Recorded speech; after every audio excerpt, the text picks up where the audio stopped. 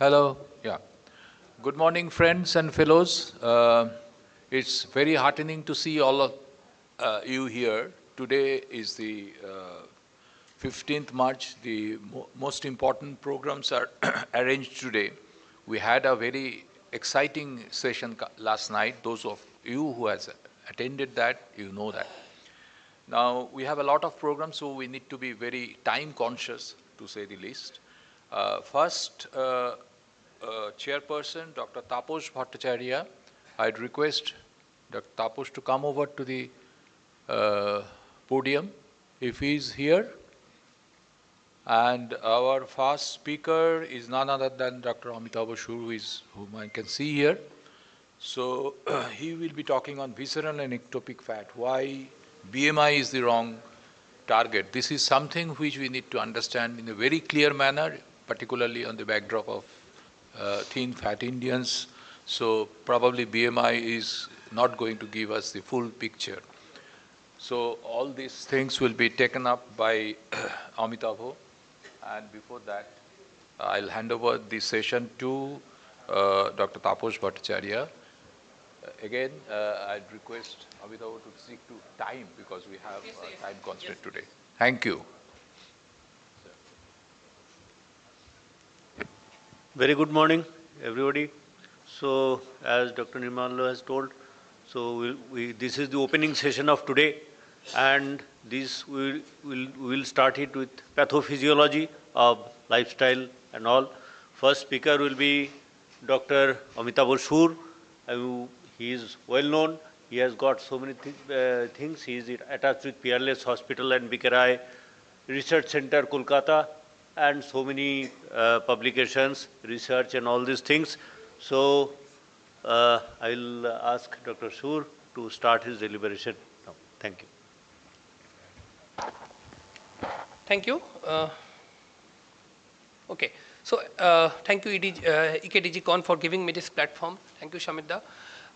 Visceral and ectopic fat. Why BMI is a wrong target? That's topic of discussion for me. In the opening slide only, you can see an image where you can see that persons with identical BMI can have very different amount of visceral adipose tissue. That means the adipose tissue which is around your internal organ in them. And this differs, or this changes the cardiometabolic risk profile of different individuals. So purpose of presentation will be to understand the limitations of BMI in assessing the cardiometabolic risk, exploring the role of visceral and ectopic fat in health outcomes, and some evidence-based approach to assessment and management of harmful fat depots. So layout will be to discuss the limitations of BMI, visceral and ectopic fat measurement methods and clinical significance, pathophysiologies and health consequences of visceral adiposity, practical approach to assessment and management, and future direction for research and clinical practice. The problem with BMI. BMI, as we know, is a convenient but it is an imprecise measure of obesity because it cannot distinguish between fat mass and lean mass. It fails to account for fat distribution pattern. From BMI, you cannot say what is the quantum of muscle mass a person is having or quantum of total fat mass that a person is having. Also, you cannot say the distribution of fat mass, that is visceral adiposity, subcutaneous fat, and so on. It misrepresents the cardiometabolic risk overall, and individuals with identical BMI can have vastly different health risk. If you see this, this is a representative image of MRI of two different persons, one having a BMI of 25, another having a BMI of 30.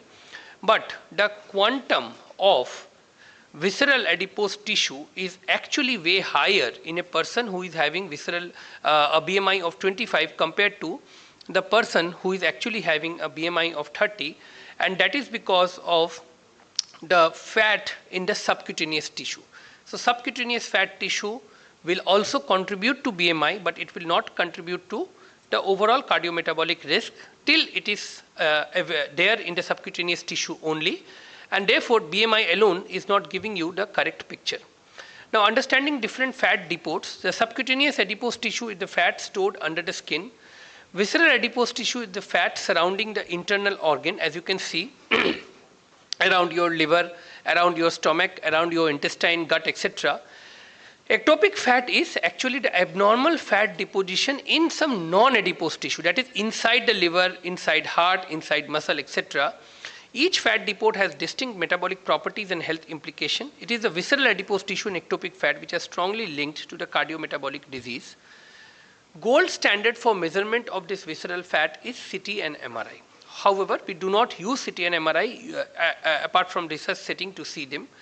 DEXA actually correlates very well with visceral fat.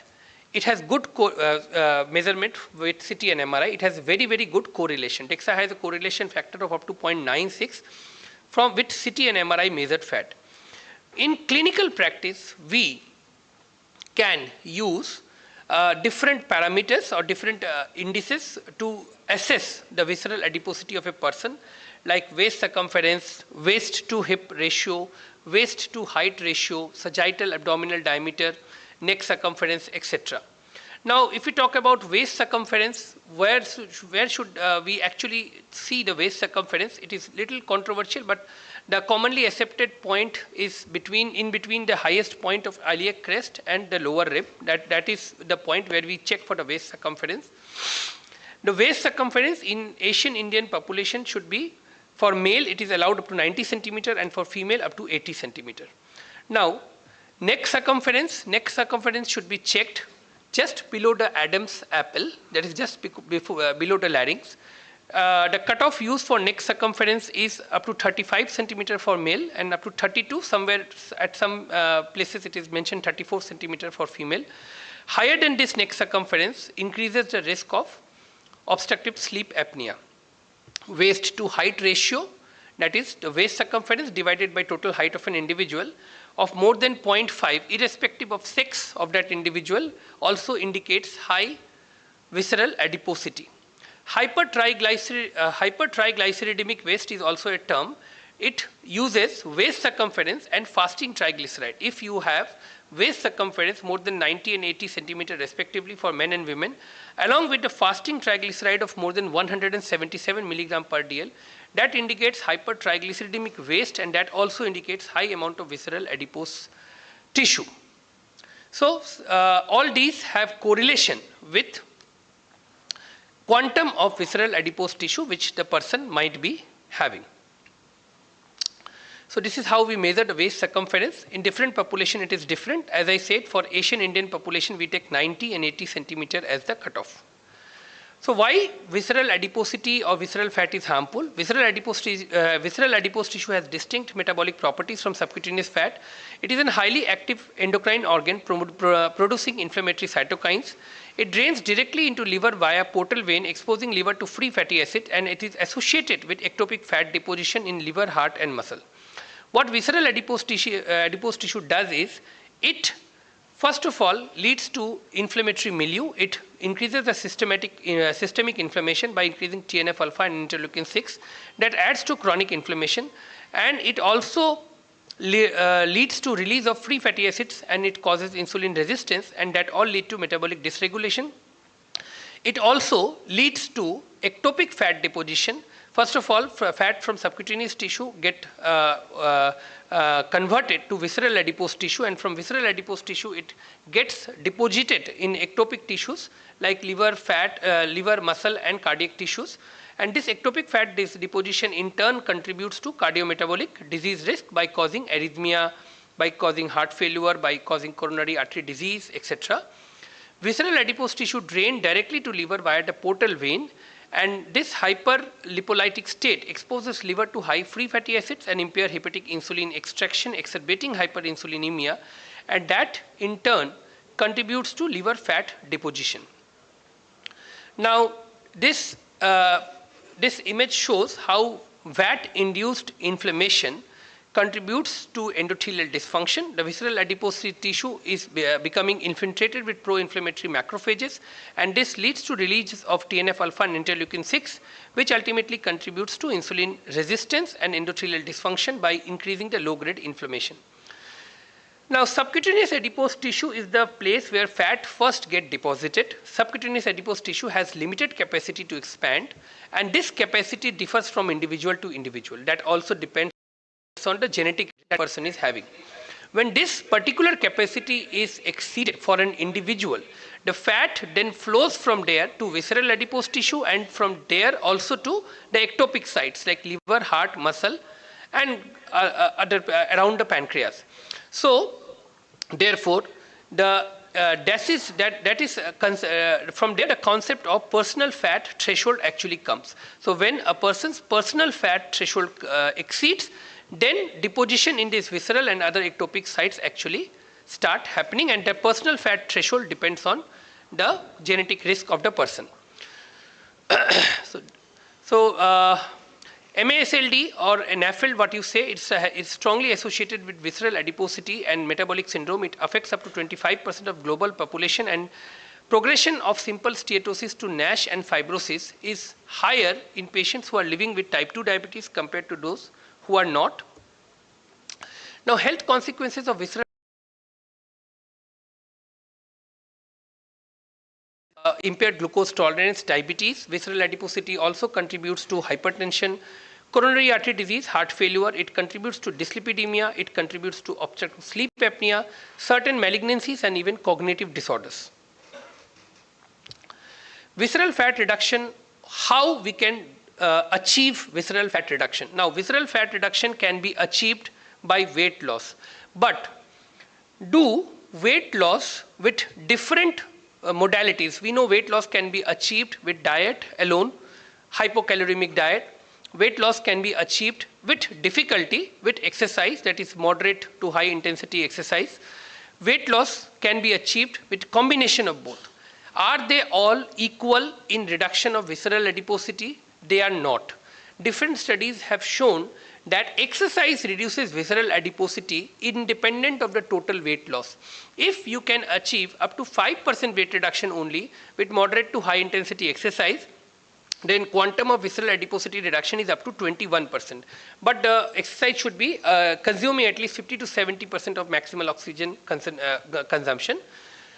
If you use diet alone, for every 5% weight reduction, up to 13% visceral adiposity reduction happens. So exercise is better so far as diet compared to diet so far as visceral adiposity reduction is concerned.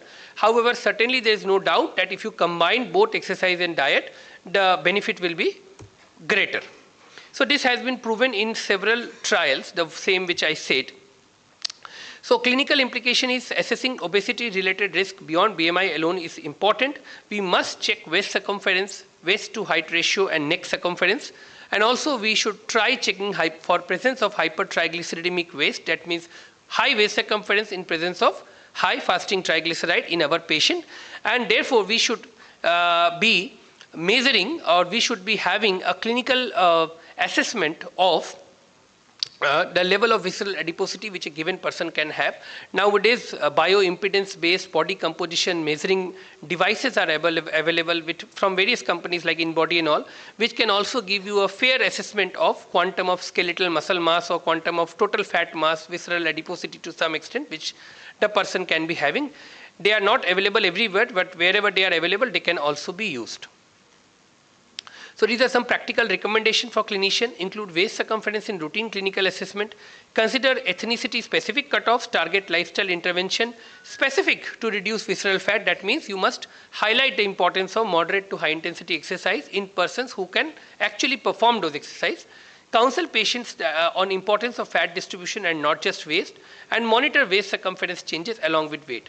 Future direction should be to develop simplified clinical tools for visceral fat assessment, and determine optimal exercise protocol for different fat depots to clarify, also research is required to clarify causality between specific fat depots and disease outcome, identify targeted intervention for visceral and ectopic fat distribution, and explore pharmacological approaches to reduce the harmful fat depots. Public health implication: shift focus from BMI alone to include total fat distribution in assessment by using various devices. DEXA can be used, body composition monitors like the one I said bioimpedance based, they can be used.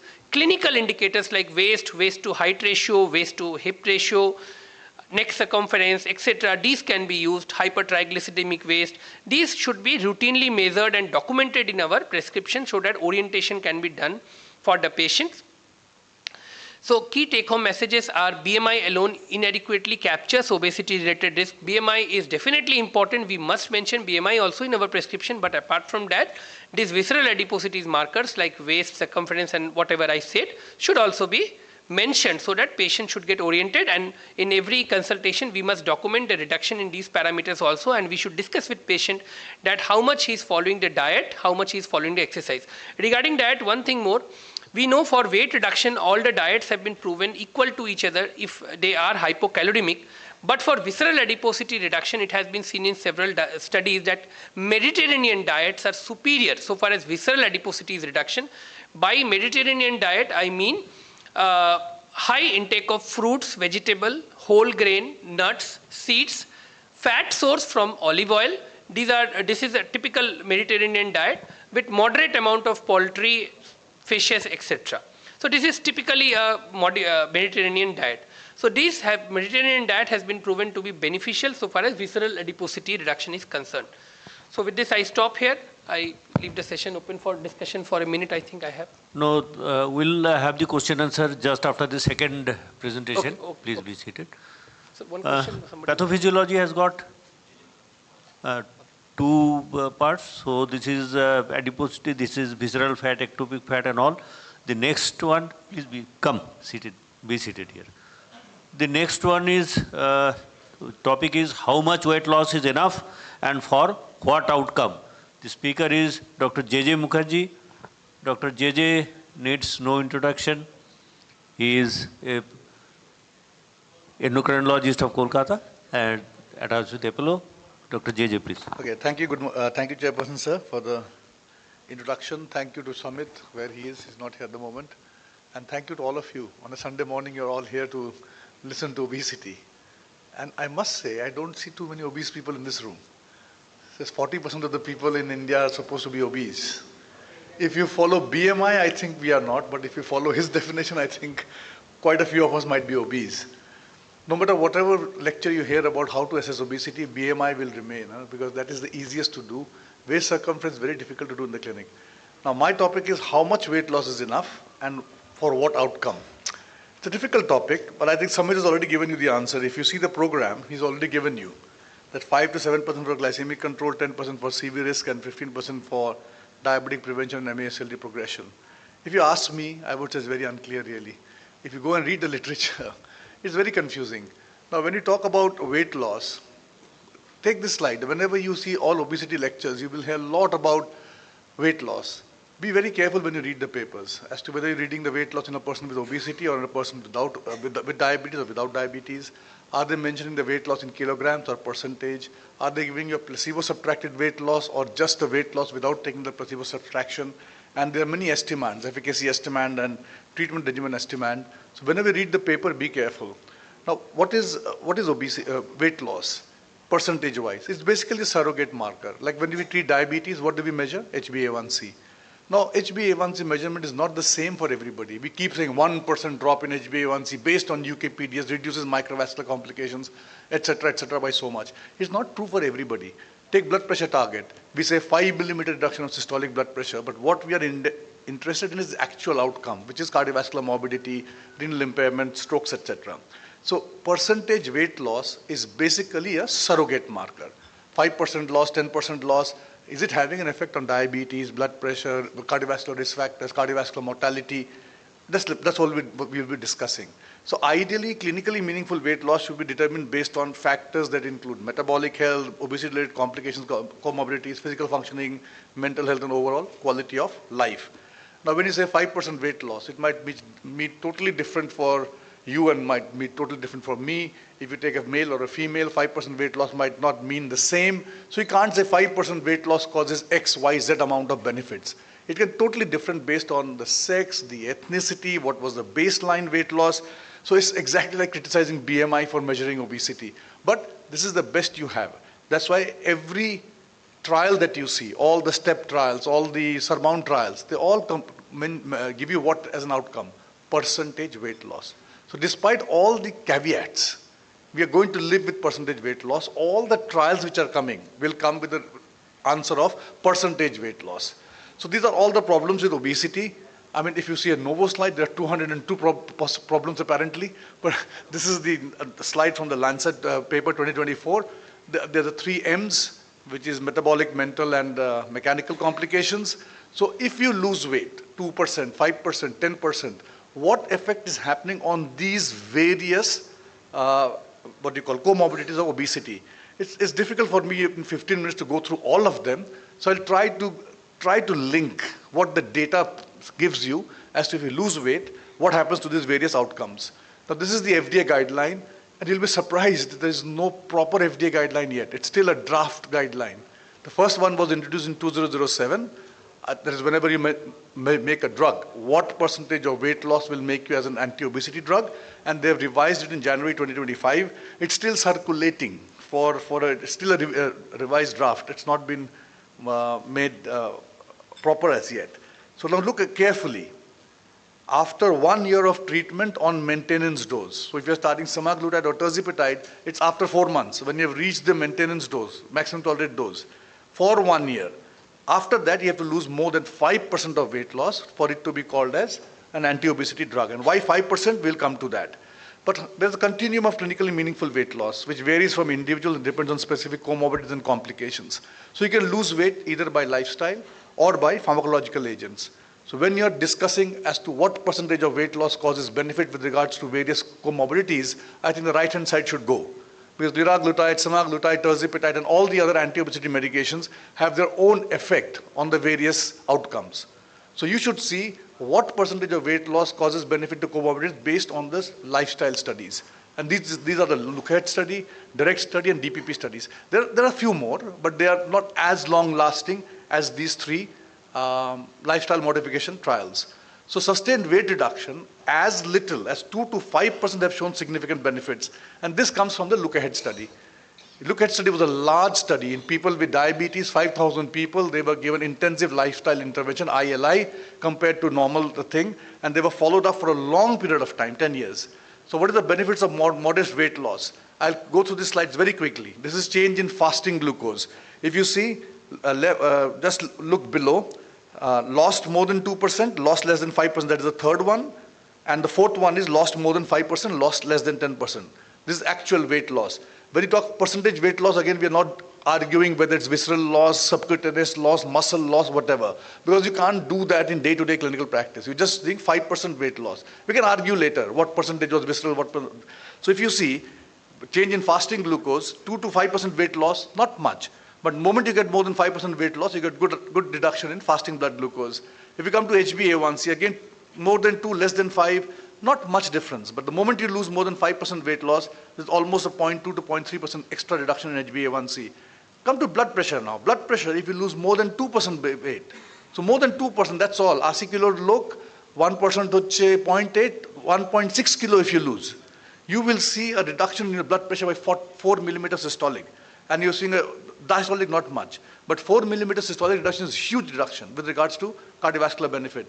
If you come to LDL and HDL, look at the LDL.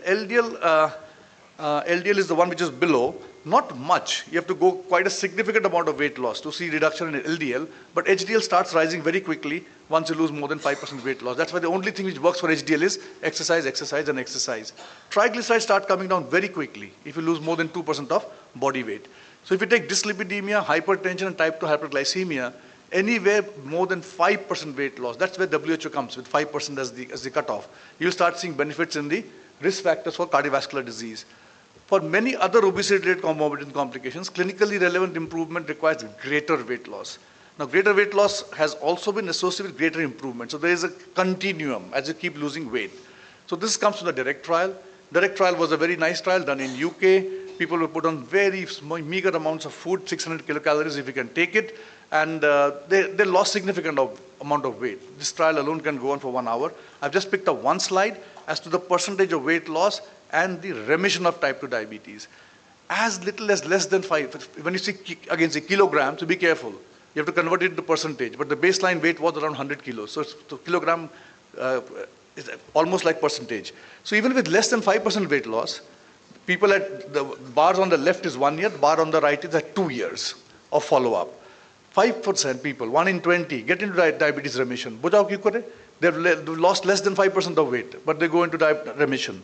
But again, as you go higher weight loss, 5 to 10%, 10 to 15%, and more than 15%, you get something like 86% at 1 year and 70% at 2 years. So it doesn't maintain, lifestyle doesn't maintain, but if you see, if you can lose weight more than 15% and hold it for 1 year, 86% of the people can go into diabetes remission. It's another question whether you can maintain it for the next 8 to 10 years time or not.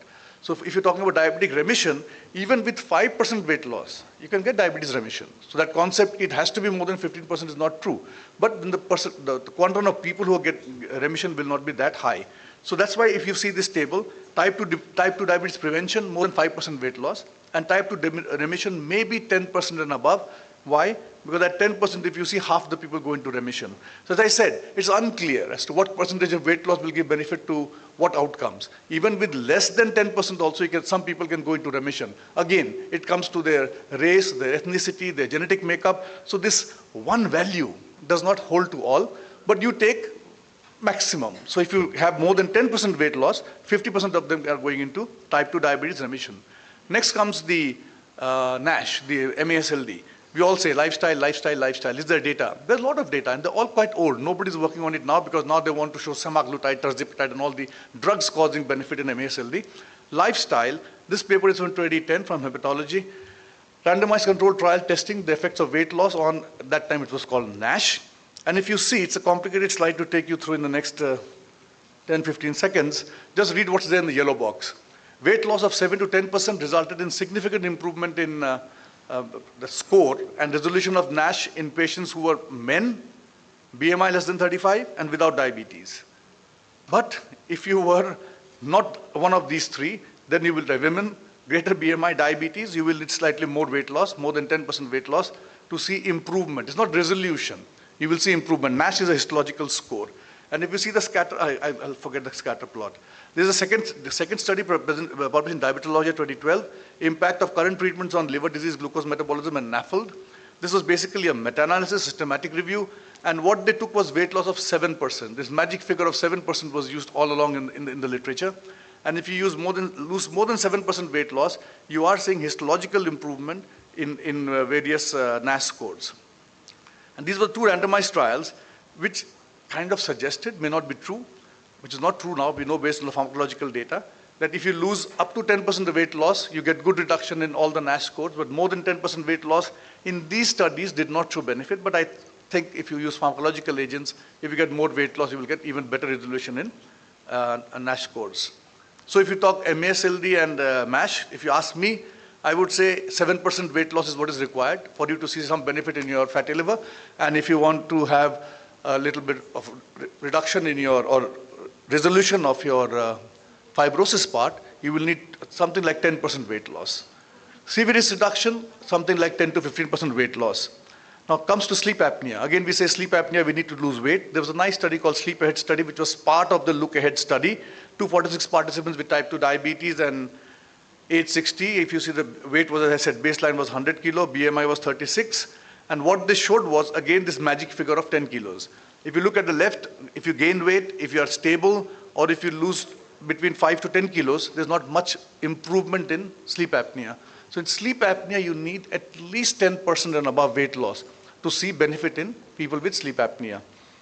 So that's what it says, osteoarthritis, sleep apnea, and GERD. GERD, even more than 5% weight loss will give you benefit. So this was one group. As I said, it's unclear. Now this is another group. These are all the famous diabetes care editors who sat down together in 2015, sorry. And what do they come up with? They come up with these values. Again, based on the literature that I just shared with you. I didn't share the entire literature, not possible. So what they said, hypertension 5, dyslipidemia 3, hyperglycemia 3, and as you keep losing weight, you'll get more and more benefit. If you want sleep apnea, 10, osteoarthritis 5 to 10, stress incontinence 5 to 10, and gastroesophageal reflux disease 5 to 10% weight loss. Then comes another paper, JCEM 2022. What do they say? This one I don't believe, so I'm forgetting this. Now, this is the last one, because here if you see, they say any weight loss is causing benefit, and 0% to 2% also causing benefit, which I don't think is true. Deborah Horn, I think. So I'll come to the last one, Timothy Garvey. What he suggests is, I think this is more what we relate to, Type 2 diabetes prevention, direct study I showed you, 5 to 10%. Hyperglycemia, anything above 3% weight loss, and it keeps continuing. If you can keep losing, you may go into remission, as I said. CVD risk reduction starts at 10% weight loss. Hypertension, I showed you, 5% and above. Lipids, I showed you, 2 to 3% above, you will start having benefits. And for NASH, you need at least 10% weight loss. Similarly, for OSA, at least 10% weight loss to see benefits. So this is my last slide. This was given by some company, but then I modified it after my reading. Thanks to Binayak and Samit for giving me this topic. It's a vast topic, and the data is quite unclear. But this is what I would say. If you lose 2 to 5% of weight loss, you will have huge benefit with regards to hypertension, hyperglycemia. 5 to 10% weight loss, dyslipidemia, I think should go on to the left-hand side. MASLD, you will have not MASH, MASLD. Fat starts reducing. PCOS starts improving. 10 to 15% weight loss, the fibrosis bit starts improving, OSA starts improving. You need at least 10% weight loss, GERD, knee OA. And if you lose more than 15% weight loss, and you can maintain it. So the problem is maintenance. Losing weight is easy. Question is maintenance. And I hope you remember the definition. At 1 year of maintenance, after 1 year of maintenance, you still should have placebo-subtracted difference of 5%, which is still statistically significant. Most studies don't do that. Only the later ones, the semaglutide, tirzepatide, are doing the full 52-week study after reaching the full dose. Most of the studies are not doing it. So with that, I will stop. So all of us in this room should aim for 3% reduction over the next 6 months. All of us will be benefited. With that, thank you so much. Thank you, Dr. JJ, for covering this huge topic within the stipulated time. Thank you very much. So now I'll ask the audience if they have any question, please come. And for this pathophysiology, please.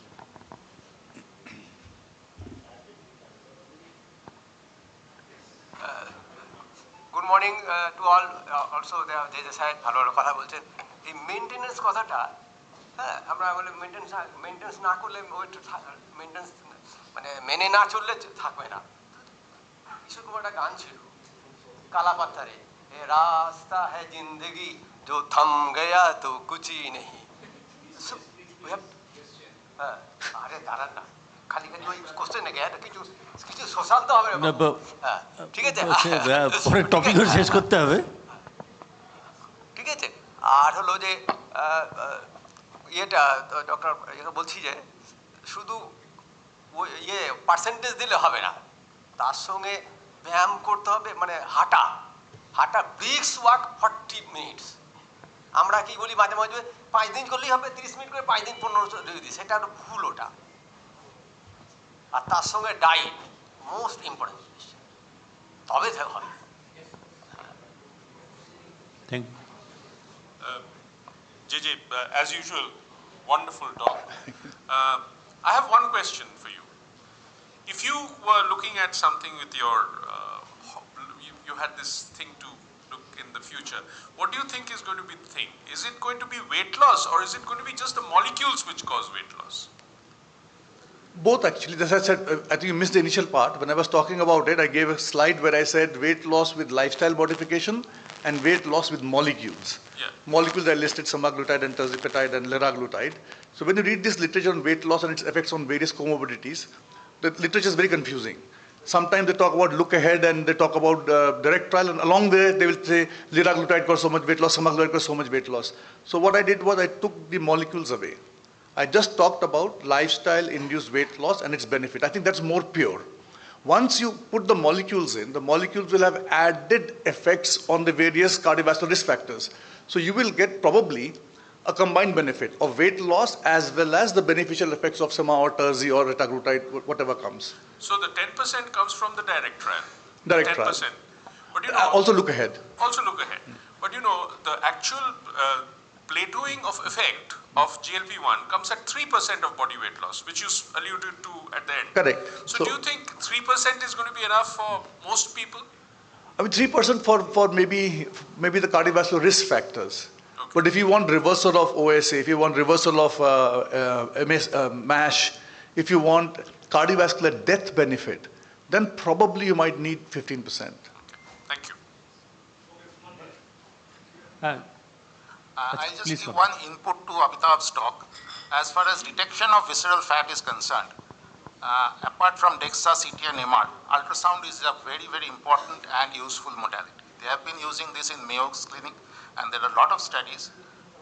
They measure the thickness from the rectus abdominis inwards up to the anterior aortic wall, and the thickness of that fat to the subcutaneous fat, if it is more than 2, they have a very significant correlation with all the metabolic derangement markers. The p-value is 0.0001. So an ultrasound being cheap, effective, and devoid of the radiological side effects as far as this thing, it can be used in pregnant women and all CTMR. So this can be used. And this has been in use for US in the last 1 to 2 years, and they are getting excellent results. This is just one. No, just comment on that. I don't think, I mean, it's one modality. There are 40 modalities of measuring obesity. This requires more standard. One person is doing, one radiologist is doing it. I don't think a radiologist in Calcutta can do that. No. So it can't be a... I'm just talking about the future. It needs standardization. We need more trials, random or whatever. The thing with CT, MR and DEXA is no matter wherever you do, if the machine is reasonable, you will get reproducible results. Here is one catch. They have also assessed the observer variation index, and it is less than 2%. That's Mayo Clinic. That's it. Others. No, I'm talking about standardization, I'm talking about the future, of course. But since it is cheap and devoid of the radiological side effects, that can be a very important modality in the future. That's it. Okay, thank you. Last question from him. Sir, if a person who is a normal weight in respect to age, sex and everything, and if he decides to lose weight by 5%, will he get the same benefit? No data. There's no data. Nobody has studied normal BMI people and have their weight loss and seen what's the benefit. I mean, if you want me to think, if your BMI say 22 and you come down to 21, you lose 3 kilos, I'm sure you will get cardiovascular benefits. As to how much you will get, there's no data. Okay, thank you. Thank you. We won't be able to take more questions because other questions are there. You can interact thereafter. Thank you very much.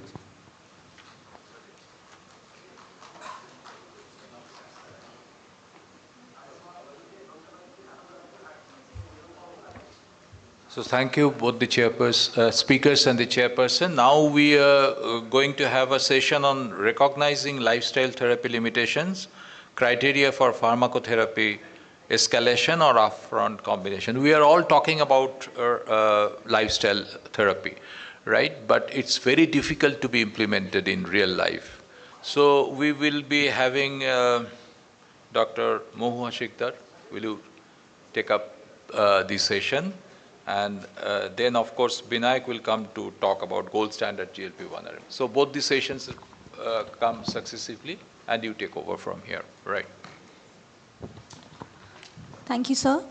So we are moving on to our next session. This session is now Dr. Gaurav Bhaduri will be enlightening us about the lifestyle therapy limitation. So Dr. Gaurav Bhaduri, stage is all yours. So Dr. Gaurav Bhaduri doesn't need any introduction. He is a consultant Department of Diabetes and Endocrinology at Parkview Hospital, Salt Lake, Kolkata. He is a fellow of Indian College of Physicians and fellow of Diabetes India. He is scope certified in obesity management. And I think, Gaurav, thank you. So thank you. A very good morning, everyone. At the very onset, I would like to thank the organizers for inviting me, and especially Dr. Vinayak Sinha, sir. And thank you, Chairperson, for the introduction.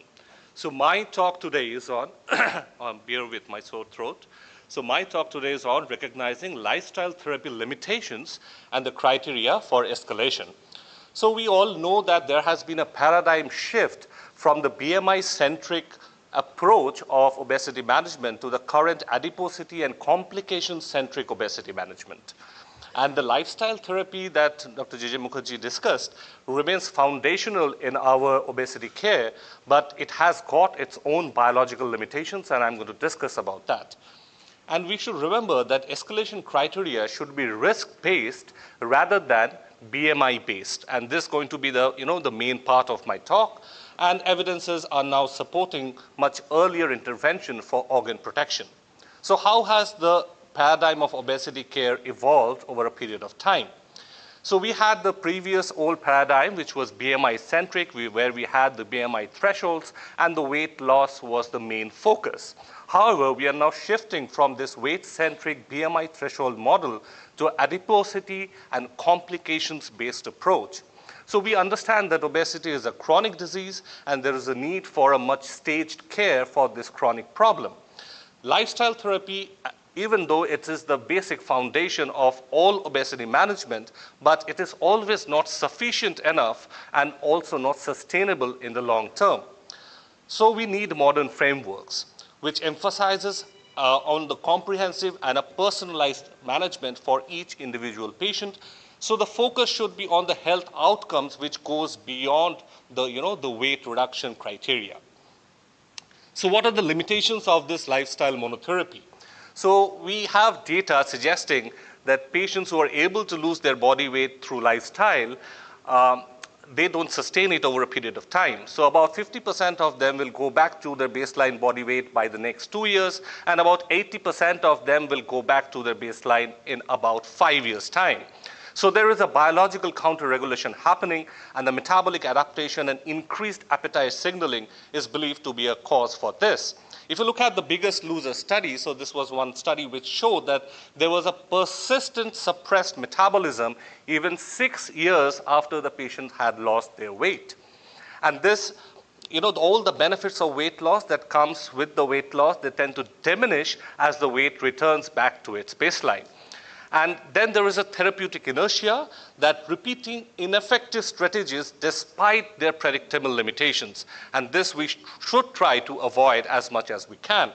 And then there is a risk of delayed organ protection in the high-risk phenotypes. So what evidence we have from the landmark lifestyle intervention trials? And many of them has already been discussed by Dr. Mukherjee, but let me give you a little bit brief about it. So the DPE-4, there was a 58% diabetes reduction, but requires a high intensity structure. And in the follow-up study, it showed that the benefits attenuate over that period of time. So about 55% cumulative diabetes incidence by year 15 in the DPEP program. So in the look ahead and the direct trial in detail discussed by Dr. J.J. Mukherjee, but just some important points. So we all know now that it's a large RCT involving more than 5,000 patients, where intensive lifestyle interventions were compared with diabetes support and education. So there was an improvement in the weight, fitness, cardiovascular risk factors like the fasting glucose that was shown, but there was no significant reduction in the major cardiovascular events. So it was stopped early for futility after a median follow-up of around 9.6 years. So the key insight is risk factor improvement is not the same as event reduction in cardiovascular disease. What lessons did we get from the direct trial? So there was an impressive early result of 46% remission at 12 months, about 36% at 24 months, but only 13% at the end of 5-year extension study. So remission persistence was again tightly linked to the maintained weight loss, and unfortunately, most of the patients were not able to maintain their weight loss by the year 5. So why BMI only escalation is inadequate? Because BMI is very useful in the population surveillance, okay? So at a population level, it's a very good tool, but it has got very high degree of limitations for individual risk assessment. And it does not account for the adiposity distribution or the organ-specific risk. And higher waist circumference is associated with a higher mortality across all BMI strata. So patients, even with a very modest BMI, may have a very high visceral adiposity and may be at a much higher risk. So what we need is a risk-based escalation framework. So at the very top is assessment of this visceral adiposity. So waist circumference, which is ethnic specific, so you need to use ethnic specific threshold cutoff to actually measure once you measure the waist circumference and trying to interpret it. Or you can use a waist to height ratio of greater than or equal to 0.5, which is ethnic agnostic. Then you need to go ahead and do the clinical staging through the Edmonton Obesity Staging System, or you can use the recent AAC 2025 ABCT criteria. And once you have done that, you also need to look at the organ-specific complications and whether the patient is having type 2 diabetes, CKD, CVD, or a MASLD or a MASH. The visceral adiposity assessment, as I was discussing about, requires a waist circumference or a waist to height ratio. And it's again predictive of mortality, independent, and is an additive to the BMI. And it should be a vital sign in our routine clinical practice, which is unfortunately at the current situation, it's not. If you look at the Edmonton obesity staging system, it becomes very important because it, again, like waist circumference, predicts mortality independent of the BMI classification. So in stage 0, you have no apparent obesity-related risk factors or complication. In stage 1, you have a subclinical risk like maybe an impaired fasting glucose or a borderline hypertension. Stage 2 is where you will see the vast majority of our patients, as at least that what I see, is established obesity-related chronic disease like diabetes and hypertension. Stage 3 is established end organ damage, like a patient coming to you with a myocardial infarction or a heart failure or even a sleep apnea. Stage 4 is severe disabilities from chronic diseases, and these are the 4 stages that you need to classify your patients once you have diagnosed or you are planning to go ahead with obesity care. So what are the high-risk phenotypes that we were discussing? So we understood that lifestyle can actually give you fantastic remissions if it is followed, but usually it is effective in the early course of the disease. Remission rates decline substantially from 46% at 1 year to 13% by 5 years. The look-ahead trial showed that there was no CV event reduction, though the cardiometabolic risk factors definitely came down, and organ protection and durability of glycemic control can be a good escalation rationally for your patients. The second high-risk phenotype is chronic kidney disease. As we know, the CKD progression represents irreversible organ loss, and the FLOW trial with semaglutide actually showed us that there was reduced kidney outcomes and CV death in patients with type 2 diabetes and CKD. So escalation is again justified even with a good lifestyle adherence if the renal risk persists. The third high-risk phenotype is a cardiovascular disease, and we know from the SELECT trial that there was MACE reduction. And then with the STEP, HEPPEF study, there was improved capacity and physical symptoms improvement in patients with heart failure with preserved ejection fraction. So delaying escalation in established CVD is not staying clinically neutral for your patients. The fourth high-risk phenotype is a muscle-dollar MASH, extensively again discussed. We need about more than equal to 5% for steatosis improvement, about 7 to 10% for inflammation improvement, and at least about 10 or more for fibrosis improvement. And ESSENCE trial exactly showed us that the semaglutide improved the histology in MASH with F2 and F3 fibrosis. And because of that, it got accelerated approval for semaglutide from the US FDA in non-cirrhotic MASH with F2, F3 fibrosis. Now coming to the complication-centric overall escalation pathway. So we need to do the assessment, BMI plus waist or waist height circumference, plus minus body composition if you are able to do it. Then you stage the patient, EOSS or the ABCD, and target the identification, high-risk triggers conditions like type 2 diabetes, CVD, CKD, or a MASH. You need to have a goal setting which should align actually to the organ outcome and not only just weight targets for your patient. Lifestyle plus early escalation should be given to your patients when it is justified by the risk that the patient is carrying. And you need to reassess these patients at regular interval and decide whether the intensification that you have given is working or not, or if the targets are met. So is there any evidence for early versus delayed pharmacotherapy in terms of randomized controlled trials? Unfortunately not, but we do have a retrospective analysis, but only looking at the weight benefits. So early versus delayed pharmacotherapy was showing, the early one was showing a better reduction in weight compared to a delayed pharmacotherapy, but again, that's a retrospective data. But if we look at the major clinical trials, we can infer that probably starting these therapies much early in our high-risk patients would actually offer them a great degree of organ protection. Now, matching the escalation modality to patient phenotypes, so anti-obesity medications in our high-risk type 2 diabetes, CKD, CVD, heart failure with preserved ejection fraction and MASH, and patients with repeated relapse is again should be a good criteria to choose anti-obesity medications. Then you have endoscopic therapies, intragastric balloons also, which can work as short-term bridges, and balloons can be a good choice for patients needing a reversible option. Metabolic surgery for severe stage disease and high complication burden is another option, and you can choose according to your escalation pathway. It is very important while you are escalating that to have an ethical framing, because avoiding blame-based medicine is at the core of obesity care. So weight stigma can cause psychological as well as physical harm for the patients. So we need to use person-first language like persons with obesity and not an obese patient. And remember that we need to explain to our patients that there is biology without fatalism, that adaptive thermogenesis is a reality. And that's why in some of our patients, the weight again starts kicking back to the baseline. So make the escalation criteria transparent and consistent to reduce the bias. So it should have a shared decision-making process for the escalation. So discuss the potential benefits, the organ-related benefits that the patient might get. Also discuss the risk and review it, concurrently with the patient. Address the chronicity expectations and that obesity is a chronic disease and may require a long-term management. Consider the fertility, pregnancy planning whenever it's applicable, and evaluate cost and access barriers, especially in a country like India, and establish the monitoring requirements and the follow-up schedule that the patient should follow up with you. So the take-home message is that lifestyle therapy remains the foundation of obesity care, but it has got a very predictable biological limitation.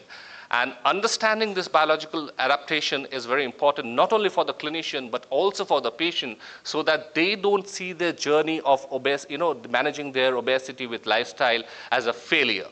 Risk-based escalation is more appropriate than the BMI-based thresholds alone. I have already explained you the reasons behind it. We need to identify the high-risk phenotypes at the very start, and that should justify a much earlier escalation. Obesity requires a chronic disease approach and with a long-term management, and this should be discussed with the patient at the very first interaction, that it's not going to be a T20 match, it's rather a test match that you need to play for a much longer duration of time. And this should be coupled with ethical care and avoid a blame towards the patients and use very transparent and consistent escalation criteria so that there is no confusion between you and the patient. So thank you very much for your patient hearing. Thank you, Dr. Bhaduri, for finishing before time. You can just now join me here. By the time, we will invite our next speaker, Dr. Binayak Sinha. Dr.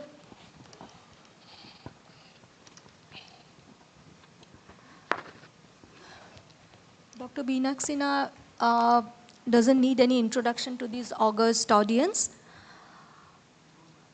So his topic is the gold standard GLP-1 receptor agonist, semaglutide. Good morning, ladies and gentlemen. First of all, I'd like to welcome you again to EKDGCon. It's always a pleasure seeing you here. We take a lot of pain and pride to organize this conference every year, and to see such a full house and to see so many people coming here to listen to us and discuss and deliberate is really a wonderful feeling. I'll be talking about semaglutide, the gold standard GLP-1 receptor agonist. Essentially, there are about 3 or 4 GLP-based therapy available at this point of time. We have the newer ones, semaglutide and tirzepatide, which tirzepatide is not truly a GLP-1 receptor agonist. It's a twin cretin. It is a GLP-1 RA as well as GIP agonist. So I'll not be talking about that. There is liraglutide, and there is also weekly dulaglutide, which is available. And I will be putting to you the assessment of all these in terms of A1C and weight. I'll be discussing their cardiac angles. I'll be discussing the renal aspects of these drugs and other data to try and show you which would be the gold standard GLP-1 RA at this point of time according to availability. So change in HbA1c, this is semaglutide versus exenatide ER, which is not available in our country anymore, dulaglutide and liraglutide. And as you can see, HbA1c reduction in SUSTAIN 7 and SUSTAIN 3 was about 1.5 to 1.7 percentage points, which is superior to all other GLP-1 receptor agonists. Liraglutide also reached 1.7%, though 1.8 was 1%, and this was with SGLT2 and other medications. So later on in the disease, it is quite apparent that semaglutide seems to be far more powerful in reducing blood glucose.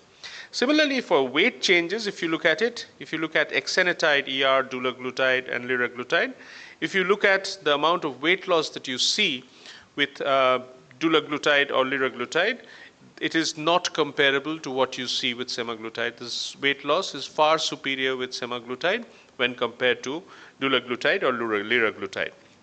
Now, I think this is in diabetes, and so let's look at obesity, and this is the STEP 8 trial, which is looking at people with a BMI of more than 30 or 27 with a comorbidity.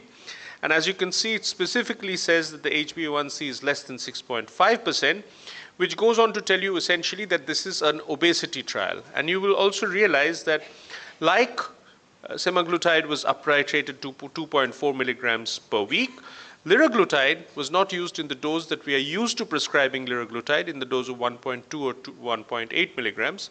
This was liraglutide in a dose of 3 milligram once a day, along with lifestyle interventions. And it looked at the body weight, cardiovascular risk factors, and glucose metabolism. And the primary endpoint was percentage weight loss, and the confirmatory secondary endpoint was 10%, 15%, and 20% responders. Now you see the difference is pretty dramatic. As you can see, the weight loss with semaglutide was far more superior to liraglutide 3 milligrams just in plain obesity. If you look at it, there was about a 6% body weight loss with liraglutide, whereas with semaglutide, it was a 16% body weight loss that you could see, that was elaborated. Now, the number of people who got to target, there was about 17% in the group which used semaglutide, and only about 6.6 in the group which used liraglutide. Now, if you subtract the 6% from placebo weight loss, it's just a 4% weight loss that was attained with liraglutide, which seems very meager when you compare it to the recent amount of weight loss that you see with semaglutide. And if you look at the 5% weight loss, 87% lost 5%, about 70% lost 10%, about 56% lost 15%, and indeed about 40% of people lost more than 20% of body weight with semaglutide, which is far more than what you see with liraglutide, 3 milligrams per day. Waist circumference was also superior with semaglutide, as was change of HbA1c, and the side effects were comparable in both the arms. Now this is where we see the HbA1c and weight reduction, wherein you see there is a clear superiority of semaglutide over liraglutide and dulaglutide, both in terms of diabetes as well as obesity. Now we look at the comparative landscape of GLP-1 RA across cardiovascular outcome trials. Sustain 6 is the trial with semaglutide, Leader is with liraglutide, and Rewind is with dulaglutide. Now all of them showed a reduction of MACE, with reduction of stroke being seen with dulaglutide as well as semaglutide. What was interesting is the duration of the trials was not so similar. Liraglutide was 3.8, dulaglutide 5.4, and semaglutide 2.1 years. What was also interesting is the liraglutide and the semaglutide trials were pretty much similar. They had high-risk patients with established cardiovascular disease, whereas the dulaglutide trial, the Rewind, looked at more of the garden variety diabetes, people who had risk factors of diabetes, but not really established cardiovascular disease. These people were not so sick, they were less sick. Whereas in the people who were using the Leader trial or the semaglutide trial, people had established heart disease, had already had an event or had a stroke, and this is where it is different in the baseline population. All the drugs showed an improvement of MACE, which is the improvement of cardiovascular death, improvement of non-fatal MI and non-fatal stroke. But the interesting thing out here is liraglutide, which was used in the Leader trial, showed a reduction of cardiovascular death to the tune of 22% and a reduction of all-cause mortality to the tune of 15%. This was not seen with either semaglutide or dulaglutide. Now, this is a very significant finding, because you can get away from people with a non-fatal MI, you can get people away from a non-fatal stroke, but death is an irrevocable thing. If there is a drug which can reduce death, that in terms of everything becomes a very superior molecule, because it is reducing death. The other drugs might be reducing heart disease or stroke, but reduction of death is an absolute, and this is where liraglutide still remains in the picture and is probably the go-to drug in people who are sick with cardiovascular disease. Now, if we go on to the stroke reduction, semaglutide and dulaglutide both reduced stroke quite significantly. Non-fatal MI was not reduced in either, though you see in the SOUL trial, which was done with oral semaglutide, there was an reduction of non-fatal MI. So, as I said just a little while back, semaglutide and dulaglutide are very powerful drugs. Semaglutide is very powerful, used across a cohort of people with CVD, but it does not reduce cardiovascular death. Liraglutide is superior in this sense because it reduces cardiovascular death and all-cause mortality.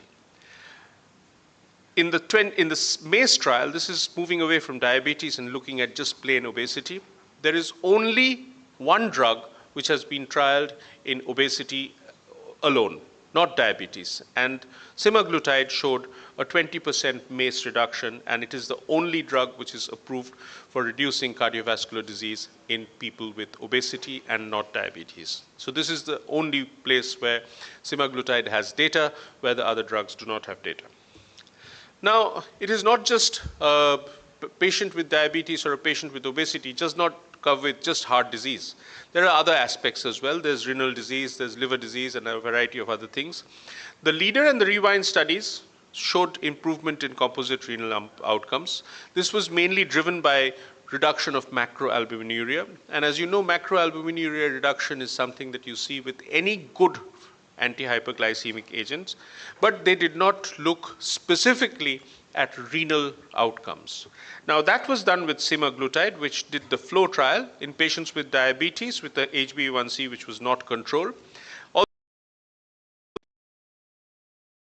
grade 1 CKD, grade 3 to grade 5 CKD with a median urine ACR of about 560. They had CVD as well, and they were all on RAS blockade and SGLT2 inhibitors. And if you look at the composite outcomes, you find that there's a dramatic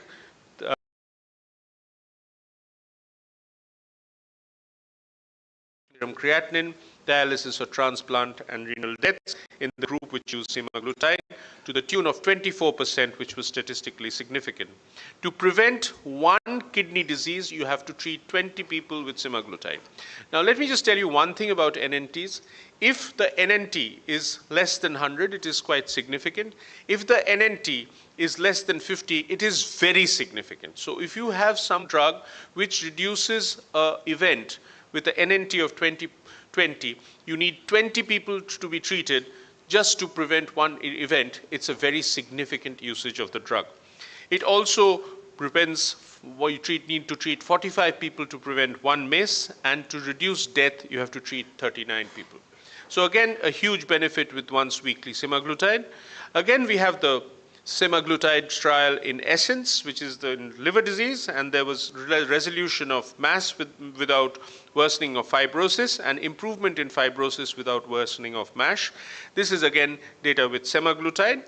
So there is definite evidence that semaglutide benefits people with MASH till the extent of F2 or F3. There will be a detailed discussion on MASH in a little while from now, so I will not detail you on this. Also in people with obesity, there is arthritis, and people with moderate to severe pain, there was improvement of semaglutide with semaglutide in body weight as well as pain. So to take home, liraglutide, dulaglutide, and semaglutide are the three available GLP-1 RA. Semaglutide is indicated in type 2 diabetes in obesity. It is superior to the other two in terms of A1C and weight reduction. All three have robust CVOT data, but liraglutide remains the gold standard as far as cardiac disease is concerned because it reduces cardiovascular death. Renal data is there with semaglutide, and we have to take the patient as a composite. It's not just a question of the heart. There is the kidney, there is the liver, there is the bones. And semaglutide has data in all these things, not only in the terms of diabetes, but also in terms of obesity per se, without the presence of diabetes. In view of this plethora of evidence, the large amount of evidence that you have with semaglutide and the indications in both type 2 diabetes and obesity, it would appear at this point of time that amongst three available GLP-1 RA, the gold standard is semaglutide. Thank you very much for listening to me. Thank you, sir, for a wonderful presentation. We would like to now invite some questions.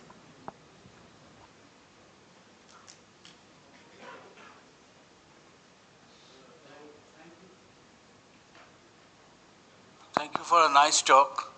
Now, can you please enlighten us about SEMA 7.2 milligrams, which has been approved recently in November 25? What data do you have? SEMA 7.2 is being trialed in obesity. I don't think there's enough evidence as of now to be discussed at this point of time. I think we have to wait for more publications. Just to generate some discussion, the 3 trials you mentioned, this is Binayak, liraglutide, semaglutide, and dulaglutide. It's a 3P maze. So to subdivide it into non-fatal MI, stroke, cardiovascular death, and then claim that liraglutide is better than sema and dula with regards to cardiovascular death, don't you think it should not have been in the take-home message? In the body of the talk, I accepted it. But coming in the take-home message means you are putting a thappa. Now, you don't have that evidence. So what do you say to that? The first thing I say to that is, Dr. J.J. Mukherjee, this is very interesting coming from you. This entire concept of CV death beating everything else was beaten into us by you. Yes, but... So I accept your point. Maybe it's not something that's of importance because 3P maces, all of them are equally important. But death is a very different issue. I always say that, but you don't have that evidence between these 3 now. No, there's no comparative evidence. I agree with you.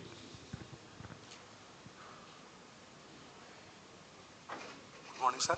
Thank you for your nice presentation, sir. I have a small question that in your first presentation, you mentioned that the lifestyle modification we can continue, does not prove any long-term benefits in terms of the death reduction or like that. To some extent, it provides some benefits. So I just want to ask you that when we are combining the lifestyle modification along with the pharmacotherapy, so how long we can continue the pharmacotherapy? Because the weight reduction is a long-term journey. It's not a very short-term target for the 3 months or the 6 months. So how we can combine these two, and when we should decline the pharmacotherapy and we can escalate the lifestyle modification, or we can sustainably continue both the thing over the years? Yes. So as obesity is a chronic disease, so we need, if we are using pharmacotherapy to bring down the body weight and get the patients the other organ-specific benefits, then the pharmacotherapy needs to be continued. Okay, so we cannot just withdraw it because there are clear data with both semaglutide as well as tirzepatide that if we stop the drug, then the weight rebound starts happening and the patient starts gaining back the weight. Okay, so if we discontinue medication, then the weight rebound is going to happen. It happens because of the biological counter-regulation that I discussed that also happens with only lifestyle measures. So if you are dealing with a patient of obesity, treat it as a chronic disease which requires long-term care. Okay, so you are advising for this a long-term, more than 2 years, 3 years we can use the semaglutide or tirzepatide? Maybe even beyond that. But if the patient feels other kinds of the restrictions, like with the higher doses of the semaglutide or tirzepatide, if the patient is facing the GI intolerance, or he or she is facing a gross amount of sarcopenia or the muscle mass loss, so what is the take-home message from me? Yes, so if the patient is unable to tolerate the higher doses, you can de-escalate, wait, and again try the re-challenge at a later point of time. Once the patient is more comfortable at the lower dose, you can again try a re-challenge later on. And regarding the sarcopenia, so you have to take care of that part from the very beginning. So adequate protein intake, muscle resistance exercises, that should be incorporated from the very start of obesity care. Even with lifestyle measures, if you reduce the body weight, you are bound to lose lean body mass. The maximum amount of lean body mass is lost by lifestyle, not by semaglutide. Yes. Thanks. Vinod sir, a simple question. Semaglutide they बोलें osteoarthritis ওর কাজ আছে, osteoarthritis তো ওই tablet injection দেওয়ার ওর কায়দা কিছু নেই, তুমি ওয়েট কমো এমনি হাঁটু ব্যথা কমে যাবে। হাঁটু বলছে 65 কেজি চলো ইন্ডিয়ান 65 কেজি আমি নিয়ে বেড়াবো, তুমি 90 কেজি চালালে তো দাঁত এমনি ব্যথা হবে, তাহলে ওর কি কায়দা? সেমাগ্লোটির কোনো কায়দা?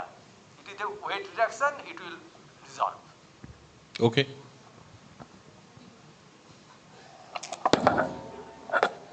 That's a mic drop moment. I know. It was like, it was unintentional. Yeah, both of you, great talk. I just had 2 questions or comments.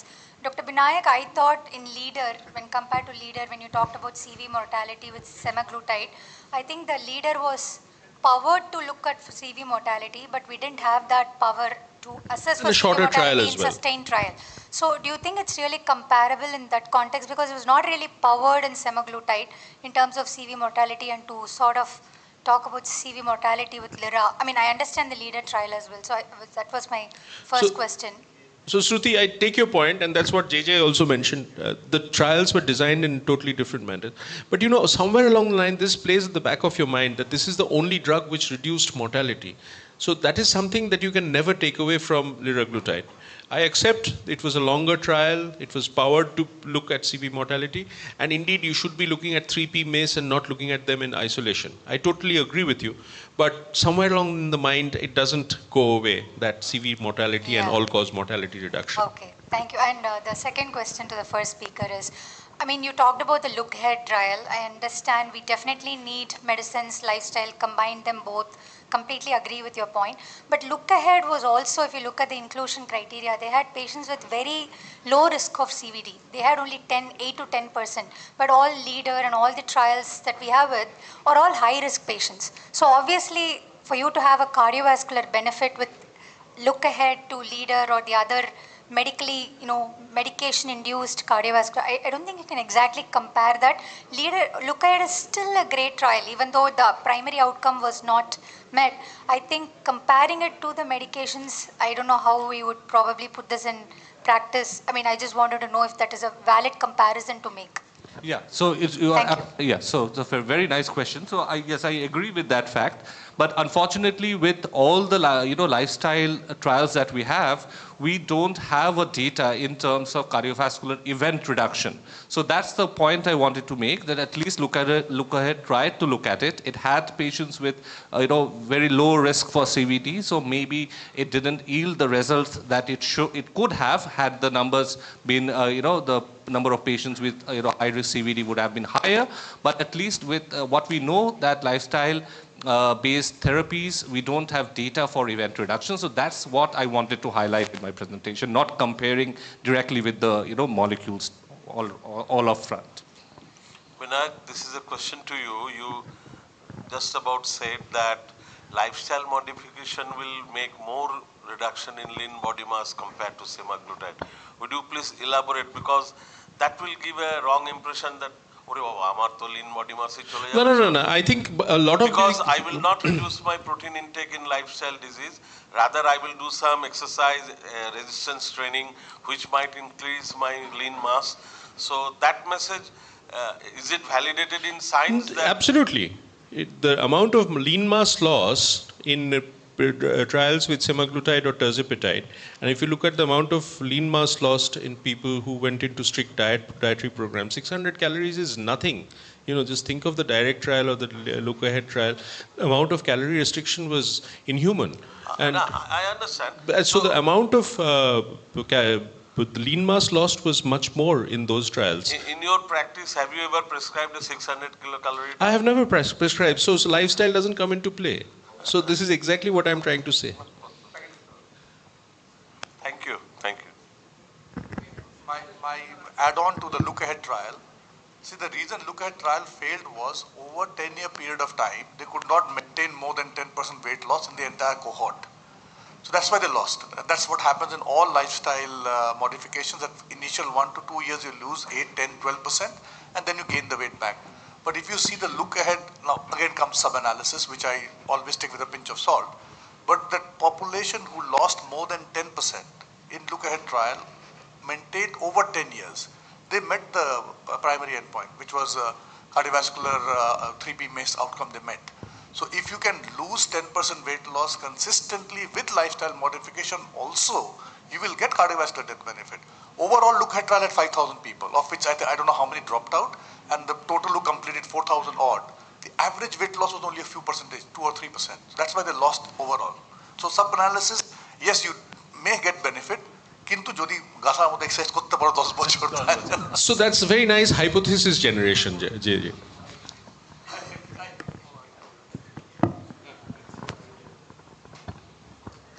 Well, thank you so much, Vinayak sir, Gaurav Bhaduri, Dr. Gaurav Bhaduri, and thank you so much for the questions.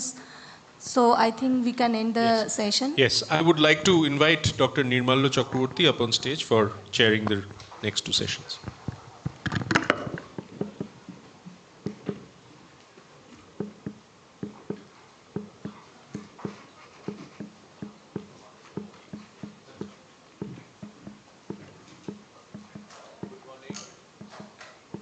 Good morning, friends. So we are into a very important session now, and a little bit controversial as well, I think, because Shomit is known for creating controversies all along in the field of diabetology and obesity and all those things. So my personal feeling, when Sarpas came into being, we were all very excited. We thought this is a game-changing molecule maybe, but whether this is have impact on MACE is something, and I hand over to Shomit. I don't think he requires any introduction in this field. So over to Shomit for your talk. So I'll be talking on the MACE benefits and weight loss. I was just hearing about the look ahead trial and whether it had benefits or not. And we are talking about more than 10% weight loss or 15% weight loss for cardiovascular risk reduction. Did it happen with the GLP-1 based therapies? The most important point is the way these molecules have been positioned is as if you put someone on a SGLT2 or GLP-1, sugar control is not important, blood pressure control is not important, lipid controls are not important, just put them on this molecule and you have cardiovascular risk reduction. So is it true? Is it true that GLP-1 gives you all those benefits irrespective of glucose control, blood pressure control, lipid control? So this is what we published in 2022 with all those GLP-1 data that we had, CVOT data that we had, and we found there was intense heterogeneity in the outcomes, including inclusion criteria. Sample size were different, type of patient populations were different. So you cannot come to a universal conclusion that just giving a GLP-1 without ignoring your glucose, ignoring your weight, leads to MACE benefits. Of the three important parameters metabolic parameters that GLP-1 actually helps to improve, sugar, weight, and systolic blood pressure, we found a significant correlation with sugar reduction. So the GLP-1 MACE benefit is along with HbA1c reduction. It is not that you allow your sugars to remain haywire and you just put HbA1c and you get the control. We found that if you look here, this tells you the amount of MACE reduction that we find is directly correlated to what UKPDS taught us. In most of the trials where the HbA1c reduction has been 0.9% and you put them on a GLP-1, that is where the benefit has come. So exactly what UKPDS taught us. So what is this weight MACE paradox? Previously we used to call it the obesity paradox. So people who are obese were prone to have less heart attack and stroke compared to those who were lean and fit, because it was thought that during your MI, the main fuel is actually free fatty acid. So if you make someone absolutely devoid of any fat, what will be the fuel that the person is going to fight with during an MI? So this is what had been talked about. This 10% debate we heard on and off between Vinayak and Jayeda, we need more than 10% weight loss. Where does this 10% come from? It has come from the look ahead trial. But the problem is, if you look at this particular data with the semaglutide or with the retatrutide or dual agonist, this is what we published in the Obesity journal this last year, you find that there is an incremental weight benefit. So if the battle is entirely about weight, then we can say, let us wait for retatrutide. We will switch over now from GLP-1 to dual agonist, and then to retatrutide and more potent weight loss medications. But then what we find is that weight loss is not the whole story. There is a plateau that we find in the CVOTs which has been done with all the GLP-1 receptor agonists. And this is what we see from non-GLP-1 based therapy. So when we are targeting a weight loss without GLP-1 on board, so either it's a bariatric surgery or through lifestyle, you need at least 10% of weight loss to get the cardiovascular benefit, because that benefit is entirely because of mass loss. But the minute you're bringing on GLP-1 on board, you have a trial like Harmony, or you have a trial like Leader, where you find that there was minimal weight loss. Mean weight loss was around 2 to 3 kilograms, and you had a fantastic mass reduction. Or in Select trial in obesity, you have massive weight loss, and you still had a mass benefit. So the benefits are seen even with marginal weight loss when you put someone on a GLP-1 receptor agonist. This is our recent abstract we are presenting in Munich in European Society of Cardiology with more than 1 lakh participants from all the CVOTs, including Surpass, Soul, Select, Amplitude, everything.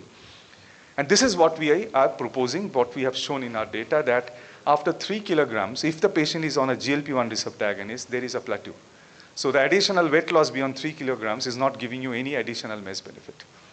So if you have GLP-1 on board, you can rest assure your patient, if the outcome that you're looking at is mass reduction or cardiovascular protection, even marginal weight loss is good enough. Even if you're not losing much amount of weight, there's nothing to be disheartened, you're getting the cardiovascular benefit. But if GLP-1 is not on board, if it is through bariatric or lifestyle, then you have to have your target of more than 10 or 15% weight loss. So then you have to pursue higher doses, intensify lifestyle, look at molecules like retatrutide and ask them to lose more weight. So this is the hypothesis that we are generating, which is if you have intervention lifestyle-related weight loss without GLP-1 on board, you need predominantly metabolic changes to happen to give you cardiovascular benefits. But if you have a GLP-1 on board, you have early pleiotropic benefits of GLP-1 coming in, and even modest weight reduction is going to give you cardiovascular benefits. This is exactly why in Surpass CVOT we found this. We had dulaglutide, way inferior to a dual agonist. Look at the amount of HbA1c superiority that dual agonist tirzepatide had. It had a higher 11.6% weight loss compared to dulaglutide. 1.66% additional HbA1c lowering, minus 6.2 millimeters of mercury systolic blood pressure lowering. So all add them together, we would have had a better MACE reduction. It didn't happen. It was a non-inferiority trial. The MACE reduction was exactly the same, probably because of the hypothesis we are generating that once GLP-1 is on board, you have already got MACE benefit.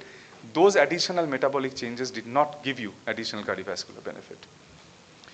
Now, also, if you look at the Select trial, you find a very similar picture. Weight was able to explain only 4% in reduction in MACE. Rather, waist circumference was a better parameter to see. Near about 33% of the MACE reduction was explained by waist circumference. So this also generates another question, whether the way weight was assessed in the CVOT trials was correct or not, whether they should have looked at a waist height ratio or maybe a waist circumference rather than looking at BMI and weight. Have we missed that part of the picture? So we need to understand that. So my key takeaway for clinical practice is, with patients on board being given GLP-1, either for obesity or for type 2 diabetic management, 3 to 3.5 kilograms weight loss is good enough. Additional weight loss might be required for different reasons. For example, heart is not the only organ in the body. So my patient might have a high cardiovascular risk. My patient might also have an advanced MASLD. MASLD will require a much larger amount of weight loss. Now, there's another hypothesis that I want to, but these are published data, so I want to show you something. There is something called epicardial adipose tissue volume. So if you have an excess of epicardial adipose tissue volume, it increases the risk of heart attack, increases the risk of heart failure. Normally, you have 80 to 120 cc of the epicardial fat. So if you want to reduce the epicardial fat, reduction of few ml will give you that benefit. Reduction of that ml of fat requires 2 to 3 kilograms of weight loss.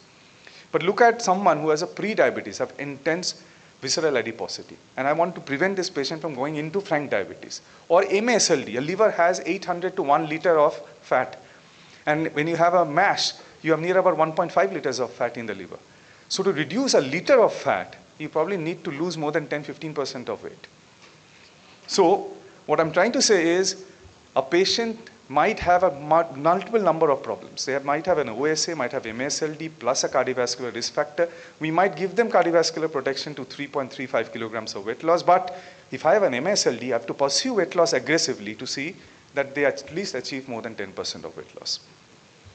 So we see there is one drug, but there are two timelines. One is we got immediate cardiovascular protection because of the pleiotropic effects of GLP-1 and it plateaus. But if you want metabolic disorders to reverse, for example, MSLD, OSA, PCOS, etc., you need a very sustained weight loss for a period of time and you need a good quantum of weight loss. So my final take, it's time to move away from this mesh-centric view that these trials have taught us to a more pleiotropic view. Remember, all the CVOTs that we are talking about with the GLP-1 did not have MASH patients. MASH was ruled out. They did not have OSA. These were ruled out. Suppose my patient in clinical practice like we see has a MASH. MASH is an independent risk factor for heart attack and heart failure. CKD is an independent factor for heart failure and heart attack. So if you compound them together, that is something not assessed in the cardiovascular outcome trials. The only thing they have diabetes, well-controlled BP, well-controlled lipids, and either a high risk of severe risk or have a atherosclerotic cardiovascular disease. So that is the only myopic area from which the trials were looking at. But if your patient has multiple of this, you need to put on board the pleiotropic things. And this is something that the 2026 guideline is trying to do. It is now telling you to choose your drugs based on your baseline, whether you have pre-diabetes, whether you... Remember today, GLP-1 is now approved as a drug for hypertension. It's an antihypertensive agent because a lot of patients might be taken off antihypertensive agents. Whether you have HFpEF, whether you have MASH, OSA, osteo. Now these are individual columns. But remember, your patients might have overlap. And then you might have to take a tricky decision of whether to go for an aggressive weight loss or a moderate weight loss. Only CV risk, no MSLD, no metabolic profile. I think 2 to 3 kilogram weight loss is good enough because the MACE plateaus at 3 to 3.5 kg across all the CVOT trials.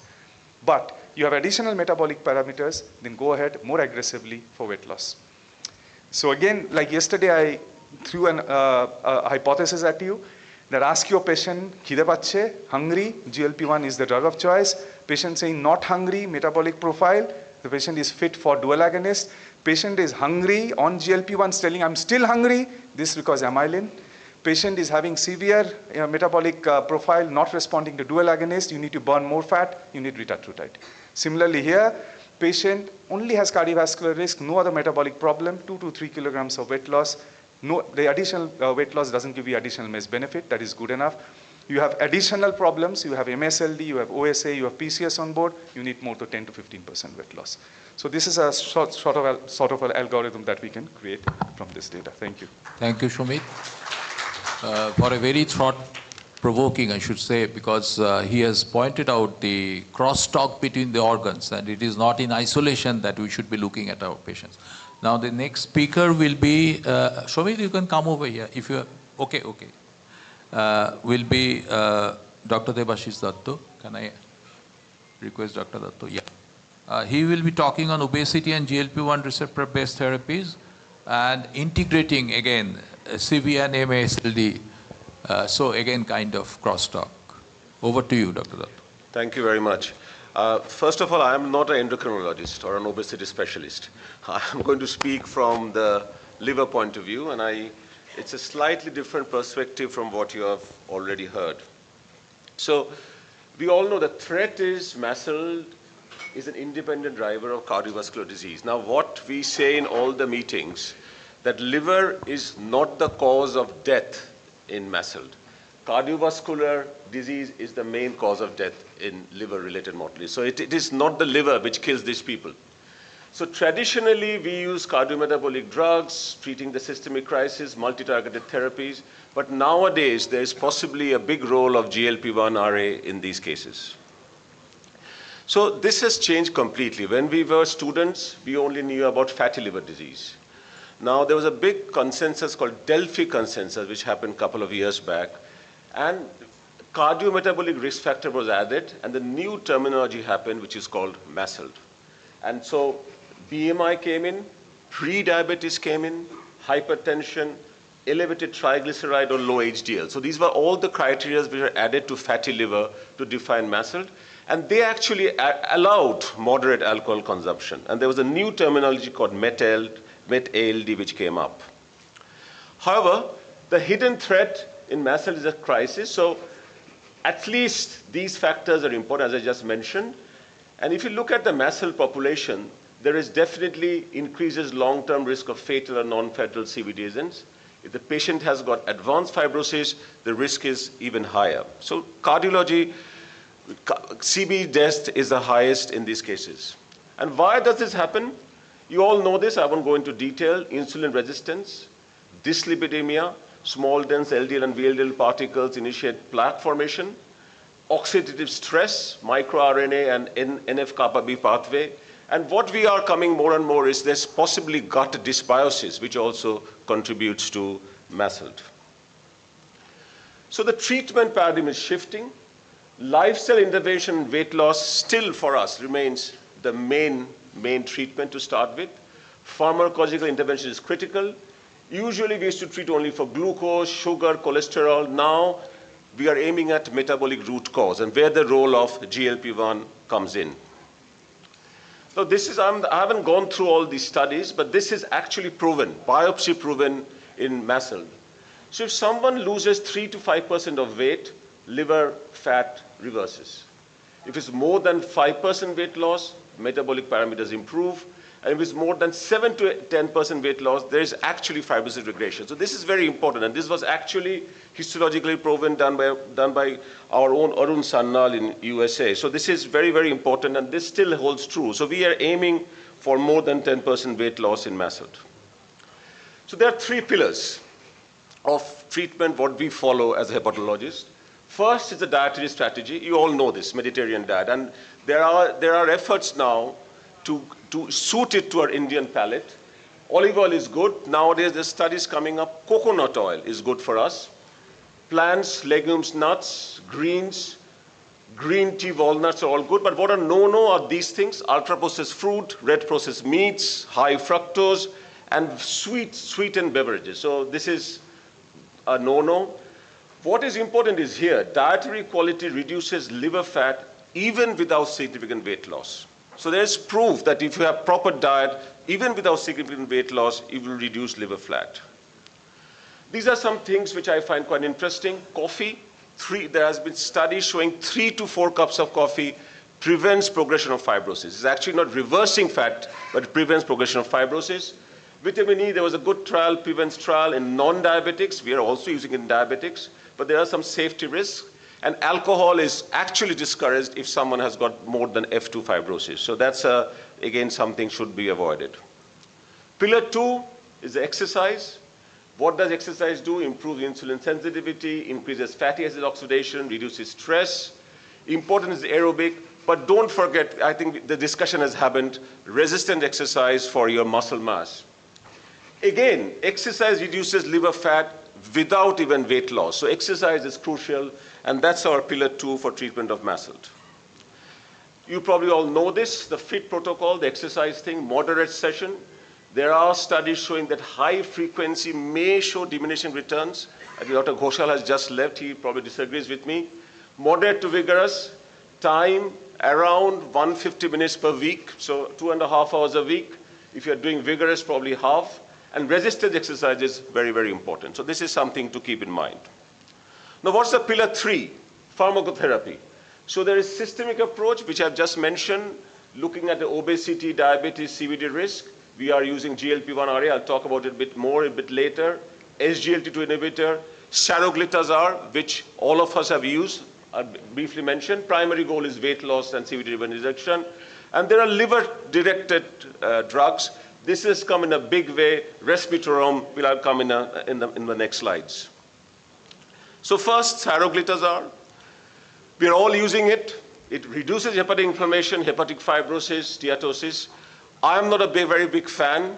It's been used because it's quite a safe drug, reduces triglyceride. However, there isn't any big randomized control trial showing its effectivity in MASLD. There have been some meta-analysis, but again, this will probably not be used that often. Now, this drug has come in a big way, resmetirom. This is the first FDA-approved therapy for MASH, came out in 2024. Indications for F2, F3 fibrosis, not for cirrhosis. So we are talking about F2, F3 fibrosis here. Mechanism, it works with the thyroid hormone receptor, beta agonism reduces liver toxicity. And it has shown to improve both steatohepatitis and fibrosis, possibly more fibrosis. So that there is a role of resmetirom, maybe a combination therapy, and it's quite safe drug to use. So this is something is now getting available in India also. Sometimes its availability is an issue. 80 or 100 milligram dose, and we have started using it quite regularly, and it's very safe. I think Vinayak has already mentioned this trial, as a hepatologist, has changed our approach to semaglutide completely.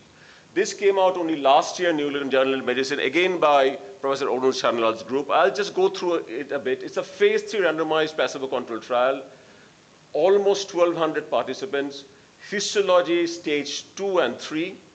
So this study has been done in 2 phases. Part 1 is for 72 weeks. Part 2, which is ongoing, is for 240 weeks. Multi-center, many sites. So what they did is start with a lower dose, 16-week dose escalation, and we're looking at 2.4, what you usually all use. The objective was to see liver histology in part 1, that's the 72 weeks one, and the liver-related clinical events in 240 weeks, which is still ongoing. And part 1, the criteria are the same. The endpoints were, primary endpoints were steatohepatitis resolution with no worsening of liver fibrosis at week 72, improvement in liver fibrosis with no worsening of steatohepatitis at week 72. So these were the main criteria. They also looked at change in body weight, resolution of steatohepatitis and improvement in liver fibrosis, and bodily pain. That's very interesting. So they were looking at other factors apart from liver also. This is ongoing. So this is ongoing for 240 weeks. The data hasn't come out. Here, the key endpoints are cirrhosis-free survival corresponding to not experiencing one of the following liver-related clinical events, which includes all-cause mortality too. But this study hasn't come out yet, so it's ongoing. And if you look at the demographic data, 31.3 were on stage 2, 68.8 was stage 3. So there were more advanced diseases were included. We in Kolkata are doing CAP. There was CAP board around 329, stiffness 12.8, and FIP score of about 1.56. And this was the result.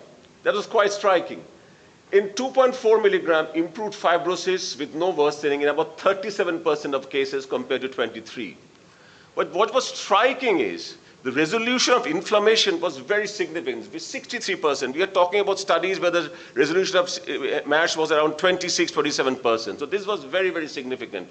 And if you combine both of these, it was about 32.7 compared to placebo of 16. So that's a very, very encouraging report.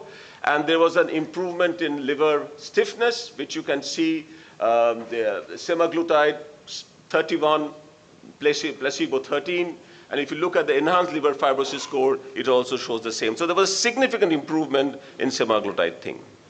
So what semaglutide does, it improves the MASH resolution, disease activity, fibrosis progression, improved fibrosis. In addition to that, helps in decrease in body weight, lipid profile, glycemic control, and cardiovascular parameters. So I think it fulfills a lot of criteria, and the long-term clinical outcomes should improve with this. So briefly, I will go through the drugs which we have got, working for both liver and heart. If you look at the antihypertensives, it actually doesn't do much for the liver. Yes, for the heart it's good. If you look at the statins, we must use statins. For mast cell, we should not stop statins, but again, it doesn't help in fibrosis or MASH. It does help, obviously, in CV risk. If you look at metformin, we do not have any data on liver. Cardiovascular risk is okay. Pioglitazone, yes, there is data, but again, a bit limited. And we, as a gastroenterologist, are worried about increased heart failure risks. SGLT2 inhibitors, we have done studies on it. Good evidence on reduction of fat, not so much evidence on reduction of MASH, possibly some on fibrosis. And resmetirom, yes, liver is excellent. Again, doubt about fat. But if you look at the semaglutide or GLP-1, it actually works on all of it. So with the brain, it reduces its appetite, as Shomit was mentioning, acting as a central anoxygen driving weight loss. Heart promotes cardioproductive actions. Liver, I've just mentioned. And in pancreas also, it enhances glucose-mediated insulin. So this is probably a drug which, as a gastroenterologist, hepatologist, we are going to use more and more. I won't go through this too much, but again, comparing sema versus the others, probably semaglutide has got an edge. With cardiovascular, again, it is probably toward benefit, but not statistically significant. I think Vinayak has talked about it. Definite demonstration of benefit with renal diseases and benefit with sustained weight loss. So if we come to the ultimate treatment of patients with MASL, with cardiometabolic toolkit, I will always say lifestyle, diet, and exercise is very important. We can give drugs, but we should always encourage this. There are very good drugs, resmetirom coming up, statins coming up, statins we use already, which are quite beneficial in patients with fibrosis. But probably semaglutide is something we should definitely consider. And I do personally think that in future, we are going to combine the drugs. We are possibly going to give sema plus resmetirom in addition to exercise fat. So the story hasn't finished yet. I think it's still an ongoing thing. So the key takeaways for the clinical practice, look beyond the liver. That's what we are saying always. MASL is a systemic cardiometabolic crisis. Patients require aggressive management of cardiovascular risk factors as CVD. Not hepatic failure is the primary cause of mortality. Evaluate the matrix, move beyond fragment and symptom management, utilize therapies like SGLT2. I think there's a big role of this also. Pioglitazones, resmetirom, maybe combination treatment depending on what stage they are. And possibly prioritize semaglutide. I think for us, we are very, very encouraged by the results of ESSENCE study, and we think we are going to use more and more of sema as time goes by. Thank you very much. Thank you, Dr. Datto, for a wonderful exposition of the, please come over here so we can have some questions. May I have Shomit also here? Yeah, Shomit is coming. So the forum is now open for questioning. I think a lot of questions can come up because this is one of the most important part of our total seminar today. So, Vinayak. Hello. My question is to Dr. Datto, and I think I would like to press this point a little bit. Statins in liver disease. When do we not prescribe statins in liver disease? I will always use statin in liver disease. I'm not worried about statins at all. Except for liver failure. Except for liver failure. And you see, some patients do react with statin, which can happen to any patient. But apart from that, statins must be used. Thank you. I got a very basic question for you, not something not for you, for you. See, all the MSLD and MASH trials say improvement in steatohepatitis without worsening of fibrosis. So I want an example from you where I will use a drug where I will be improving steatohepatitis but not worsening fibrosis. And on the other hand, you are saying improvement in fibrosis without worsening of steatohepatitis. So I need an example from you where I've used something where I've got the fibrosis from F3 to F1, but I've worsened steatohepatitis. Can it happen? No, I think it's a very good question. The problem we have is we are more and more doing elastography for F2, F3. To exactly find out what benefit you are getting, you have to do a liver biopsy.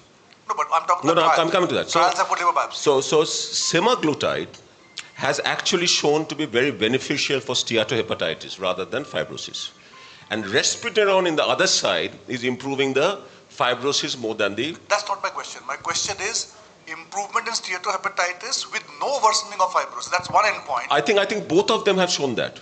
So why do you have this endpoint? Why do you have an endpoint? Why not have improvement in steatohepatitis and improvement in liver fibrosis? Why do you add these two words?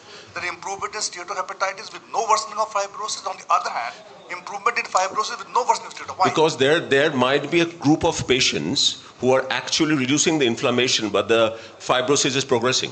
So can that happen? That can happen. That can happen because you see the liver works in a different way in the metabolic factors. So there are cases where you will see, I'll give you an example. So if a patient has got compensated cirrhosis, you will sometimes... That's beyond though. That's F4 over here. No, yeah. I'm giving you an example to make you understand this. So compensated, you will see sometimes the liver is quite enlarged. So in those cases, the fibrosis hasn't happened, but the steatohepatitis is ongoing. And the other way around, the liver is completely shrunken. So the patient has got significant fibrosis, but there might be some inflammation still ongoing. Okay. Am I clear what I'm saying? So in F2 and F3,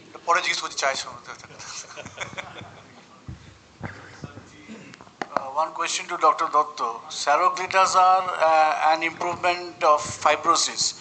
Do you have enough data? No. Or MR elastography data with saroglitazar? I think there are single center studies, there has been meta-analysis showing it, but there is no randomized control trial. I think all of us, endocrinologists and us, we have been using saroglitazar because there wasn't any much choice. Right. So, because we know it's a very safe drug. It does reduce triglyceride and possibly reduce a bit of weight also. But I think we are getting better options now, right, which are more randomized controlled studies. And I think we need to be a little bit careful, as we have always been discussing, is your patient might already be on a statin, then goes to a hepatologist, gets a saroglitazar. This is a very deadly combination because the creatinine might go up. We need to be very careful to assess them.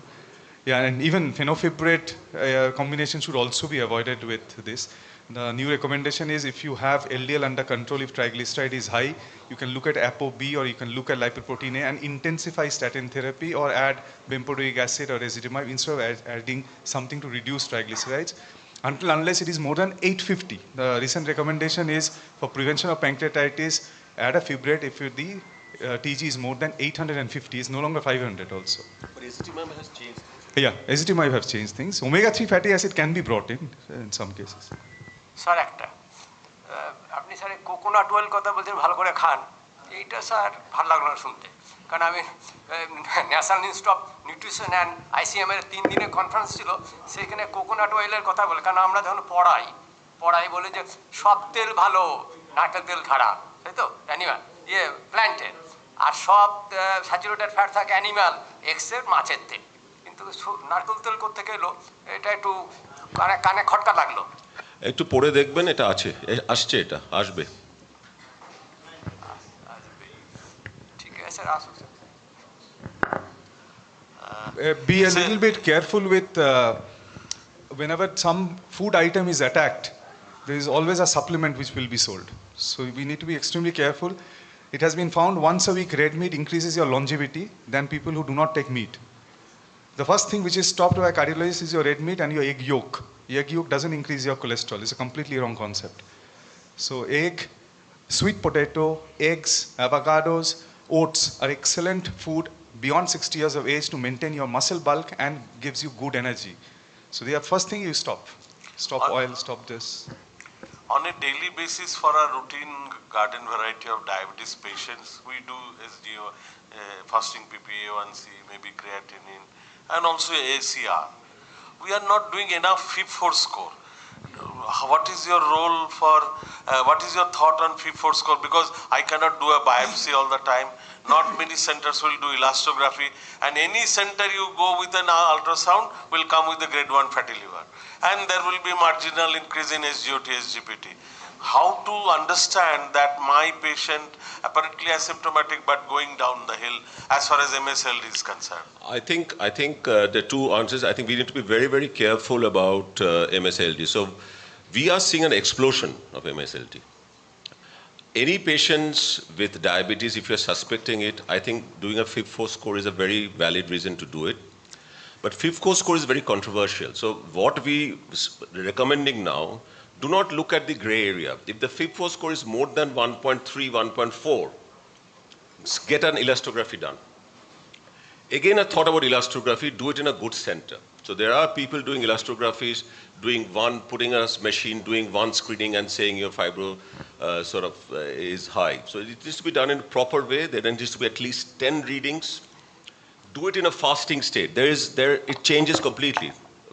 Obese patients, you need to be very careful whether we can do MR, PDF. So those things has to be, I think we need to do more, be more conscious about diagnosis of mast cell, because actually we are seeing a huge number.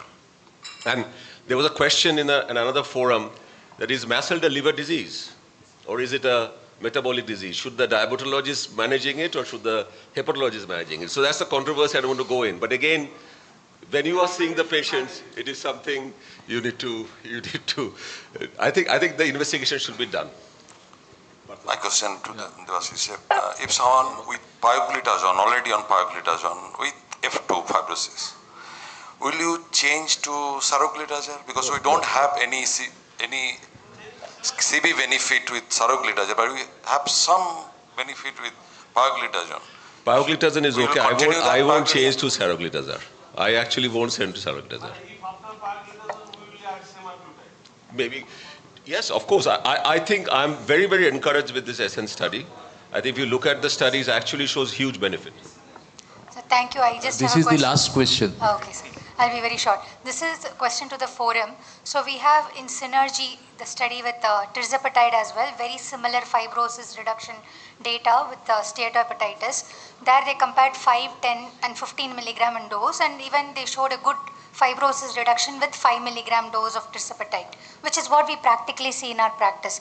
But when it comes to semaglutide, titrating it to 1.7 and 2.4, that is the dose that they studied in the ESSENCE data, is practically very difficult. So if you have to choose between the two drugs, I know it's a very controversial question, which would we be using? Because with 5 milligram we have a good, and 5 milligram is very well tolerated, pretty cost effective also at this point of time. So what would your drug of choice be with the data that we have between the both? I will leave this difficult question to Shomit because my experience with tirzepatide is very, very low. So I think one thing we need to keep in our mind is the Indians are highly sensitive to incretin-based therapies. We respond probably a bit better than our Western counterpart. Number one. Number two, class A recommendation now for MSLD is semaglutide. Synergy is phase 2, phase 3 is going on. So unless phase 3 comes, it will not come in the recommendation. Probably we'll get better answer with Synergy with phase 3 than even with what we got with ESSENCE. But as of now, it's a drug of choice. Secondly, whenever I get such a patient who are overweight and has a MSLD through a fibroscan, I have both the CAP and TE values. I have rarely been required to go up to 2.4. You won't believe how magically it works within 0.25, 0.5. Rarely you go up to 1. You see your thing falling below 8 with those. And it's easy to convince your patient by saying, you can't afford, don't worry. It's a 3 months therapy. Let the liver come. And you can show it to them. You cannot show MACE to your patient, but you can show it the liver improving beautifully with those drugs. So yes, 2.4 is the ideal drug, but we are getting good results at 0.5. According to you, probably tirzepatide also will show the benefit at 12.5, 15, but we'll get good results at 5 or maximum 7.5. So thank you, both my speakers, and thank you, entire audience, for the interaction. So may I now request Dr. Kaushik Ghosh to come over to take us through the session 7, right?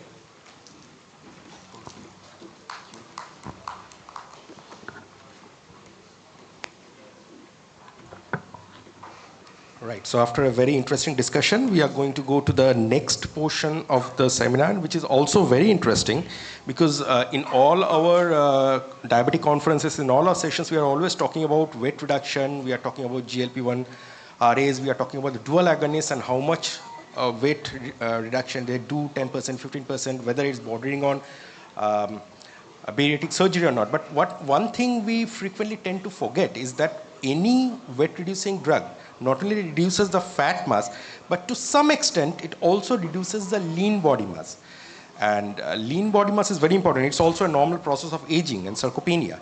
So to talk all about lean body mass loss, we have Dr. Sujoy Mojumdar. Can we have Dr. Sujoy Mojumdar on stage?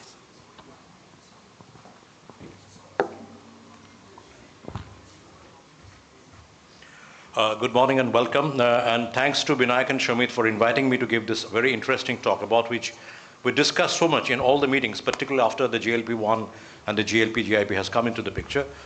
But we often do not give it nothing more than a simple pep talk.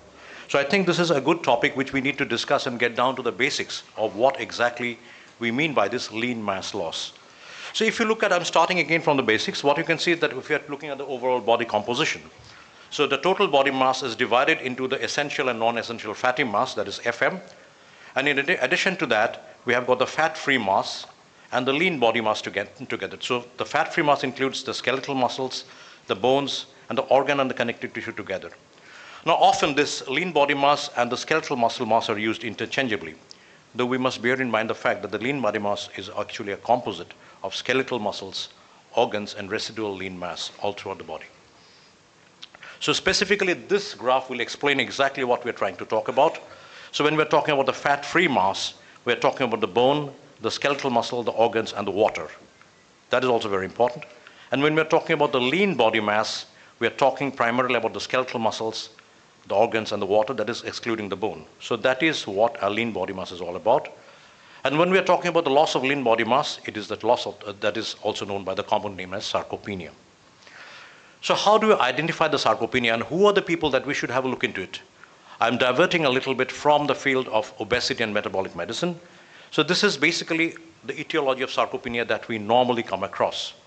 Aging is one of the commonest causes of simple sarcopenia. 5 to 13% people more than 60 years, and nearly up to 50% people above the age of 80 years have got sarcopenia. But remember, in this group, more than 8 years, there could be other comorbid factors which could be contributing. Obesity and treatment of obesity leading to sarcopenia, we all know that. But the chronic diseases like type 2 diabetes, COPD, CKD, HIV infection, and chronic infections like TB, malignancy, all of them, they contribute to sarcopenia. In fact, some of these intervention studies about sarcopenia have been done on this group. Autoimmune diseases like rheumatoid arthritis, SLE, altered endocrine functions like increased insulin resistance, as you find in diabetes, that is also one of the causes of sarcopenia, hypogonadism, growth hormone and IGF-1 deficiency, DHEAS deficiency, vitamin D deficiency, all of these can lead to sarcopenia. And also the presence of inflammatory, pro-inflammatory state, as we find in diabetes and metabolic syndrome, they can also contribute to the sarcopenia. And also there could be a mitochondrial DNA mutation with consequent apoptosis, which can happen with all these conditions. That can be an additional factor contributing to the sarcopenia. So how do you diagnose sarcopenia? Remember this name, SARC-F. So SARC-S stands for strength, A for assistance with walking, R is rising from a chair, C is climbing stairs, and F is falls. Remember, each of these factors can be used to assess the degree of sarcopenia that we're talking about. So how do we do it? So there can be the 6-minute walking test, there can be the hand grip test, the knee extensor strength, or the chair stand press. These are common clinical tests which you can do to assess the sarcopenia. I'm pretty sure this August audience knows what all these are all about. Now, the easiest one of them is the 6-minute walking test, which you can do in, I believe, in each and every body. The hand grip strength test, keeping the hand elbow flexed at 90 degrees, sitting positions, and find out using a specific grip strength meter. That is the other one. But again, there is no consensus on the protocols to measure the hand grip strength. So a lot of this data that we come from this hand grip strength assessment is somewhat, I should say, arbitrary and individual based. The chair stand test, it is again easy to use, particularly in the elderly people. It has got a high reliability, and it is a standardized measurement to assess the sarcopenia. Now, how do you confirm that sarcopenia which you have suspected clinically? This is by what you do. You can do the MRI, the DEXA, the CT, or the BIA. Now, MRI is the gold standard and closely followed in the real world by the DEXA scan. The others, they have got variable accuracy. And these are the ways where you find out what is the resting energy expenditure. Now, this is very important because when we are talking about sarcopenia, it is not just about the loss of the muscle mass, but also about the reduction of the muscle function. But again, I must say, all of these tests that I've shown here, they're more, I should say, used as a research tool and not of very much importance in the practical day-to-day measurement. And if you look at the European consensus on the guidance or the diagnosis of sarcopenia, so they basically looked at the skeletal muscle strength, the skeletal muscle mass measured by the appendicular skeletal muscle mass index and confirmed by the DEXA scan, and also the physical performance like the gait speed. So these are the standard screening criteria by which you can assess whether somebody is developing sarcopenia. And basically, when you're assessing sarcopenia, you look at the target group, which I mentioned in one of the earlier slides, and find out whether these people are developing sarcopenia or not. So what are the fundamentals of sarcopenia? Remember that the skeletal muscle quality is an important factor, but also it's an important factor which is known that obesity is itself, it predisposes per se to sarcopenia. And because there's a loss in the skeletal muscle quality versus those with a lower BMI, if you look at the obese group versus the non-obese group.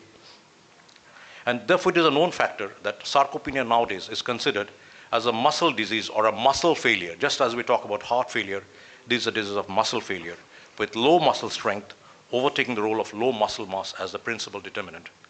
So when we're talking about sarcopenia, it's not only about the low muscle mass, but also about the low muscle strength. And practically, if you think about it, that is the most important point. Because a low muscle strength will lead to a fall. Even if the person has got a low muscle mass, but if his muscle strength is preserved, that risk of fall goes down.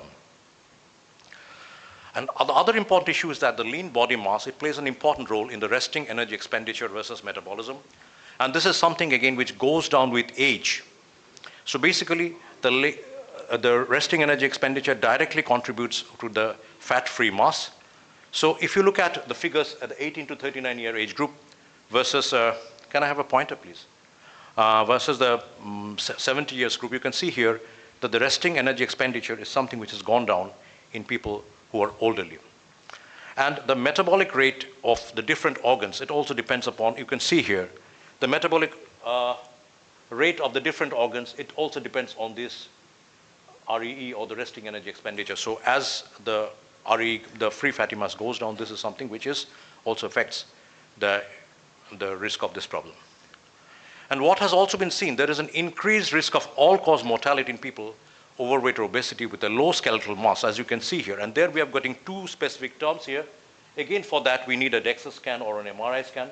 One is the appendicular skeletal muscle mass index. So basically, by the DEXA scan, you find out what is the appendicular skeletal mass divided by the square of height, very similar to how we do the BMI. And also there's something known as a fat mass index, where you calculate the total fat mass in the body and divide it by the square of the height. What is a known factor is that people who have got a low SMI but a high fat mass index, they have got the highest mortality. And compare that with the other group who have got a high ASMI but a low FMI. They have got the lowest mortality. So what is very important is to bear in mind the fact that people who have got a low appendicular skeletal mass index but have got a high fat mass index. So this relative ratio between the fat mass and the muscle mass, it is something which has been shown to cause increased rate of all-cause mortality. So low skeletal muscle quality is also associated with a high BMI, and three groups, particularly female sex, the high BMI, and the age, they all contribute independently to the poor skeletal muscle quality. And this is something which has been validated in patients with type 2 diabetes. Type 2 diabetes patients with a high fat index, they've got a high incidence of mortality, particularly associated with the coronary artery disease, peripheral artery disease, cerebrovascular disease. So these conditions are very much predominant in people who have got a high BMI, a high fat mass, and a low skeletal mass. This brings us to this important topic of sarcopenic obesity, about which we have been discussing in all the forums. So what is sarcopenic obesity? Is basically a combination of obesity plus sarcopenia. And what has been seen, the data suggests that 11% of people above the age of 60 years, they have got this sarcopenic obesity. Particularly if you look at the type 2 diabetes patients, it's between 7 to 12%. And how do you diagnose this? The ESPN and the EASO, that the European Association for Study of Diabetes, and the European Association for the Nutrition and the Clinical Nutrition Metabolism, they've come up with this simple flow chart. So you first of all assess the muscle strength. If it is reduced, then you'll go for the altered body composition. If it is there, then this patient has got a sarcopenic obesity. And sarcopenic obesity is often correlated with all these conditions: CVD, cancer, type 2 diabetes, fractures, frailty, hospitalization, reduced quality of living. They all come hand in hand with the sarcopenic obesity. What about the effect of the deliberate weight loss on the lean body mass and the sarcopenic obesity? What we have seen here, that the body composition changes with weight loss and weight regain. So if there's a weight loss of around 12%, you can see here the fat mass goes down by around 20%, and the lean body mass goes down by around 7%. So this is something which we have seen with the semaglutide trials, that the loss in the lean body mass is proportionately much less than the fat mass loss. But still, it is there, and it is an important issue there. And during the follow-up phases, people, when they've just regained 2 kg after ending the lifestyle intervention, you can just look at it. The change in the fat mass, this is a significant drop. The fat mass goes up, but at the same time, the skeletal muscle mass also goes up. But look at the degree of drop. Here, when this post-intervention, there is a 33% loss of the skeletal muscle mass. When the weight gain takes place, it is just 21%. So that entire the lean mass that is lost with the weight loss therapy, it does not come back if there are no other measures to reinforce or bring back that skeletal muscle mass strength. So this is the other thing which I believe this has been talked here earlier also. The low calorie diet leads to a free fatty mass loss of around 14%, very low calorie diet around 23%, and VLCD plus exercise also similarly around 23%. So, and other factors which have been shown is that impaired fasting paired with resistance training generally maintains the lean body mass, but this can also promote the fat mass loss. So greater fat mass loss has been seen with alternate fasting compared to simple VLCD. VLCD, as we all know, it's very difficult to impose in a real life scenario. So just a simple low calorie diet with intermittent fasting is something which has been shown to improve the muscle, the lean mass. And this is the different trials with the different agents, the semaglutide, cagrilintide, and tirzepatide, about which I'm pretty sure we had discussions here. So I'm not going to get into those. But I'll just go into some of the data from some of the trials. If you look at the step 1 trial data, there again the body composition was really assessed by the DEXA scanning. So look at the baseline, the total fat mass was around 42 kg. At 68 weeks, the total fat mass went down to 33.7 kg. Whereas the lean body mass, it went down from 52 to 47. So basically, on the right-hand side, this graph shows what is the total fat mass loss and the total lean mass loss compared to the placebo. An absolute change in body composition, as you can see here, the total fat mass loss here versus in the male and the female, obviously the fat mass loss was more in the females compared to the male. And here. So after the 68 weeks of therapy, you can see here effectively there was a percentage-wise, there was an increase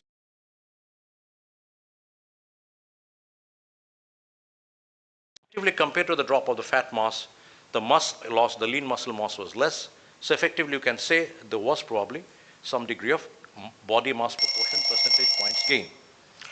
Sorry, and this is the body composition changes of tirzepatide versus semaglutide, which I'm pretty sure have been discussed. So what are the strategies that we can talk about? So number 1 is exercise intervention programs. So this is based on the 42 randomized controlled trials.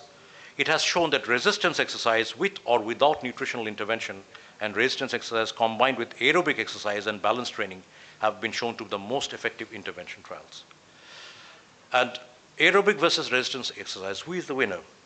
A 12-week comparative study of resistance versus shown that both similar increases in the quadriceps muscle volume, indicating that both mixed exercise modalities have comparative effects on the muscle hypertrophy over a 12-week period. So it's not only resistance exercise, but even aerobic exercise can help you in bringing about the change in the muscle mass.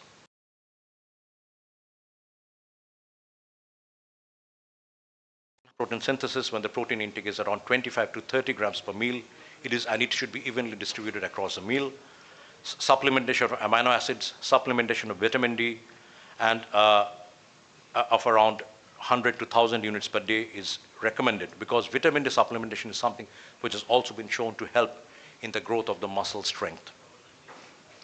Other immunomodulator nutrients have been tried, like zinc, selenium, omega-3 fatty acids, glutamine, creatine, beta-hydroxymethyl butyrate. These supplements appear to work through various mechanisms. For the paucity of time, I'm not going into all those.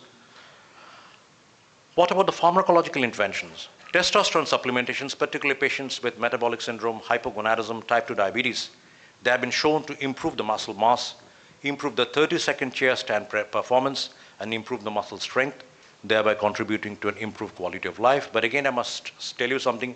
Our testosterone supplementation is something which is ideally left in the hands of a specialist, because there are many contraindications of giving a testosterone therapy.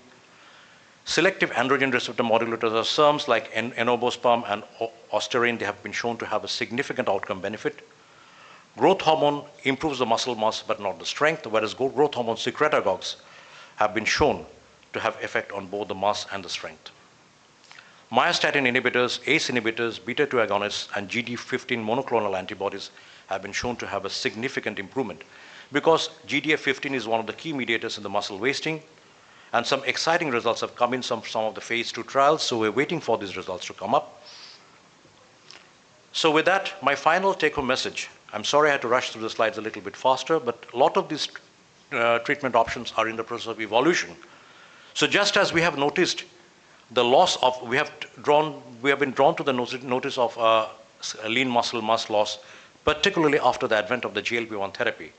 In the 5 years to come, we'll be looking at some other ways to counter for this lean muscle mass loss, which I've discussed very briefly. But what is important is that you have to be very careful, because there is this old saying, what the mind doesn't know, the eyes cannot see. So a diagnosis of a lean body mass requires a full overview of the clinical scenario, including the etiopathogenesis, diagnostic approach, and identifying the state of the lean body mass. And the same thing, the same medication method does not work for each and every patient. And treatment primarily till date remains mainly non-pharmacological, though exciting research has been generated in recent years.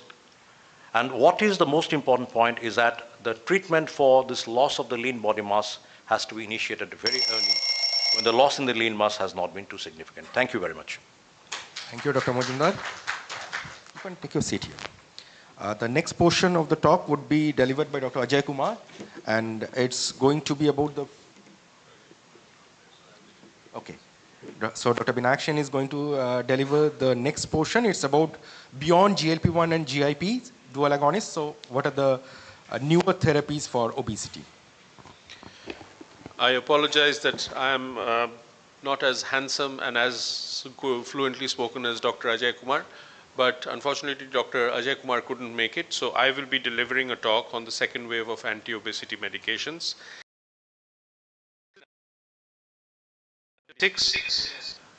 So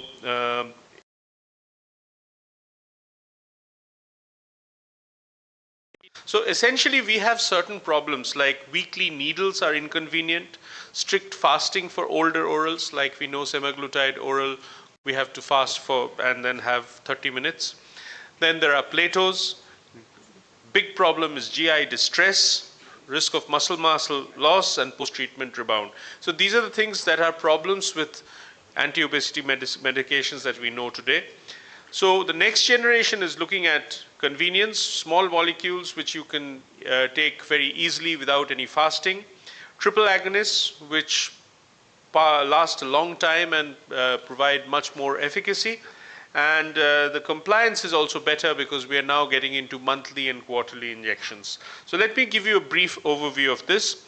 Essentially it is the needle with high efficacy small molecule pills, and the small molecule pills are a combination of GLP plus minus amylin plus minus GIP, and these are coming in the form of tablets, small tablets which can be taken at any time of the day without this problem of fasting and having to take it with a small amount of water and having to stay in a fasting state thereafter. All these things are being taken out of the equation with these small pills. And this is essentially coming in the form of orforglipron, which produces a 15% weight loss achieved at 36 weeks and positions a pill to directly match the current wave of Wegovy that we are seeing.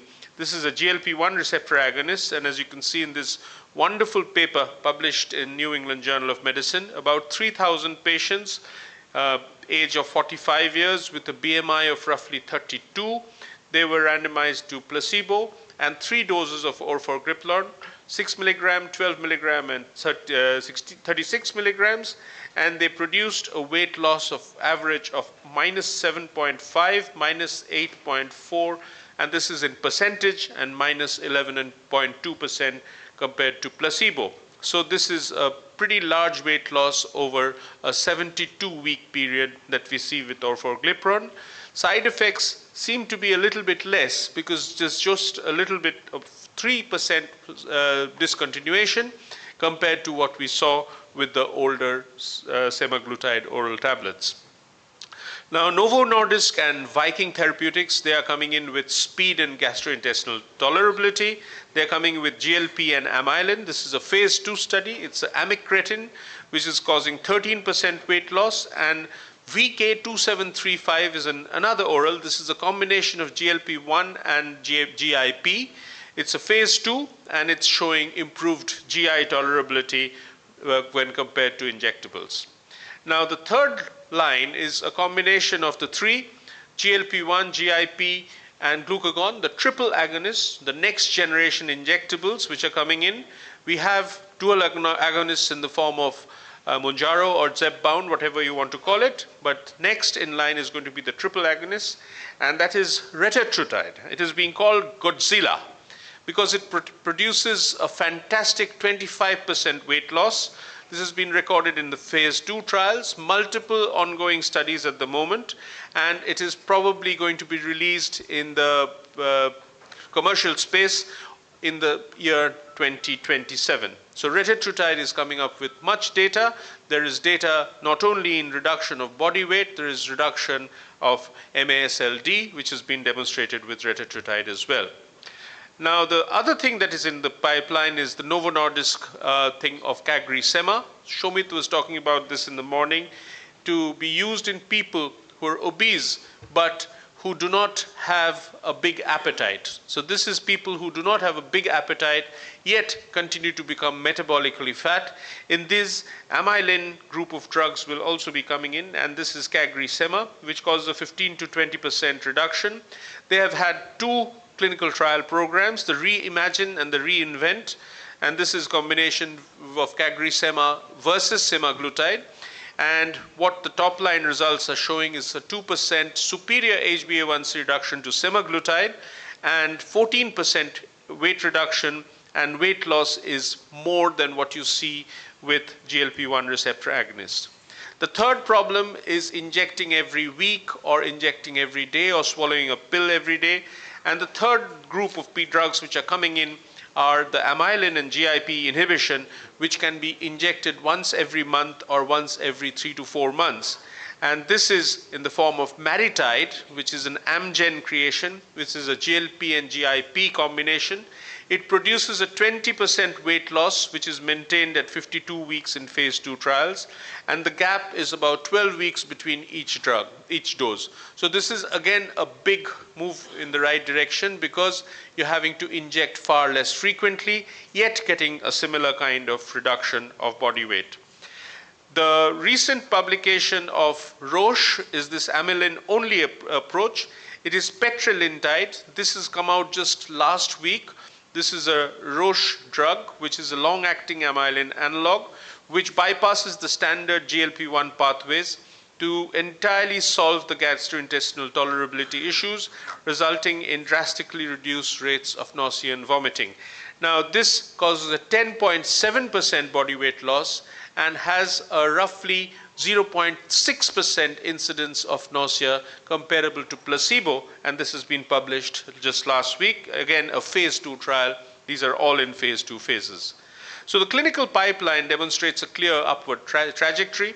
We have the current Wegovy, which is 15%, Mounjaro is 21%, orforglipron is 15%, Maritide is 20%, and retatrutide, the Godzilla, is more than 24%.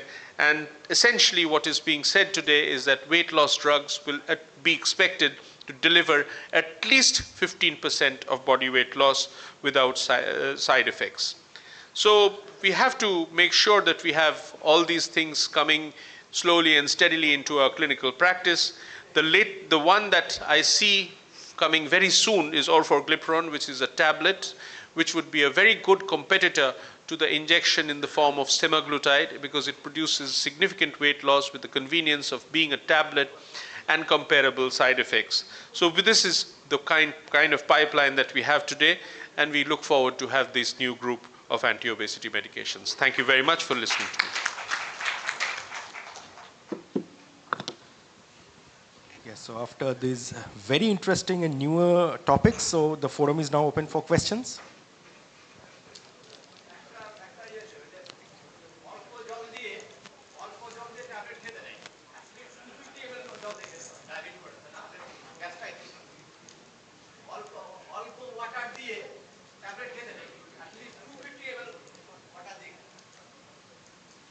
আমাদের রাইবেল সাস তো 120 ml দিয়ে খেতেই হবে, নাহলে তো কাজই করবে না। I don't think that is correct.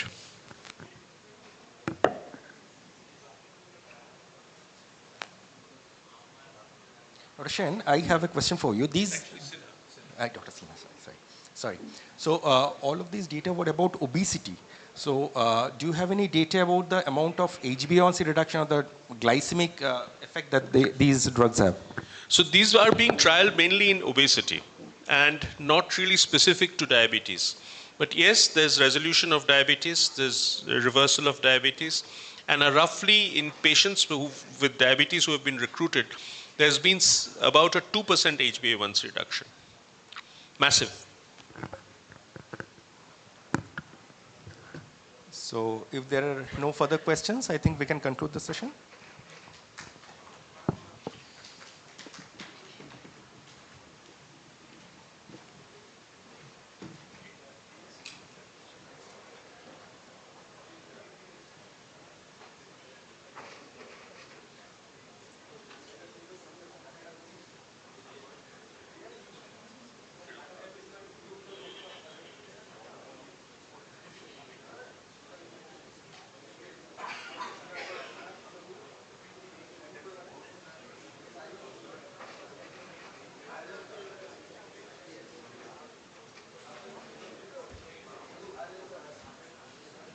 So once again, we are going to have the next session, which will be ethics in lifestyle medications and obesity care.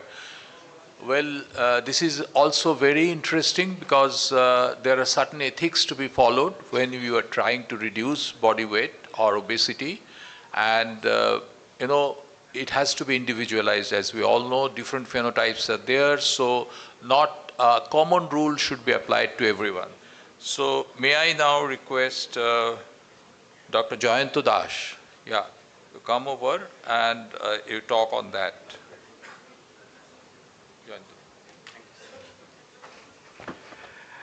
Thank you very much. Probably I am one of the most alien speaker in this August gathering. From morning, I am listening. A lot of speakers are coming and they are talking about various kind of anti-obesity drugs. And believe me, many of them actually off-label in the real world. But how many of us actually know what exactly the on-label or off-label drugs are? So I am trying to take you through a journey, how we can rationalize our own practice. Because at the end of the day, whatever you do or I do as a doctor, it's all liability is on our shoulder. If you are stuck, then no company will come. No company lawyer will come, and nobody will come to help you in your own finances. To cater this in a background of this scientific and informational bombardment, we need to understand where we stand today and how we should proceed in our career or in our lifestyle. Before going to the exact topic, we need a conceptualized framework what the health and healthcare is. We should be fit and fine. That's defined as health. And if we come down, that's the disease. And the whole healthcare industry is designed to pull us or bring back to that base level, which is called health. It is never defined. It is never fixed. It is always a changing dimensional line, though it's in the two-dimensional picture, but it's actually three-dimensional, not even three-dimensional. It's the four-dimensional concept where we stand today. There is another concept of super health. We are not going into the details. But now, health is such a way the corporates and the healthcare industry is playing. We want to take this line, to maintaining this line, so there are newer kind of therapies, newer kind of disease manifestation, and newer kind of drugs and the industry. That's called lifestyle medicine. 15 years back, even when I was student, I have never heard anything called lifestyle medicine. Though I am not a medical specialist, I am basically a surgeon. So my examples will be on the surgery, but today we'll talk about only the law and ethics. So how many of you, when you are in the college students, have this terminology called lifestyle medicine? Most likely none of you, no one in this whole incident or in the whole hall. So how we should live a healthy life? What was in the ancient textbooks, or even our ancestral, our grandfathers and forefathers, they have said those very simple things. That's the way of life. We should have a physical activity. We have good nutrition, good sleep, avoidance of risky substances, social relationship, and stress management. This is the very fundamental basics of a balanced life. So that balanced life is now we are discussing in an academic forum like this so that we can have this balanced life. That means we are not in this balanced life at this moment. That's the business opportunity. So what exactly balanced life means, and if there is a little bit of disbalanced, it will come to some kind of various kind of mechanism. It is just a flowchart to make you understand. And the chronic inflammation will give the obesity, type 2 diabetes, CVD, cancer, etc., the various kind of chronic disorders which actually never ends. If somebody is diabetic, it never ends. It's a lifelong diabetic. Somebody is hypertensive, he's a lifelong hypertensive.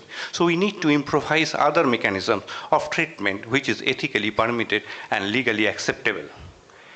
Lifestyle diseases and the chronic disease, if we intervene as a doctor with a therapeutic intervention, that is the domain where we belong today in the term of lifestyle medicine. It's for the prevent, manage, and reverse chronic diseases. How actually off-label drug works, we need a little bit of conceptualization.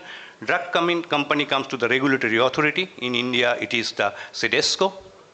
CDSCO gives the authority or authorized the drug to be used and with certain criteria or authorization specifics.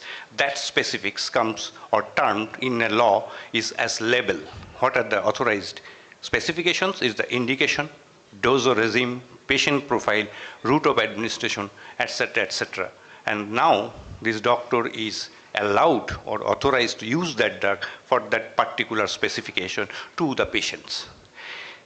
Doctors are also allowed, which is not mentioned in the label, that particular medicine for some other specifications that is also allowed. It's not illegal. And if doctor is use that particular or any medicine which is authorized by the CDSCO for some specification, and without that specification, that time, the same drug is termed as off-label prescription. Whatever we are talking and we are going to talk, it is about the off-label prescription. I am not going into the specific of the anti-obesity drugs by name, but by as a concept, because there is no specific law at this moment that how this off-label drug and their prescription is legally accepted or ethically accepted. One line of caution, healthcare, everybody is expecting that insurance will pay, but in case of off-label prescription, in general, no Indian insurance is paying at this moment. Now, as a doctor, what we want to know or we need to understand, off-label prescription is legally acceptable, it can be prescribed, nobody will send you jail or even file a case if you prescribe an off-label medication. It is not considered as a negligence by NMC guidelines. So we have certain things to maintain. It has to be scientifically justified, so there should be a rationality of document. If patient's best interest, supported by evidence or accepted by patient's evidence, practice evidence cited in various kind of guidelines and literature, informed consent, clear documentation in medical record, and therapeutic use only, not clinical trial. There is a difference. We have seen various kind of trials and discussion of the trials, but off-label prescription should be over and above the trial, not somebody which is under trial. Now coming to the drug company, because they are the bigger player in the whole industrial scenario with the small ponds like you and me. It is prohibited. It is restricted for promotion in unethical. So legal way, drug company cannot promote this, or they cannot publish it in a doctor's forum or a communication forum or communication channel. But what exactly the legal parameters? It is not permitted under the CDSCO and DGCI guideline, which is derived from the Central Drug Standard Control Organization, Drug and Cosmetic Acts 1940 and rules of 1945. It is unethical as per the Uniform Code of Pharmaceutical Marketing Practice issued by Department of Pharmaceuticals, Government of India. It is illegal as per the drug and magic remedies. They can only communicate to a doctor, but only in a reactive interaction. That means if as a doctor, I have written to a company, please give me the details of this particular molecule, only then they can communicate to me. They cannot directly come to me and say, this is the medicine and this can be used. So these are the legal loopholes and jargons. But it's a business world. They need to run their own business. So now we are coming to the overlapping zone. It is the overlapping zone of the drug company for the off-label prescription and the doctor. Drug company, everywhere it is prohibited. But the doctors, they are allowed to write. So how to communicate? How to bridge this gap to make the business? That's the real life question, and we need to understand and how we are being treated in the whole healthcare arena, particularly in the pharmacological domain, pharmacy company, and in the big money. Now, off-label drugs. Most of the anti-obesity drugs initially was off-label, then they became as a on-label. So this is a nutshell of the whole pharma industry of the globe and India in a comparative table. Total pharma industry business is around 1.6 trillion, which is going to be 2.4 trillion by 2030. If we come to India, it is 61 billion to 130 billion. But now you are coming to obesity management and the medical, which is the pharma only criteria considered. It is at this moment 15.9 billion. It is a 16 billion. It's going to be 60 billion by 2030. In India, 91.6 million, and it is going to be 326.6 billion estimated in 2030. So CAGR is 25%. So overall pharma growth, if we see, it is around 6.1% in a mainstream pharma industry of on-label drugs, where most of the drugs, not every drug is on-label. But whenever it comes to the off-label drug, the CAGR is around 25%. So income opportunity, growth potentiality is almost double to triple in a off-label medications of anti-obesity drug. It is not only drugs, there are many other devices, many other software companies, many other food and nutritional companies, everything is clubbing together.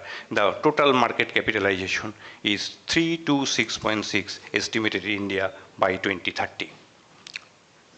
So pharma company cannot come to me directly. I can prescribe, so what should be the bridge? There is nothing called illegal absolutely. It is illegal or offense if it can be proven. So they cannot come to me directly, but there is no written, you cannot come to me indirectly. So they have improvised the mechanism. So what is the improvisation of mechanism? First, there is on-label drug.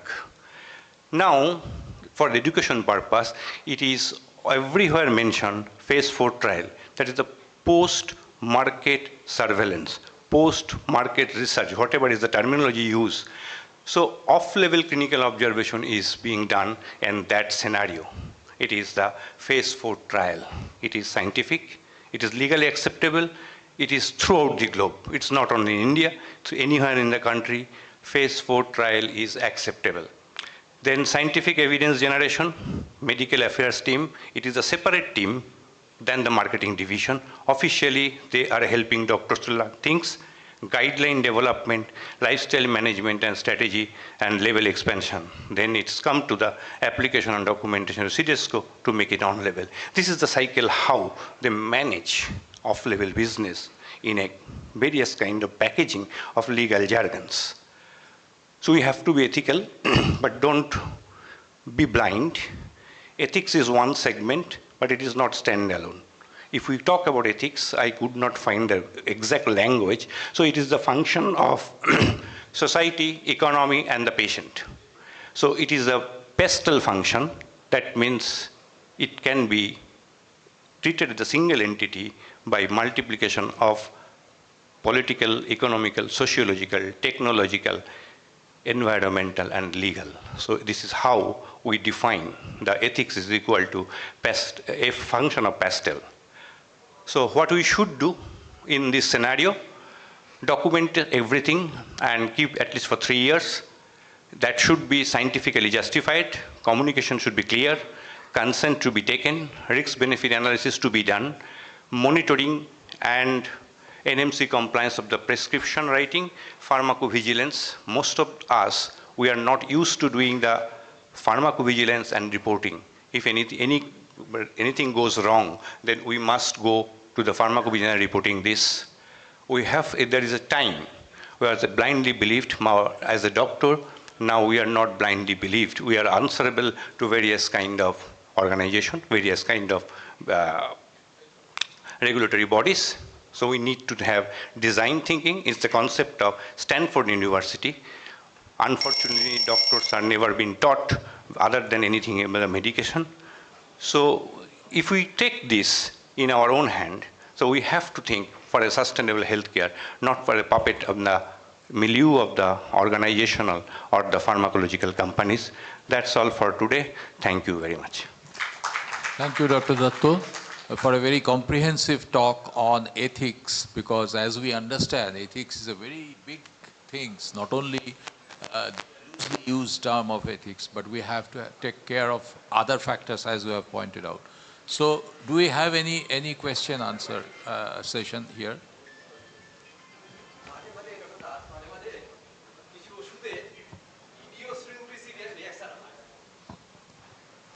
আর এমনি side effect আছে, যেমন আমি যদি ইয়ে লিখি আমরা amoxicillin with clavulanic acid side effect, বা ক্রোম ফিনিকার লিখলে অনেক মানে মাঝে মাঝে ইডিওসিনক্রেসি রিঅ্যাকশন জো উইচ ইজ রিয়ার, এবং এইখানে এথিক্সের কি কোনো Sir, this is not any specific question regarding off-label medication.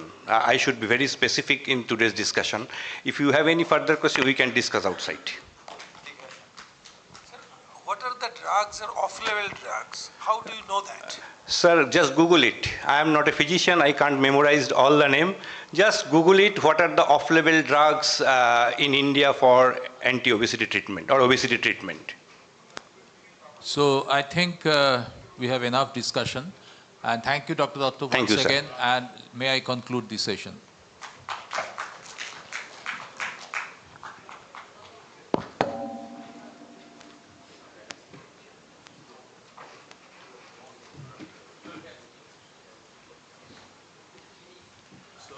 Next session will be conducted by none other than Dr. Binayak Sinha.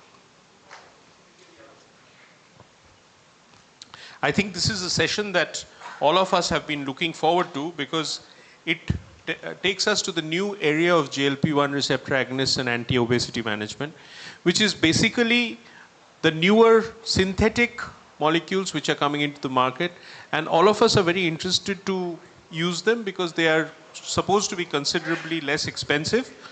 But we also want to know what the quality and the scientific literature is behind them.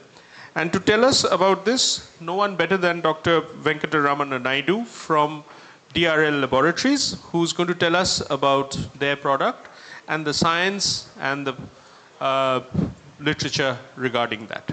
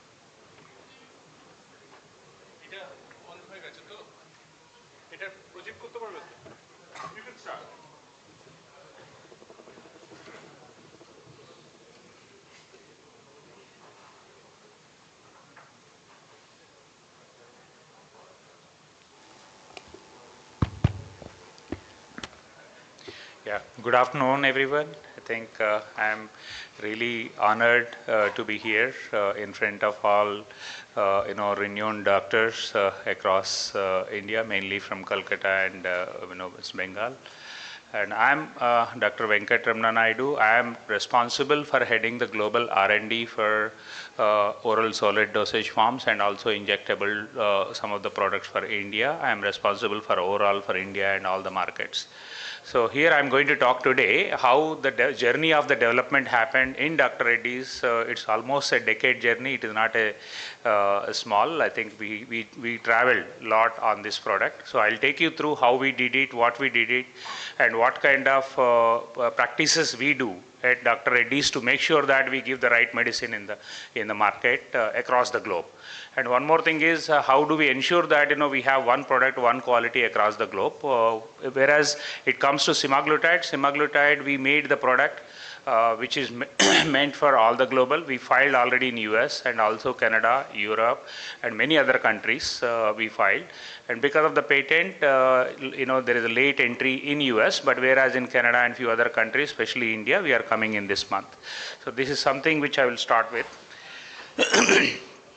So this is the basic information on semaglutide, how we are going to cover, and also injectable semaglutide. I will also touch base on oral semaglutide, which is going to come very soon, which is under the approval today with DCG office, CDSCO. We will talk about all three.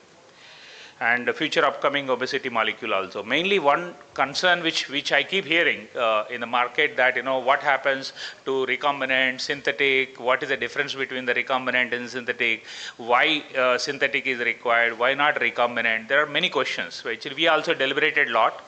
When it comes to recombinant, I think it is, I'll talk about it, I think in the molecule in the next subsequent slide.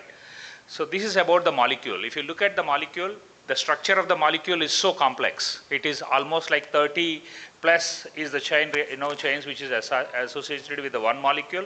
It is, if you have to make a synthetic molecule, obviously synthetic, I just hear that, recombinant is, more expensive than the synthetic. Actually, no, actually synthetic is more expensive than the recombinant. Let me put it this way. Reason, the moment you go to recombinant, there is a requirements of it is coming from the biological origin. There is a lot of requirements to fulfill from the biological, it will goes to the, first of all, it goes to the biological division, and it is considered as, rDNA material, it is a biological origin material, so there's a lot of complex reactions. There is an inconsistency in the produce, it requires more of efforts to make that, right medicine in the beginning. Consistency also is a question. Hence it is considered the volume of production, synthetic is much lower as compared to recombinant. I'll repeat that, synthetic manufacturing is going to be much complex as compared to recombinant because the production time is so high. You need to link each of the chemistry, amino acid to the almost, 26 plus 29, total 26 molecule, up to P26 is made by the E. coli actually in recombinant process, which is simple. Whereas if you have to make a synthetic, you need to link each one of the linker to the each amino acid. It takes longer time, it goes like that. Because of that reason, what happens? The production requirement, which is very, very difficult. For injectable product, we can still remain with the synthetic, but recombinant product is the only option for the oral dosage form because here it is 2.5 milligram per week, and as an example I'm giving as an injection. When it comes to oral, it has to be given 14 milligram per day. It means that it is almost 9 times more in a week time when I consider this, requirement. So if it is 2.5 kilo is the requirement, it requires, 9 times almost, 20 kilo requirement for the, when we use it for the oral. Hence, that is, it is for oral, the right option is only recombinant. Whereas in synthetic, less complexity because synthetic material is dissolved in the medium. It is in the pure form. There is no absorption. There is no other mechanisms involved in the oral dosage form, which is not there for the synthetic form. Hence, it is not a clear, differentiator which is going to make a big difference for the injection. Hence, that is the option chosen. Even synthetic will work for, for injection, may not be for the oral dosage form. Coming to here, if I have to cover some of the points, it is a low solubility and high, pH range is 2 to 6, and most of the things are very well known. To study this, it took a lot of time for us to understand. And recombinant active, it even in there is one question that, in the market that, are we getting advanced intermediate and making this API last step or 2 steps are you converting in the in-house? At least Dr. Reddy's, I can confirm that we are not doing that. We are making the API because that is not the requirement which is acceptable for the US FDA, Canada, or any advanced market. We can't get the advanced material from the country, some other country where mass production is happening. We make it and last step in my lab and my manufacturing facility and claim that it is in-house manufactured. No. At least I can claim and watch for Dr. Reddy's that, we are not doing. We are fulfilling all the requirements of regulatory requirement. It has to be manufactured in n number of steps, which has to be in-house to claim it as a in-house. We are meeting all of that requirement. We are making in-house material as real in-house material. That is, I wanted to call out. Coming to this, the very interesting slide, but I'll not spend much time here. These are the different molecules which are approved, globally. The interesting point, what I wanted to bring it here is, you can look at the approval year in the global. Globally, it is approved, for example, if I take Ozempic, it is approved in 2017, whereas country India received this medicine first time to use only 2025. The gap, if you see in the green what is mentioned, that is a gap between the internationally available medicine versus where my country received the medicine. There is a gap. There may be genuine reasons for them that they may not be able to supply all over the world at a time. Production capacity can be other constraint, and price may be another constraint. We may not be able to pay to the extent what they wanted, because obviously it is a big research molecule. There may be different reasons. I will not get into why they didn't meet. Only thing I wanted to tell that in the public domain information, when it is approved and when my country got the medicine is the gap. It is not only for this medicine. Since I'm talking about the SIMA and few other dosage forms of SIMA, but across the medicine of innovative medicine, we as a country get very late medicine. We are the country who receives that medicine or treatment which is available in the world very late as compared to other advanced countries. Maybe because buying capacity or maybe pricing differences could be one of the reason, or supply chain, as I mentioned. So this is one thing. These are all medicines. Everybody knows these are all semaglutides. If you see that Ozempic, Wegovy, Rybelsus, that is R1, which is again 14 mg, 7 mg, and 3 mg tablet. Then they came with the R2, which is 9 mg, 9 mg, 4 mg, and 1.5 milligram.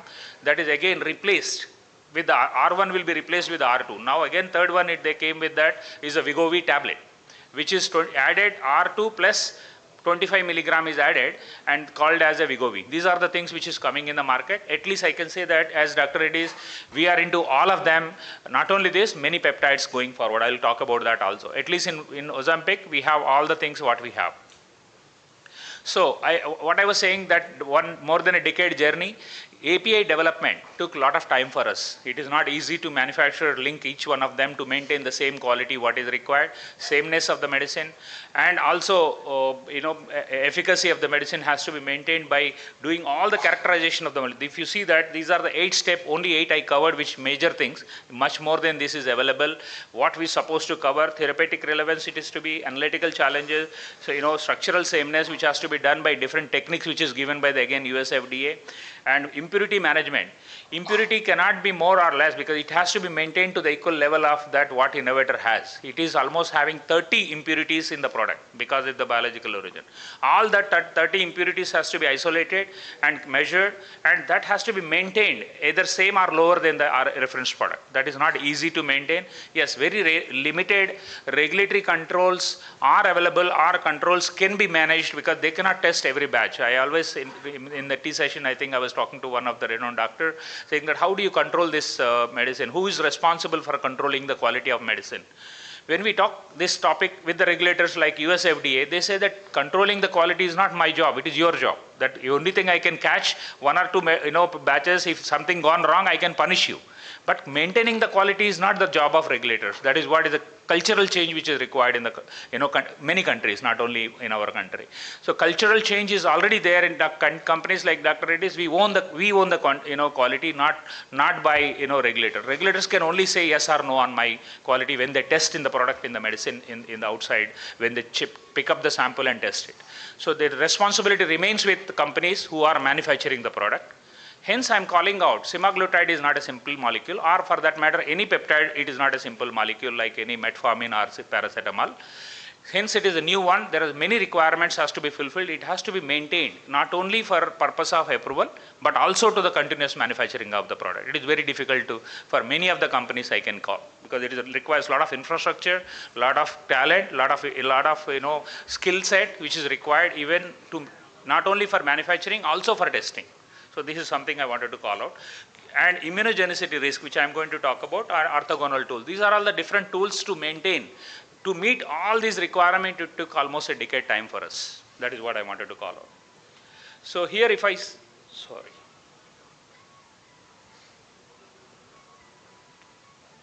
Yeah. So if I specifically go to oral in this injectable semaglutide, these are the things. If we talk about the FDA requirement on the sameness, semaglutide injection which is required, primary sequence and physicochemical characterization, which we can't avoid. There is a specific requirement. In 2021, US FDA has published a guideline how when the innovator comes with a recombinant, and if the generic companies, I am going to show that slide how many products are in the market in the next slide. there is almost 30-page requirement is given. How do you ensure that it is the same? That is where it has to be done, and secondary structure has to be maintained, and oligomer states also to be measured, which there is a specific technique for that to measure. Maybe I will not be able to cover that technique, and biological activity, which is again it has to be done. What I wanted to call out is we as Dr. Reddy stand pharmaceutically equivalent product Ozempic, matching composition, structure, and also a complete characterization has been met, and it has been filed with the US FDA, and Canada is expected approval anytime now. So now, how do we do the immunogenicity? Immunogenicity, there are two types. One is innate immunogenicity, another one is adaptive immunogenicity. Both of them, in the left side one, it comes from the innate is product, process, and related impurities will come. Until and unless I match all the profiles as per that requirement, I will not be able to meet that. That has been done and confirmed.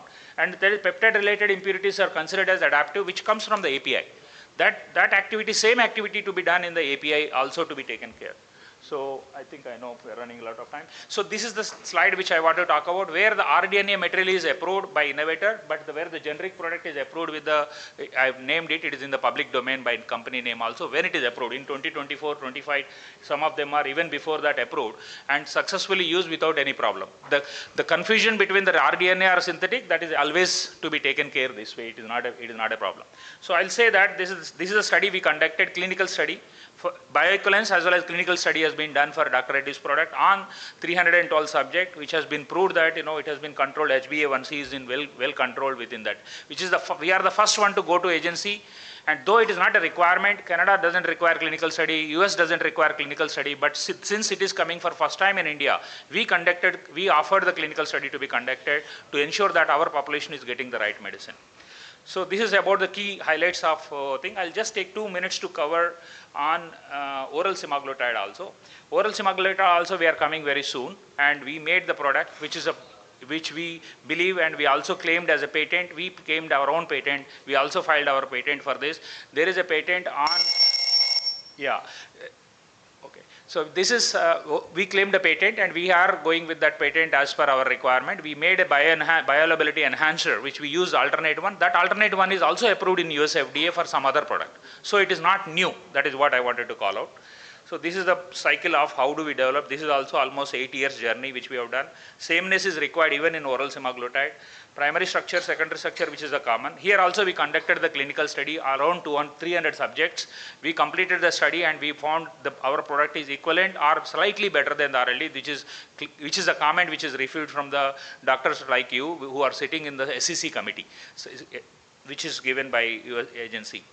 So these are the few molecules which some of them covered in the previous speakers that which is coming. We are into all of them. And last but not the least, we wanted to say we have our own manufacturing facility.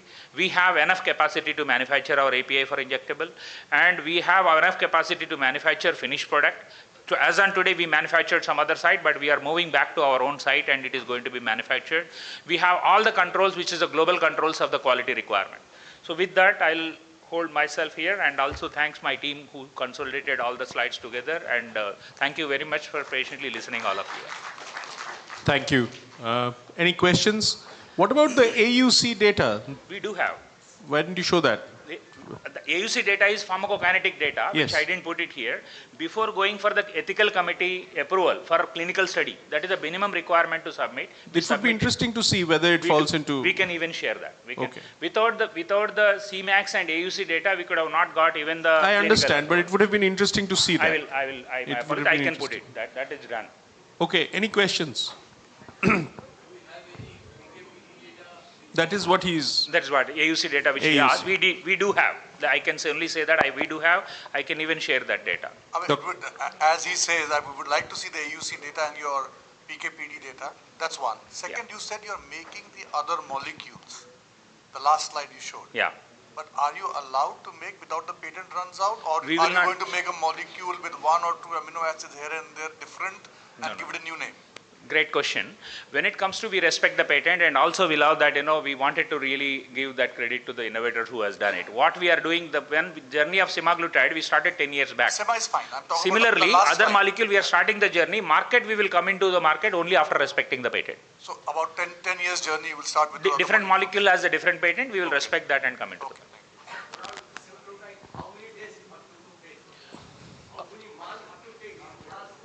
Okay, How madam, many months? please That's come doctor, to this.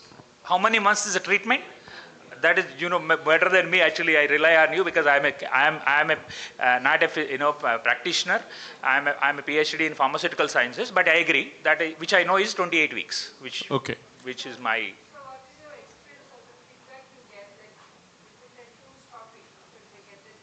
No, he's a scientist. He makes it, so he's not the clinical side of things. Yeah. Okay. But So- I will try to take. Yes. Sorry, I'll also hear. Yeah. In your clinical trial, you did not show us the PKPD data. What was the side effect between the innovator and your molecule? Great. Actually, side effects are seen in the phase 3 study, which is here. Yes. Which we haven't you seen can because share, so I'm clinical asking. study, pharmacokinetic study is only 1 week, 2 week patients. study. We test product, next time reference product, only we measure the AUC and Cmax and we say that equivalent or not equivalent. But the question to you is mainly phase 3. We have found no or maybe equivalent clinical impact, even adverse effect. Our test product adverse effects are lower than the reference product, which is a comment given by the SEC committee. So does this not surprise you that synthetic is actually superior in efficacy and less side effects? Isn't that something that worries you, I that the don't- product is something dissimilar from what we have currently in the market? If it's No, I will not claim that. Actually, it may be wrong to claim from it. I'll say only equivalent today because that is what has been proved. But as a when we did the statistical analysis, it has shown slightly lower. That is not for claiming that synthetic is better than recombinant or anything. That is not the intent. I'm not questioning efficacy. I'm questioning the side effects and the immunogenicity. Yes. So side effects you are saying is the same as the or less. Yes. We are same or slightly lower than RLD. and the Immunogenicity, we are better or equivalent. Again, because without that I cannot get into market because that is US. There is a 30-page document. How do I need to do the immunogenicity? I saw some of the questions in the open market which is floating that immunogenicity is done by different ways. It is not my thing. There are huge number of doctors sitting and also regulators sitting in US FDA to write the guideline what has to be. In fact, they go almost 1.5 or 2x of extra requirements other than what is actually required. and your API has been accepted by FDA. And Yes. Dr. Shruti Chandrasekhar. Kidney Yes. friendly, you're saying? Again, I'll refer to doctors. Yeah, I'll refer to you, Doctor. Yeah, it's not a relevant question. Please, I'll let Dr. For me, sorry, I'm saying that it is not. I'm saying that I'm a pharmaceutical scientist who makes the product, chemistry-wise, bringing the molecule, pharmaceutical-wise, bioequivalence-wise, and getting. Then after that, I'll rely more on you. You are the gods for patients. Yeah. Very nice presentation. Please. I just had a question. So part of the reason why it was introduced late in India is the supply-demand match, right? So will you be able to, what will be the supply with the synthetic? Is it easy to manufacture? I mean, how difficult will there be a gap between the demand and the supply going forward? That's my question. And if this was done, why didn't the original company think about this way and they went the other route, the biotechnology route and not the synthetic? And First of all, great question, ma'am. I'll add a first part and second part. First part is, are we in position to supply what is required for the demand what we have? Answer is yes.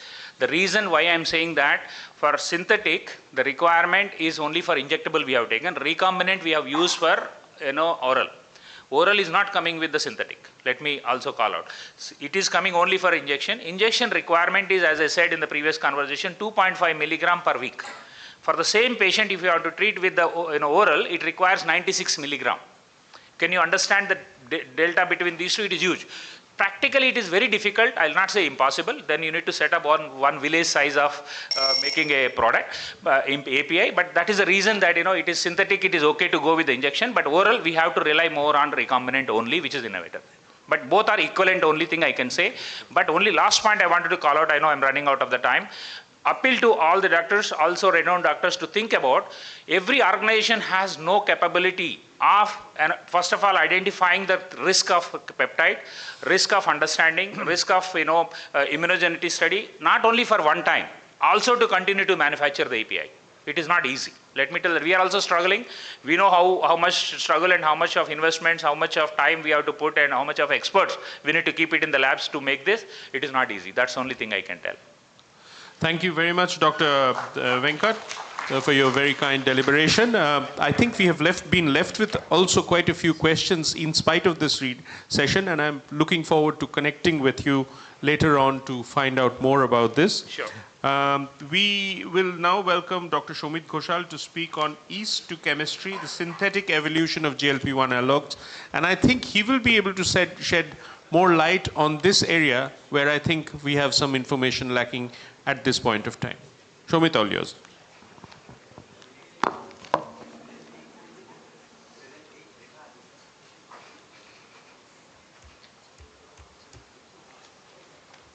So it's like a movie. It's not a CME topic, but it's like a movie on how the, because if you do not know how the molecule is made, then we ask the question about how do you get the other data. So I'll show you one by one. First, I'll show you the originator. It's a 31 amino acid magic which has happened. Sometimes confusion happens because it is 737. So we think, what are we talking about, the numbers? So 737 means a 31 amino acid product. Now there are different manufacturing processes. This is what in insulin time, in order to protect their molecule, the international pharmaceutical company used to say we can't even have another factory and manufacture it because the product will be different. Now I will show you one by one. It has a huge demand because of the outcomes benefit. So I think Struti's question is, can you keep up? Because you're cutting down the price. Can you really keep it up and give us, because we have seen a disaster with liraglutide. It's always out of supply. Even online we don't find it. Now, how do you engineer a once weekly half-life? It's a 31 amino acid, just two changes are made. At position 8, you have a substitution called AIB, which is alpha aminobutyric acid, which makes it resistant to DPP4. So DPP4 doesn't destroy it. And you have at lysine, 26 position, a fatty acid chain, which binds to albumin, thereby increasing its lifespan to 7 days. Now, I'll show you the traditional process. The process by which the originator makes the molecule is a hybrid process. There is a biological process and a chemical process. Now, first is the peptide fragment that they have. They refine it. There is a huge amount of chaos because they start with 10 to the power 9 yeast cells. And within the yeast cell, they introduce a DNA plasmid with a certain information. The information is to produce that 31 amino acid. But before doing that, they treat the yeast cells and take leucine out. Now, when you put them in agar, which is leucine deficient, those who do not have the leucine will die. Those who have leucine from outside will survive. Why is it done? This is done for proper selection of the yeast cells.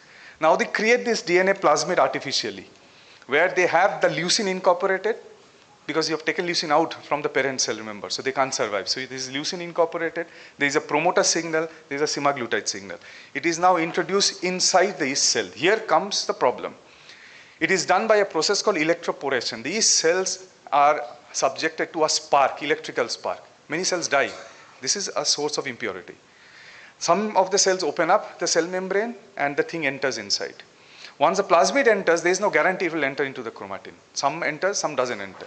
If it doesn't enter the chromatin, they are leucine deficient, they'll die. Even after entering, where does it enter? If it enters the heterochromatin, there will be low producers. If it enters the euchromatin, there will be the super producers.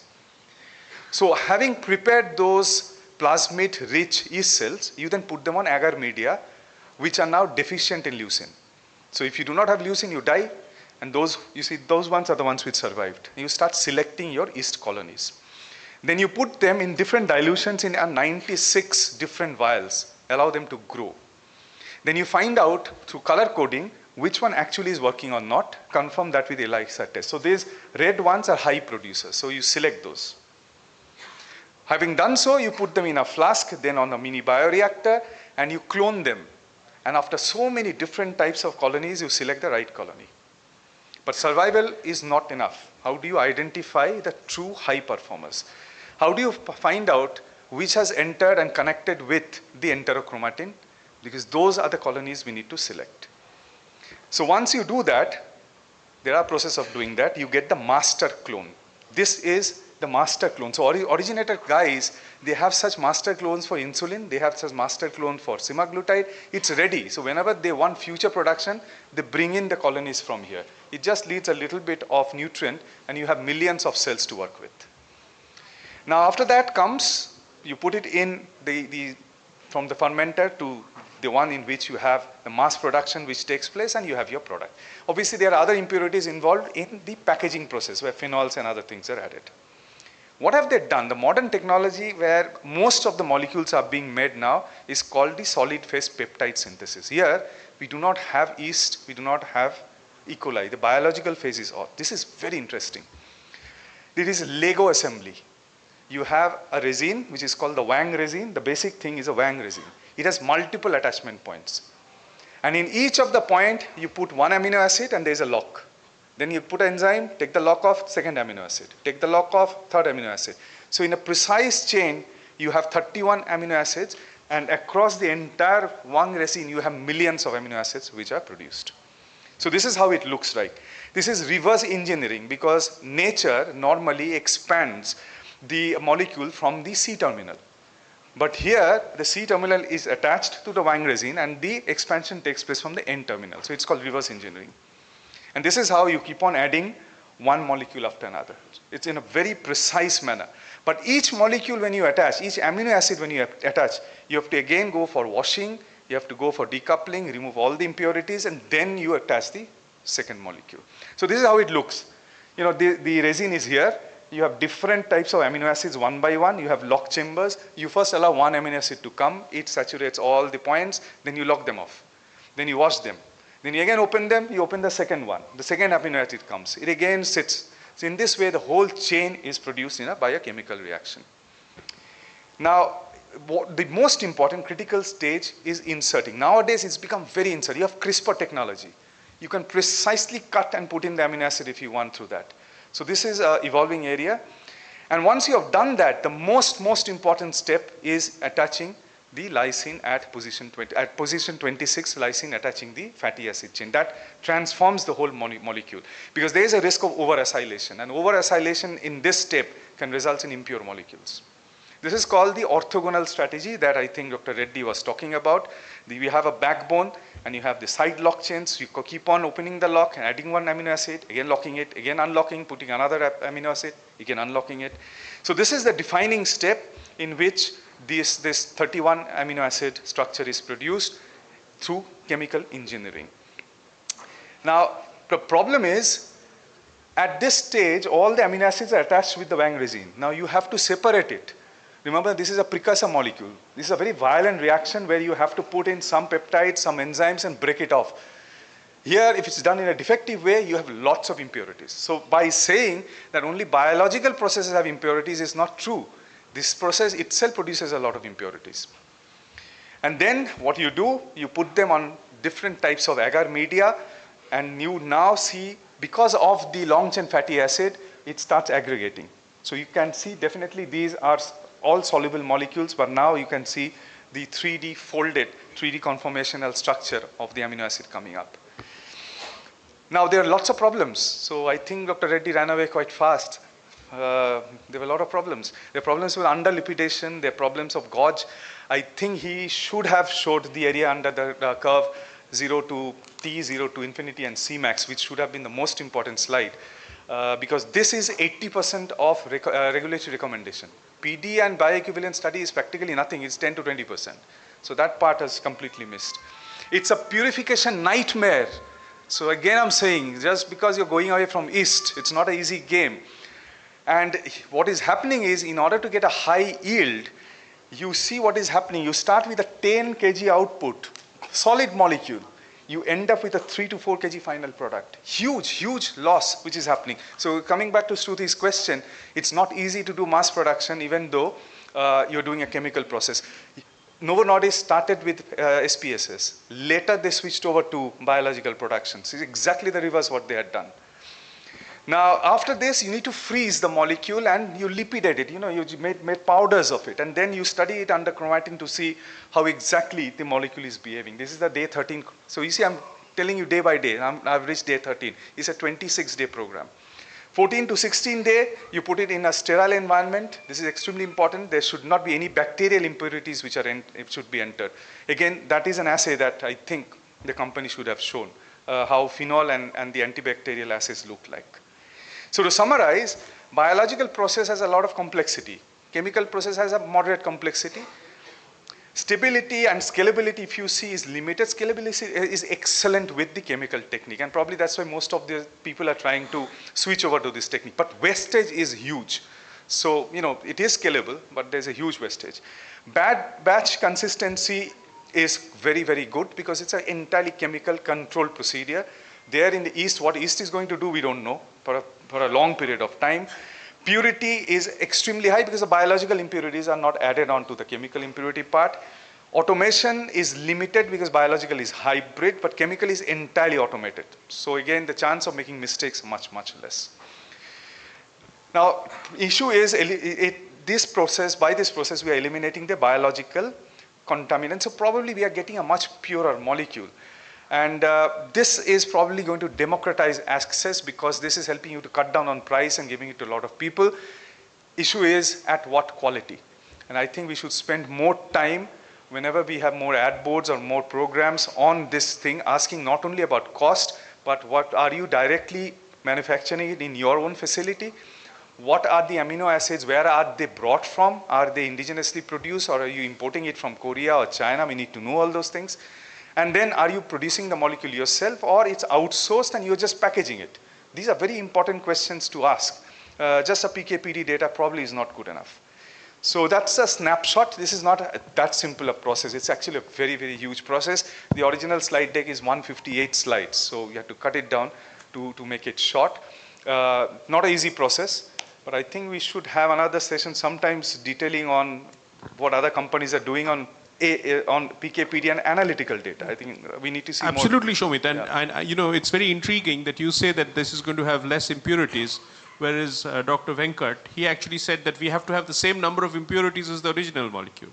So I think there's a lot of confusion in this space, and unfortunately the session by a scientist did not shed that much of light on this issue. I will open up for more questions. Any questions on this manufacturing process? JJ, are you around? I'm around. Yes, any questions, any thoughts? My very simple question is, the largest molecule we use is insulin, and insulin is always yeast-based.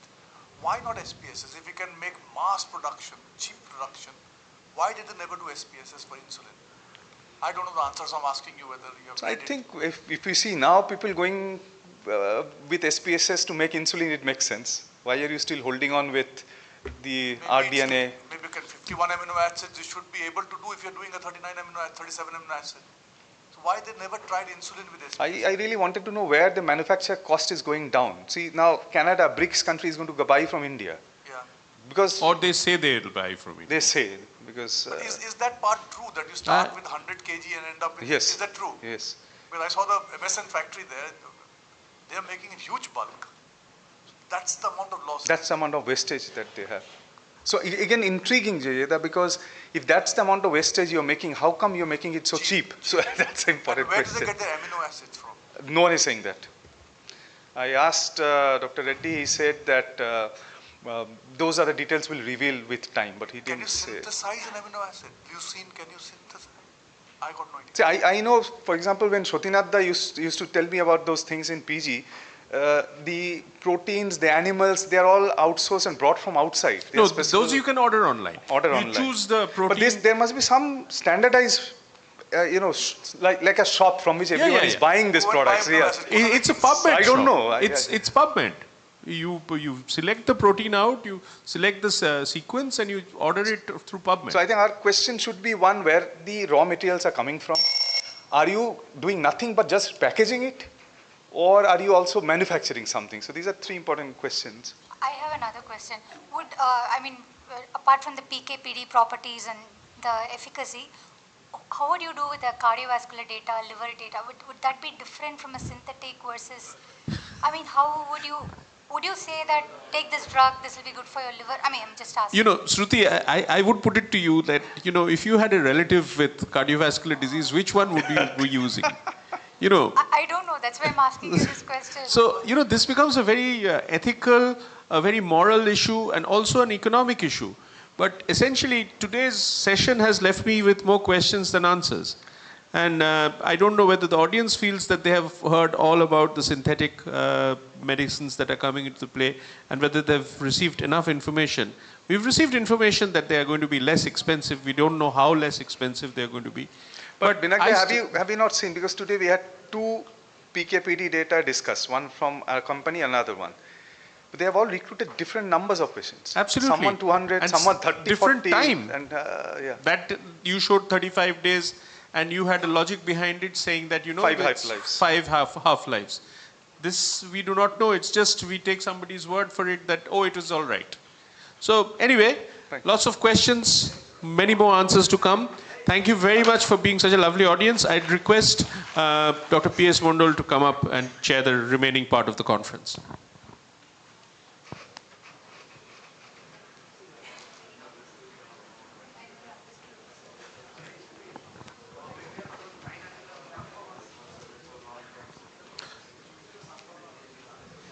Since yesterday you have been listening about the GLP-1 receptor agonists and co-agonists and their benefits.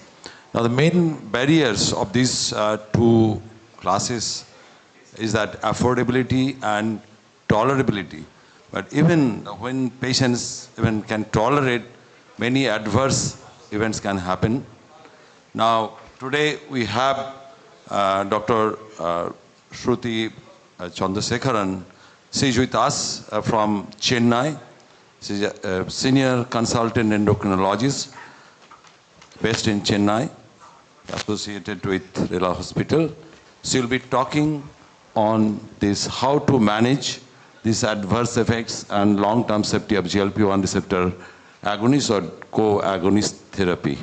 Shruti, over to you. Thank you very much. A very good afternoon to one and all. I thank the organizers for giving me this opportunity. I'm going to be talking on the specific adverse effects and how do we manage the long-term safety with GLP and the dual agonists that we have in market right now. So with this, I'll start with I have about 12 minutes. So I start with 3 patient clinical scenario, and we will talk about the commonly asked question in the OPD. Now that the social media is available, patients do read about these drugs and come, and they do question you. So we will talk about how to counsel them and what sort of data we have. So this is a 42-year-old lawyer. He's been diabetic. His A1C is 8.5. So he is started on injectable semaglutide. So he started on 0.25 weekly once for 4 weeks. And after 4 weeks, we escalated the dose to 0.5 by protocol, by the drug data that we have. After the second dose of injection, after the dose escalation, he started developing some GI symptoms. He started developing gastritis. This is by far the most common thing that we would see in our practice, which needs a little bit of hand-holding and a lot of counseling to get better. The question is, how do we manage patients, especially with the GI symptoms? So the GI symptoms can present as nausea, vomiting, diarrhea, or constipation, and this could differ from one person to the other. And some of us have different experience with GLP versus a dual agonist in terms of the GI side effects, and they are usually dose dependent.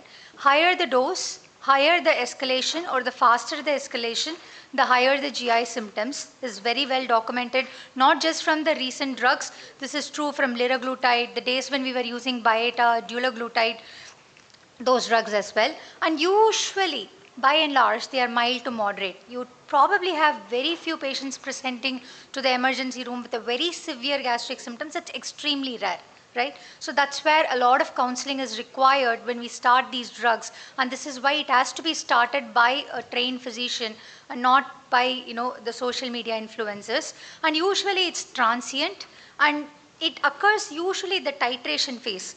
Maybe the initiation phase, they might tolerate it. A lot of them do very well with 0.25 of semaglutide, as Dr. Samit was telling in the panel question. And when we up titrate it to 0.5 or 1 is when we actually see a lot of these people presenting with gastric symptoms. So how do we mitigate it? So acknowledge or educate your patient that this is going to happen. This is something that we need to discuss at the beginning. Tell them that this could happen and what are the potential GI side effects that you would see, and explain it to them. Escalate if required. If your patient is comfortable with 0.25 and you're good with glycemic control and the weight is coming off and the other metabolic parameters look okay, then probably give them some time before you escalate it or reduce the dose. And this gentleman, I can probably put him back again on 0.25 and then maybe escalate it at a much slower pace. And there are effective management that you can use along with the GI side effects for the drugs that we can use.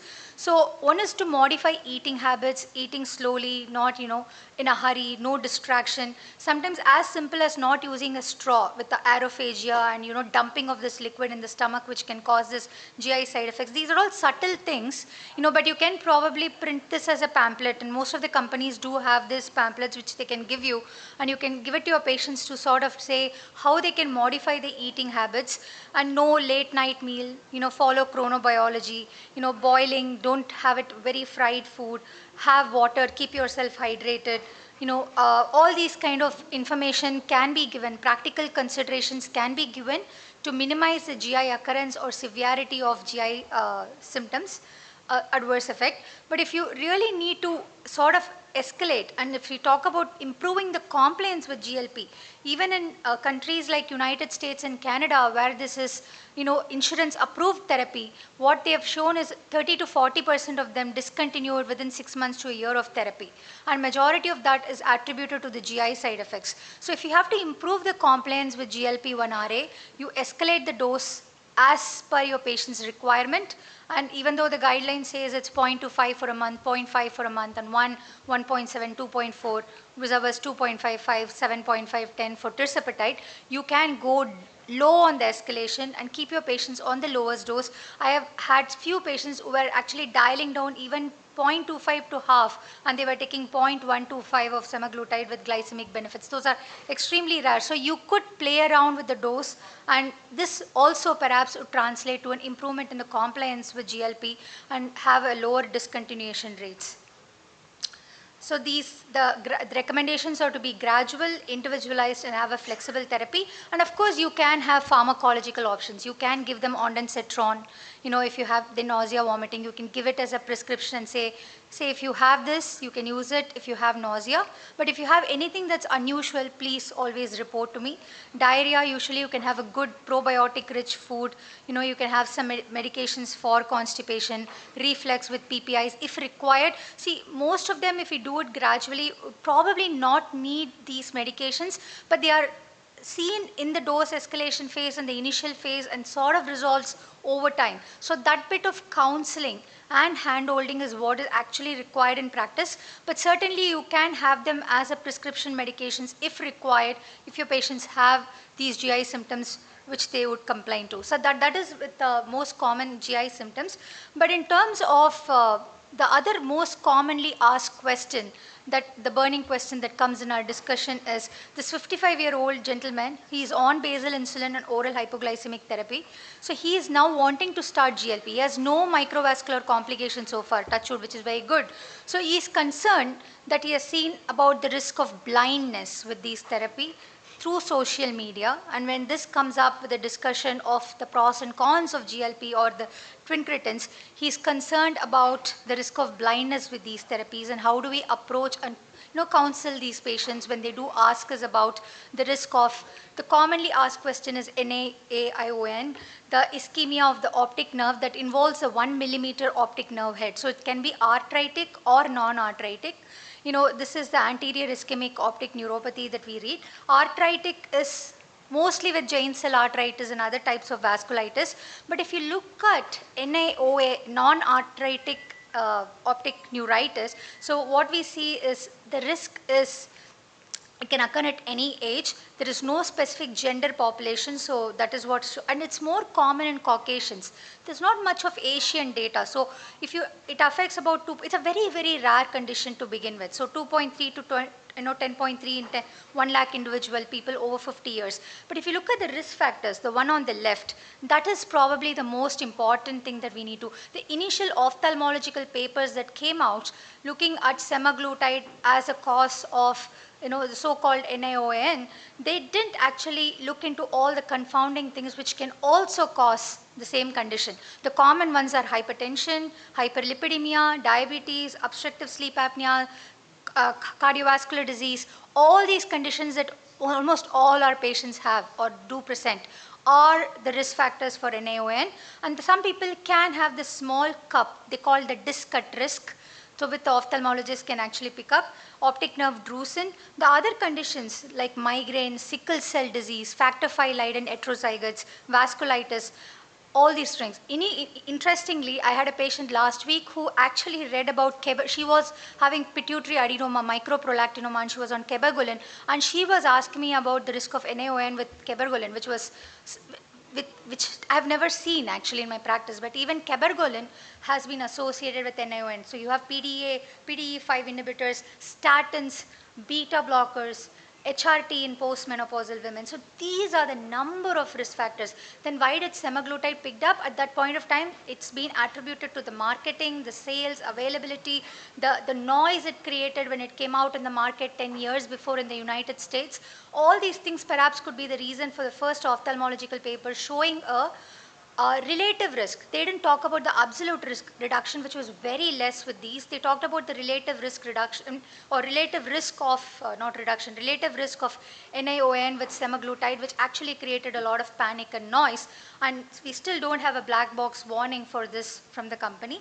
So to sort of summarize, this is an ischemia of optic disc. It is an acute painless condition. The exact pathophysiology is not known, and absolutely there is no treatment. Even though some people use corticosteroids, it is not approved as a therapy for NAION.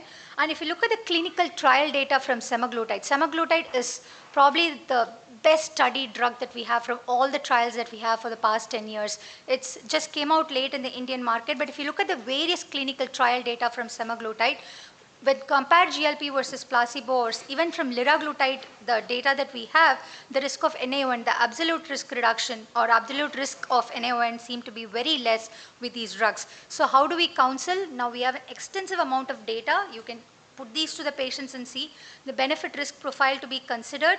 Low number of NAION in the clinical trials. The observational studies did not account into all the confounding variables which I showed you.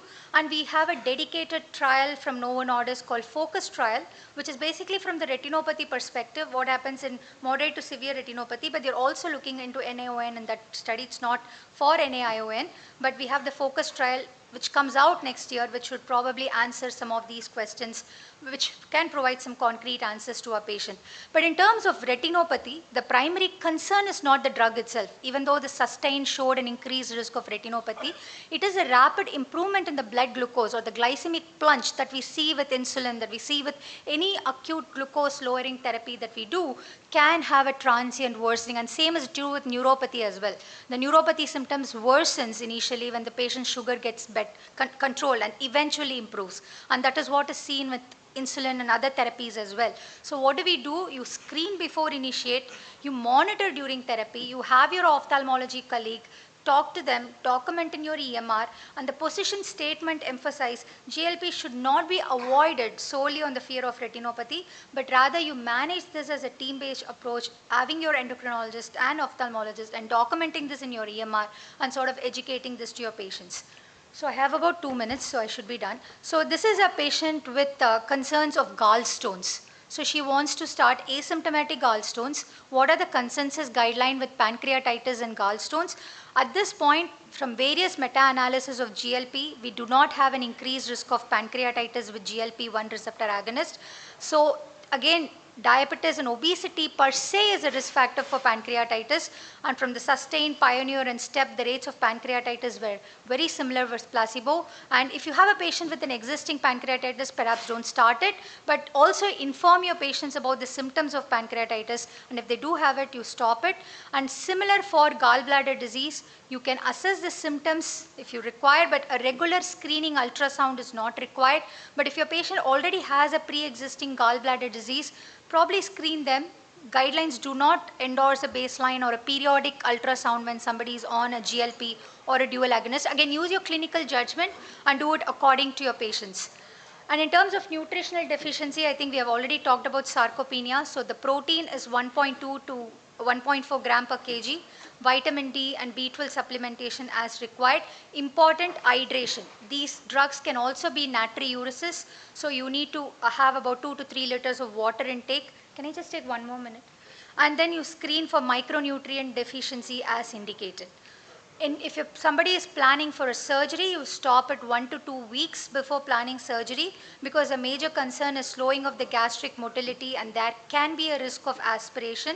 So please stop this drug about a week or two before, and also always document in the EMR when was the last dose taken for medical legal purpose, for you, and also have your anesthesia colleague know that the patient is on a GLP or a dual agonist. This is my last slide. The other practice pearls are, if your patient has a medullary thyroid cancer or MEN2 syndrome, the multiple endocrine neoplasia, these drugs are not indicated, they are contraindicated. That does not mean that all your patients need a thyroid ultrasound. They do not need a thyroid ultrasound. They do not need a calcitonin level checked for medullary thyroid. If they have an old history of medullary or a family history MEN2, then please do not start them, and probably screen them for that if you require it. And if they plan pregnancy, it has to be stopped a month before planning pregnancy. Oral contraceptive failures are very common because OCPs need the gastric environment to be absorbed. So OCP failures can happen. So we have seen Mounjaro and Ozempic babies has been reported in the West. So if a lady becomes pregnant, medical termination of pregnancy is not indicated. You just discontinue the drug and do what is required for pregnancy. Put them on insulin, put them on, if you use metformin, put them on whatever drugs that you would approve for pregnancy in your practice. MTP, medical termination of pregnancy, is not indicated, and the pregnancy can be continued. But by the guideline recommendation is to stop it 1 month before planning pregnancy.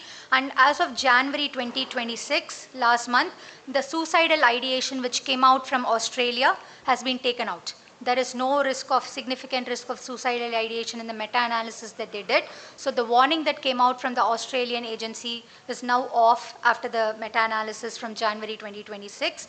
So the key takeaway are GLP and dual agonist have a very favorable long-term safety profiles with cardiovascular renal benefits that we have been discussing from the morning. Of course, you will have GI side effects which are transient and manageable, the most common side effects that you would see. And of course, if you have other contraindications like pancreatitis, gallbladder disease, planning pregnancy, etc., you screen them, monitor them appropriately. With this, I finish, and I thank the organizers for giving me this opportunity. Thank you. Thank you, Dr. Chandrasekharan. Kindly take your seat. Now, our next speaker is Dr. Subroto Chakraborty.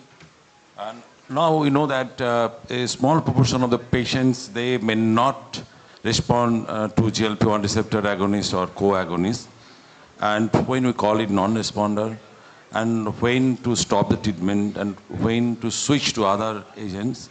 Now, Dr. Subroto Chakraborty is here. He's a consultant endocrinologist in this city. He's going to talk on this subject.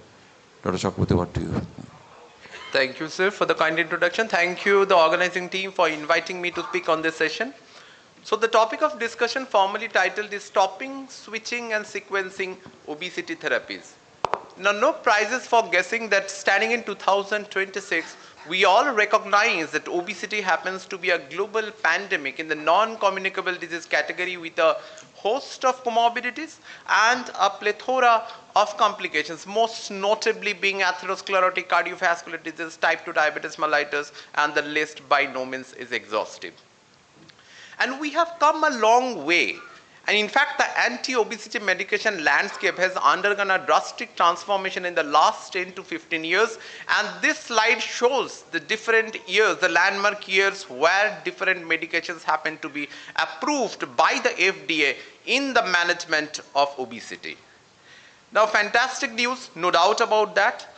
But the real problem starts here, that in spite of having a wonderful array of anti-obesity medications, we do not still know how to properly or optimally use these medications. Say, for example, there's no clear-cut algorithm regarding the management protocol of obesity. What should be the ideal way of seamless switch from one anti-obesity medication to another? We still don't know. And when do we call the drug a failure and there's a need to start or a new anti-obesity medications?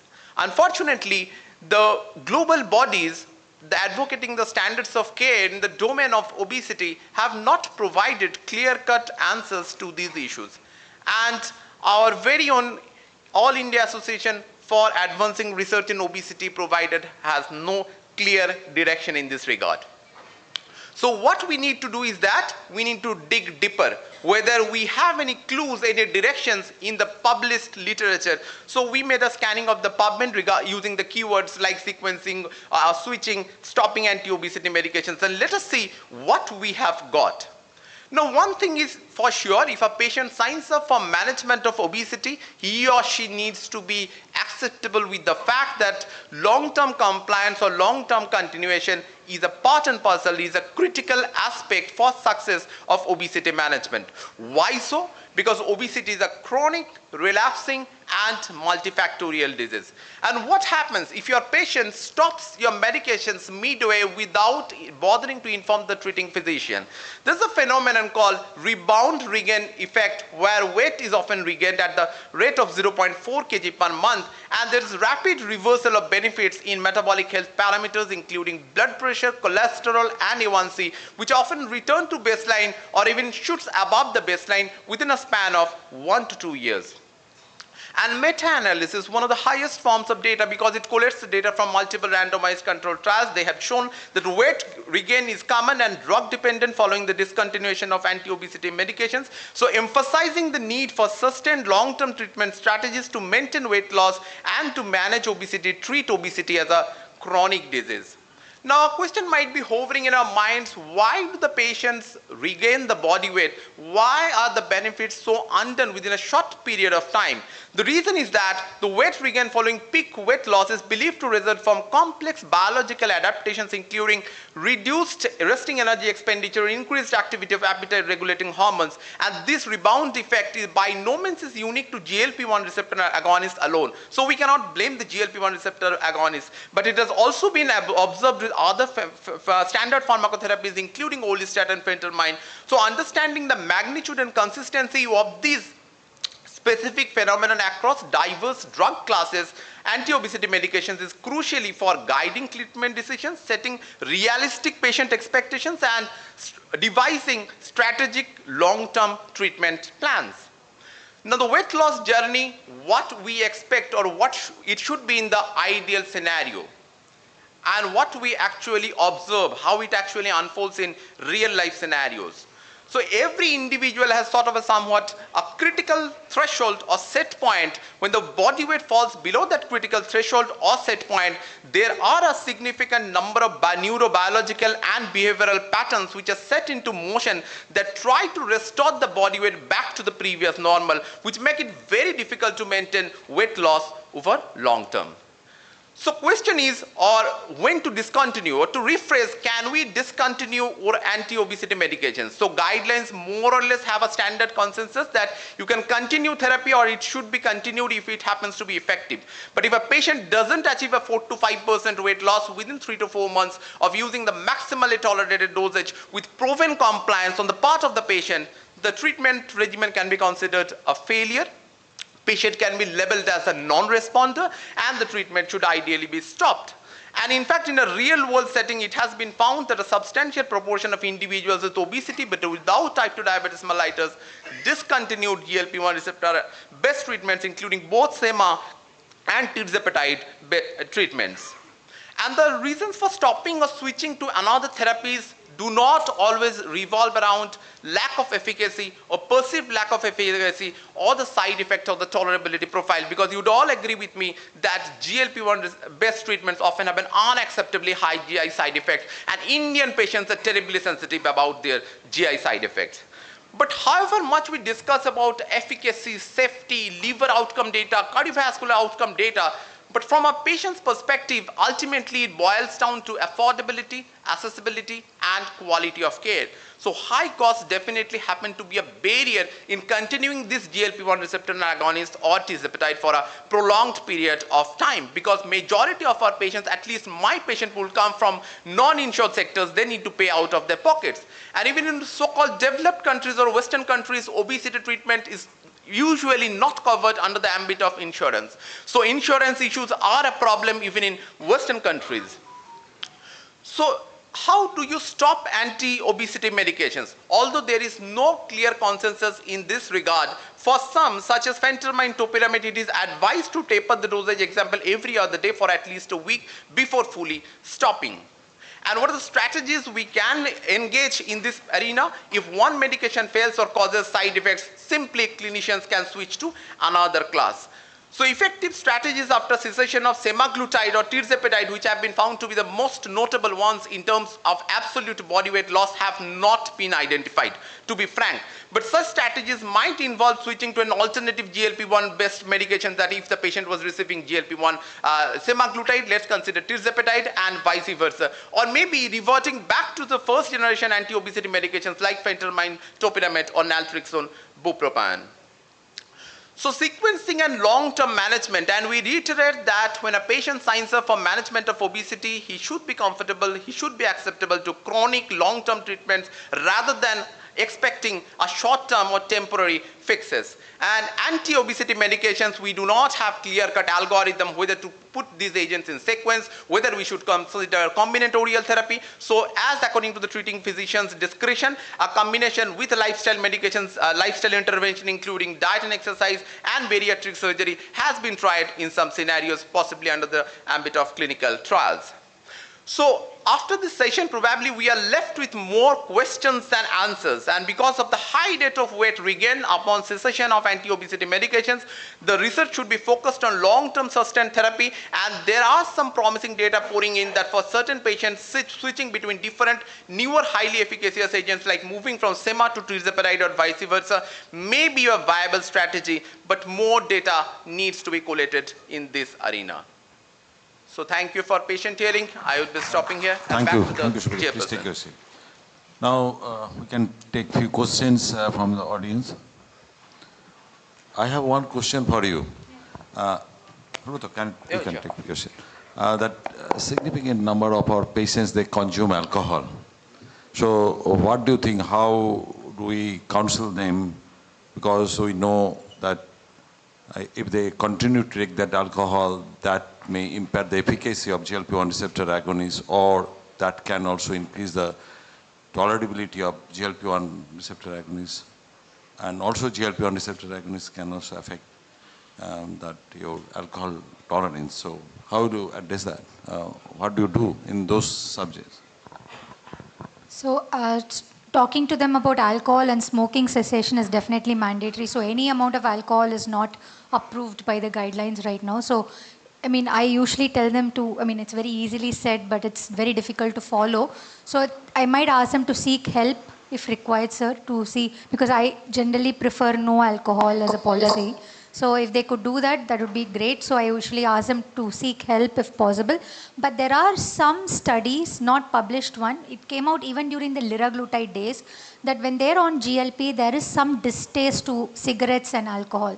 So a lot of times people, I mean, I don't know if you have seen that in your practice. So people actually tend to have less alcohol because that they have this, the hedonic eating and the pleasure eating comes down, or same is true with smoking and alcohol as well. There's data even with liraglutide about smoking cessation and how people, quit smoking. So, I mean, this is something that we need to use it for long term to see what exactly happens in practice.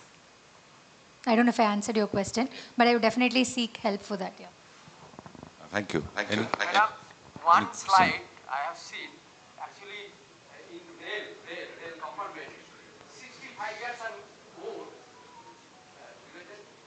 65 and more this, and here you display past year, 40 years, 5 years, 30. Should not remember. I'm glad that you're not talking to me in Bengali, sir. I would have never understood if you talked to me in Bengali, but I am glad that you didn't spoke. But in 45 years of age, Yeah. Sir, this is... Sir, I'm going to go and put this to AI, sir, because I used actually OneDrive to actually correct my slide, but your point is very valid. I shouldn't have put that for both 45 and 65. Nobody. I think I will take that off in my next presentation. That's a very valid feedback for my PPT. I will follow that. Another anti-motility, probiotic is not an anti-motility drugs. Probiotic, I usually ask them to have diet rich in probiotic foods. Sir, I generally don't use a probiotic tablet. So usually diet rich.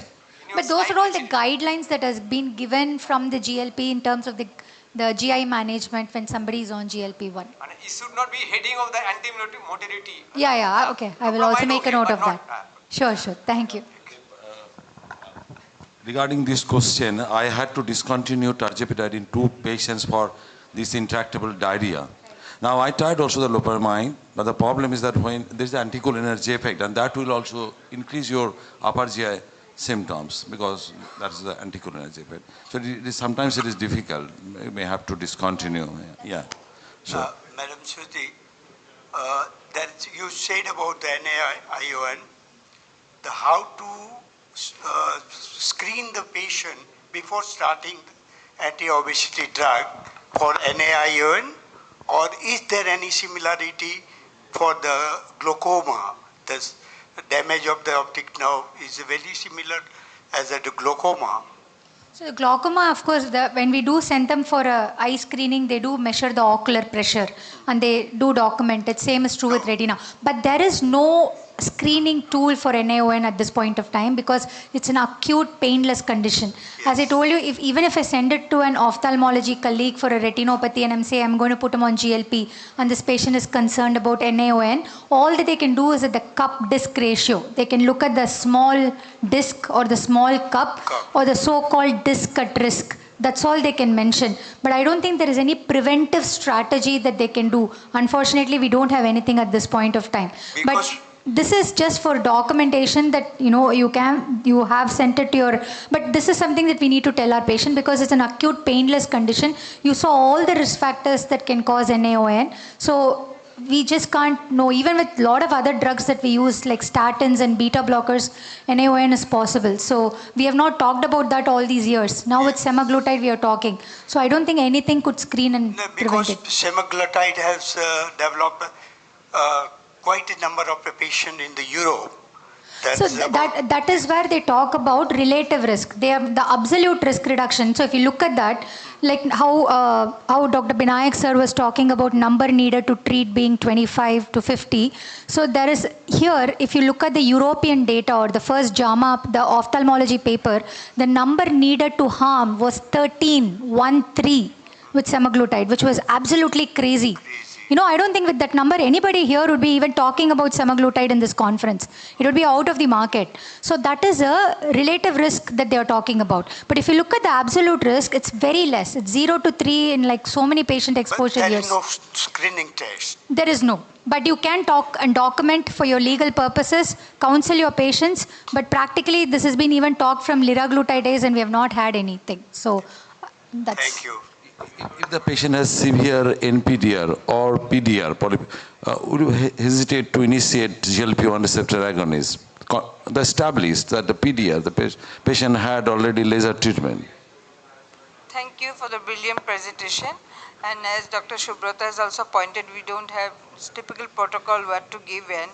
So in your experience, What are your experience regarding the oral versions versus the injectables one, regarding the side effects, the compliance rate of the patient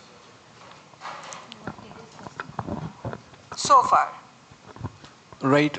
So, as I mentioned during the course of my discussion, in spite of what we discuss in a closed group environment, efficacy, safety, cardiovascular outcome data, ultimately it boils down to affordability, accessibility, and quality of life. And you would agree with me, in this part of the country, people are extremely prick sensitive.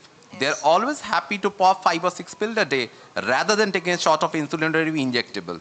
So as far as my patient pool is concerned, hands down, it's an oral anti-obesity medication, specifically the oral semaglutide, which probably has done well with majority of my patients. The rates of discontinuation with injectable sema in my patient pool is unacceptably high. So for a certain period of time, I was frustrated with injectable semaglutide for these practical issues, and probably I stuck to oral semaglutide. But again, the patients definitely had a significant amount of GI side effects. That cannot be negated, that cannot be circumvented. Does it differ in injectable and oral?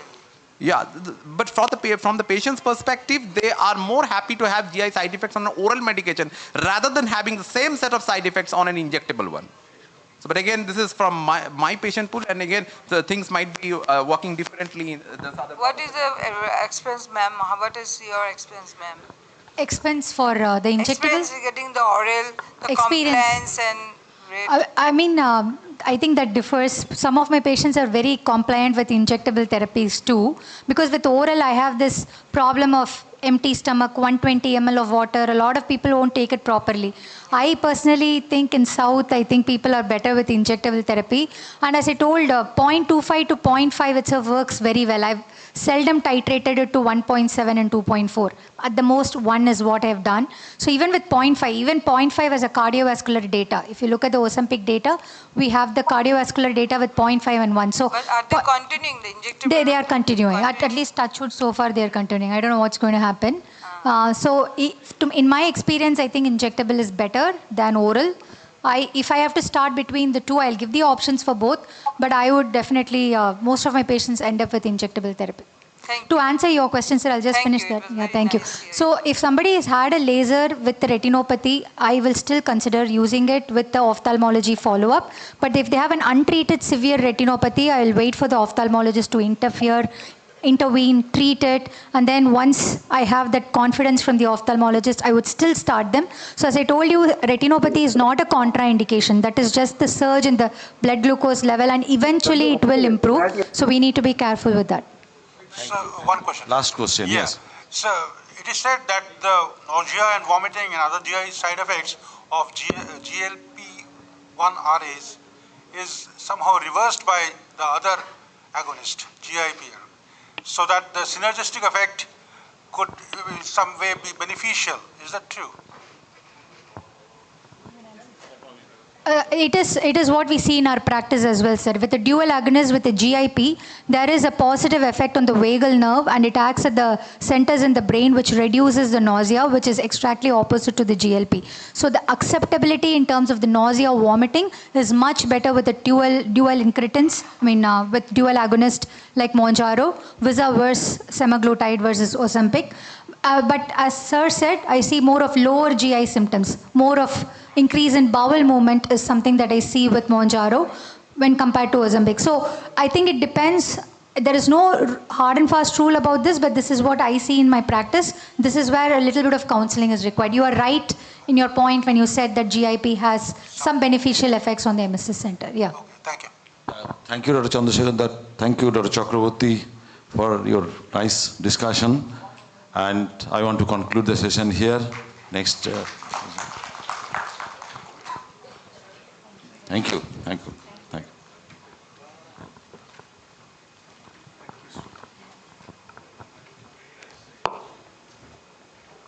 So it practically ended our conference. This is the last part, and Dr. Kovil also is caught up because of ill health in home, but is kind enough to join us online. So we have learned everything about what to do with drugs and lifestyle and everything, how to put it in practice and how to run a obesity clinic or a metabolic clinic. He already runs one, so I think it's better to hear from the horse's mouth. So over to you, Rajiv, to make us prepare our clinics and how to do good metabolic clinic practice. Teach us. Thank you, Samit and Binayak. I hope I'm audible, and my apologies for not being there because family emergencies have going on. My first day, and I'm open to questions because we all are evolving and we all are trying to find out the best bet for metabolic clinic. But my take is that metabolic medicine is very different from endocrine and is very different from diabetes practice. And metabolic medicine actually encompasses everything, whether it's obesity, MASLD, OSA, chronic kidney, asthma, everything which is affected because of any kind of non-communicable and lifestyle related problems. And that's where my whole take comes in, that in a metabolic clinic or in a metabolic center, am I audible? Yeah. So in a metabolic center or in a metabolic clinic, it goes beyond what we normally do in diabetes practice. And the whole idea is one needs to invest on our infrastructure in a metabolic clinic.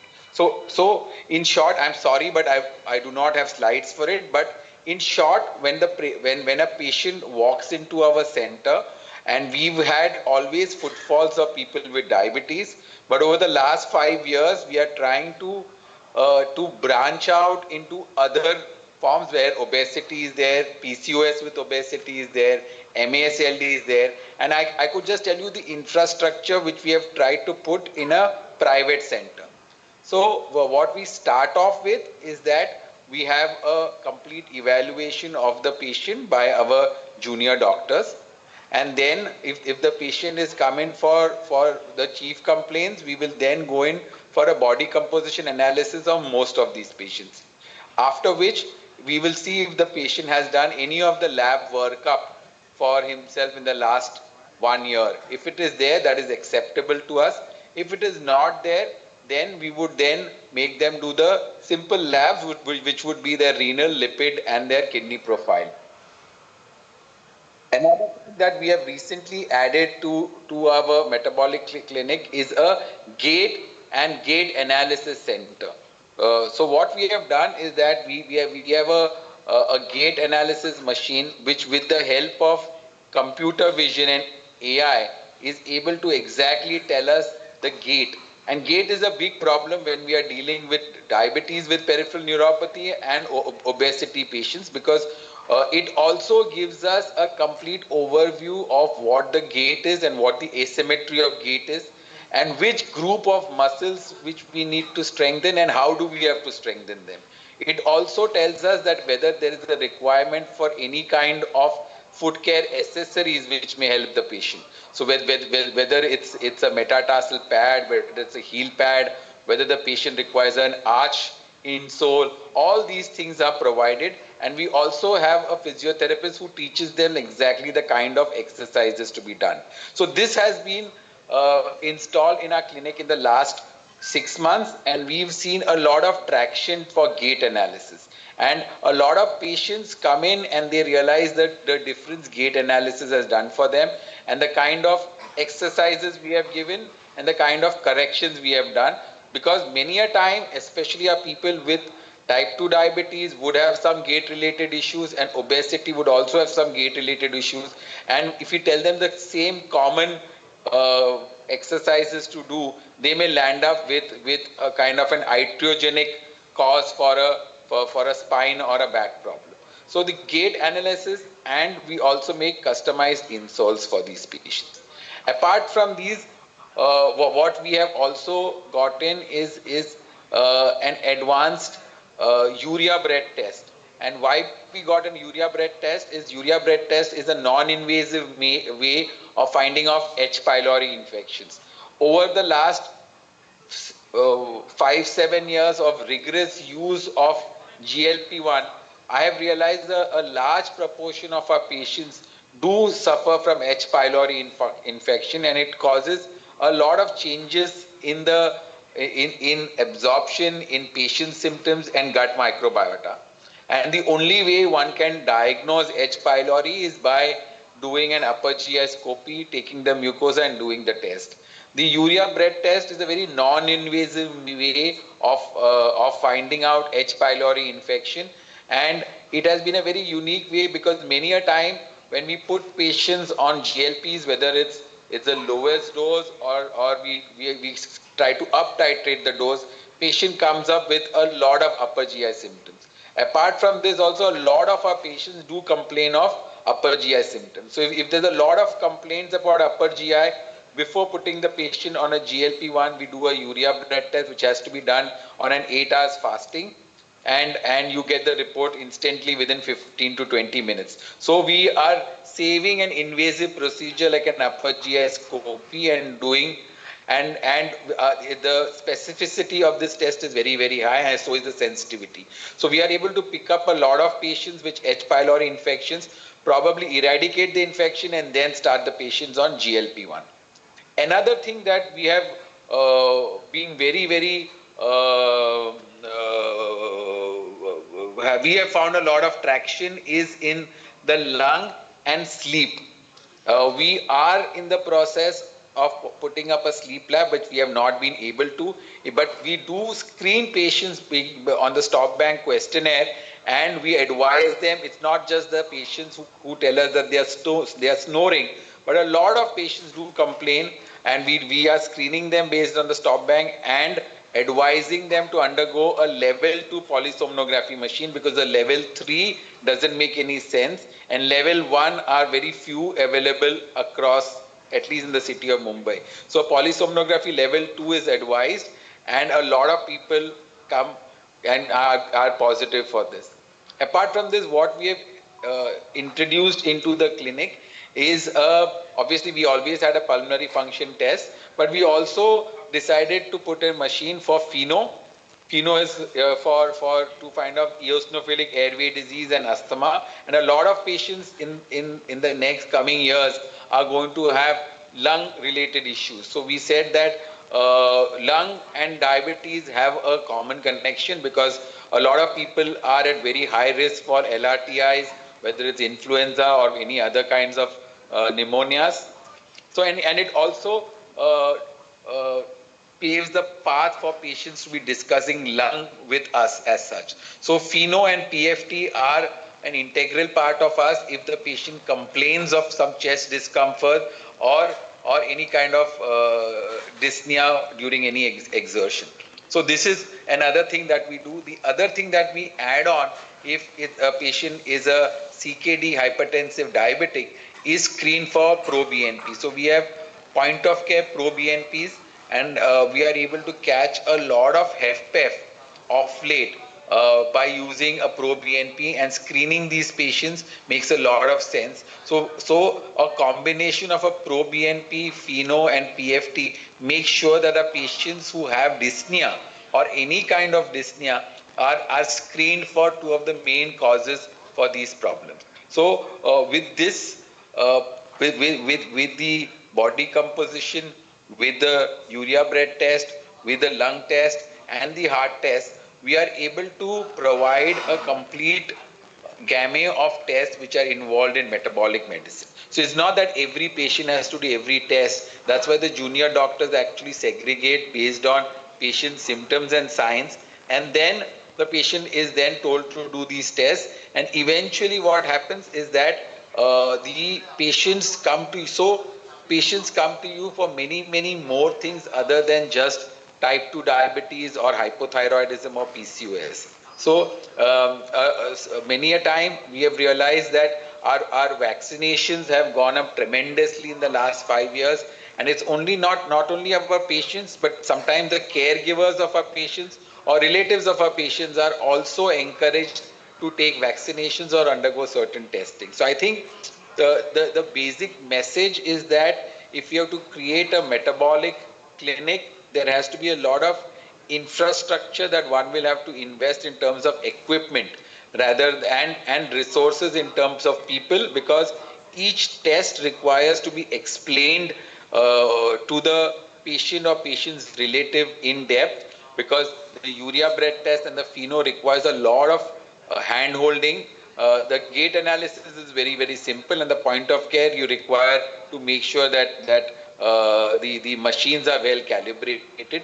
But what we have done in our clinic is that other than our nutritionists, all our front end people are also trained into collecting blood. So all of them are phlebotomists. So at each place we have 3 to 4 phlebotomists who also double up as reception staff. So we have a lot of people to draw blood, and that is something that I would encourage. Secondly, also the newest thing that I have put in is a CBC analyzer, which is again point of care using a finger prick. Again, CBC can be can tell us a whole array of disorders by just going to the CBC. So the whole idea is that it's a one-stop shop for all solutions or all issues related to metabolic issues and metabolic medicine, and we can probably expand up our practice and also engage patients in a more meaningful way. The whole idea is that today we are able to engage patients in a more meaningful way and also enrich our practice in a more meaningful way. So it's no longer HbA1c and lipids. In order to make a lifestyle and a metabolic clinic, I think the infrastructure needs to go up, and it's not a lot of investments to be done. There's not, so don't invest on the place, invest on equipments, and patients are today ready to actually accept technology and AI in their diagnosis and as well as in their treatment. With this, I will end, and if Binayak or people listening to me have any kind of questions for me, I'm open to answer them.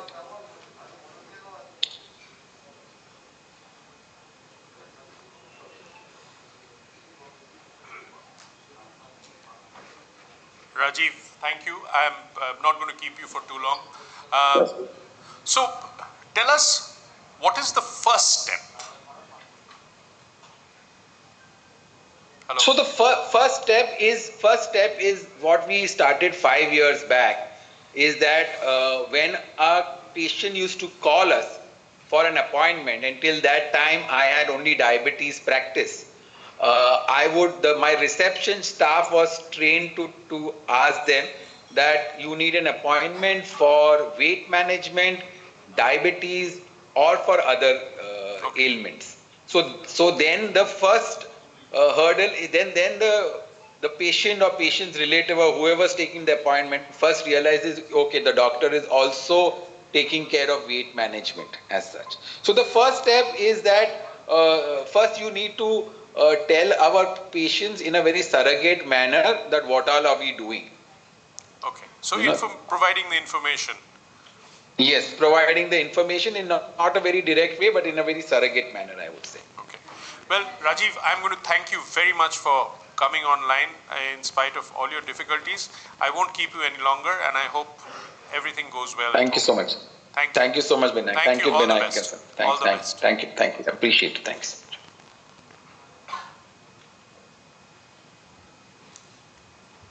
Recording stopped. Thank you. So we'll be concluding our sessions. Just a few formalities.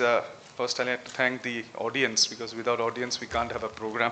I'm very happy to have interactive audience this time. Yes, last night and even today, a lot of questions were there. That's very good.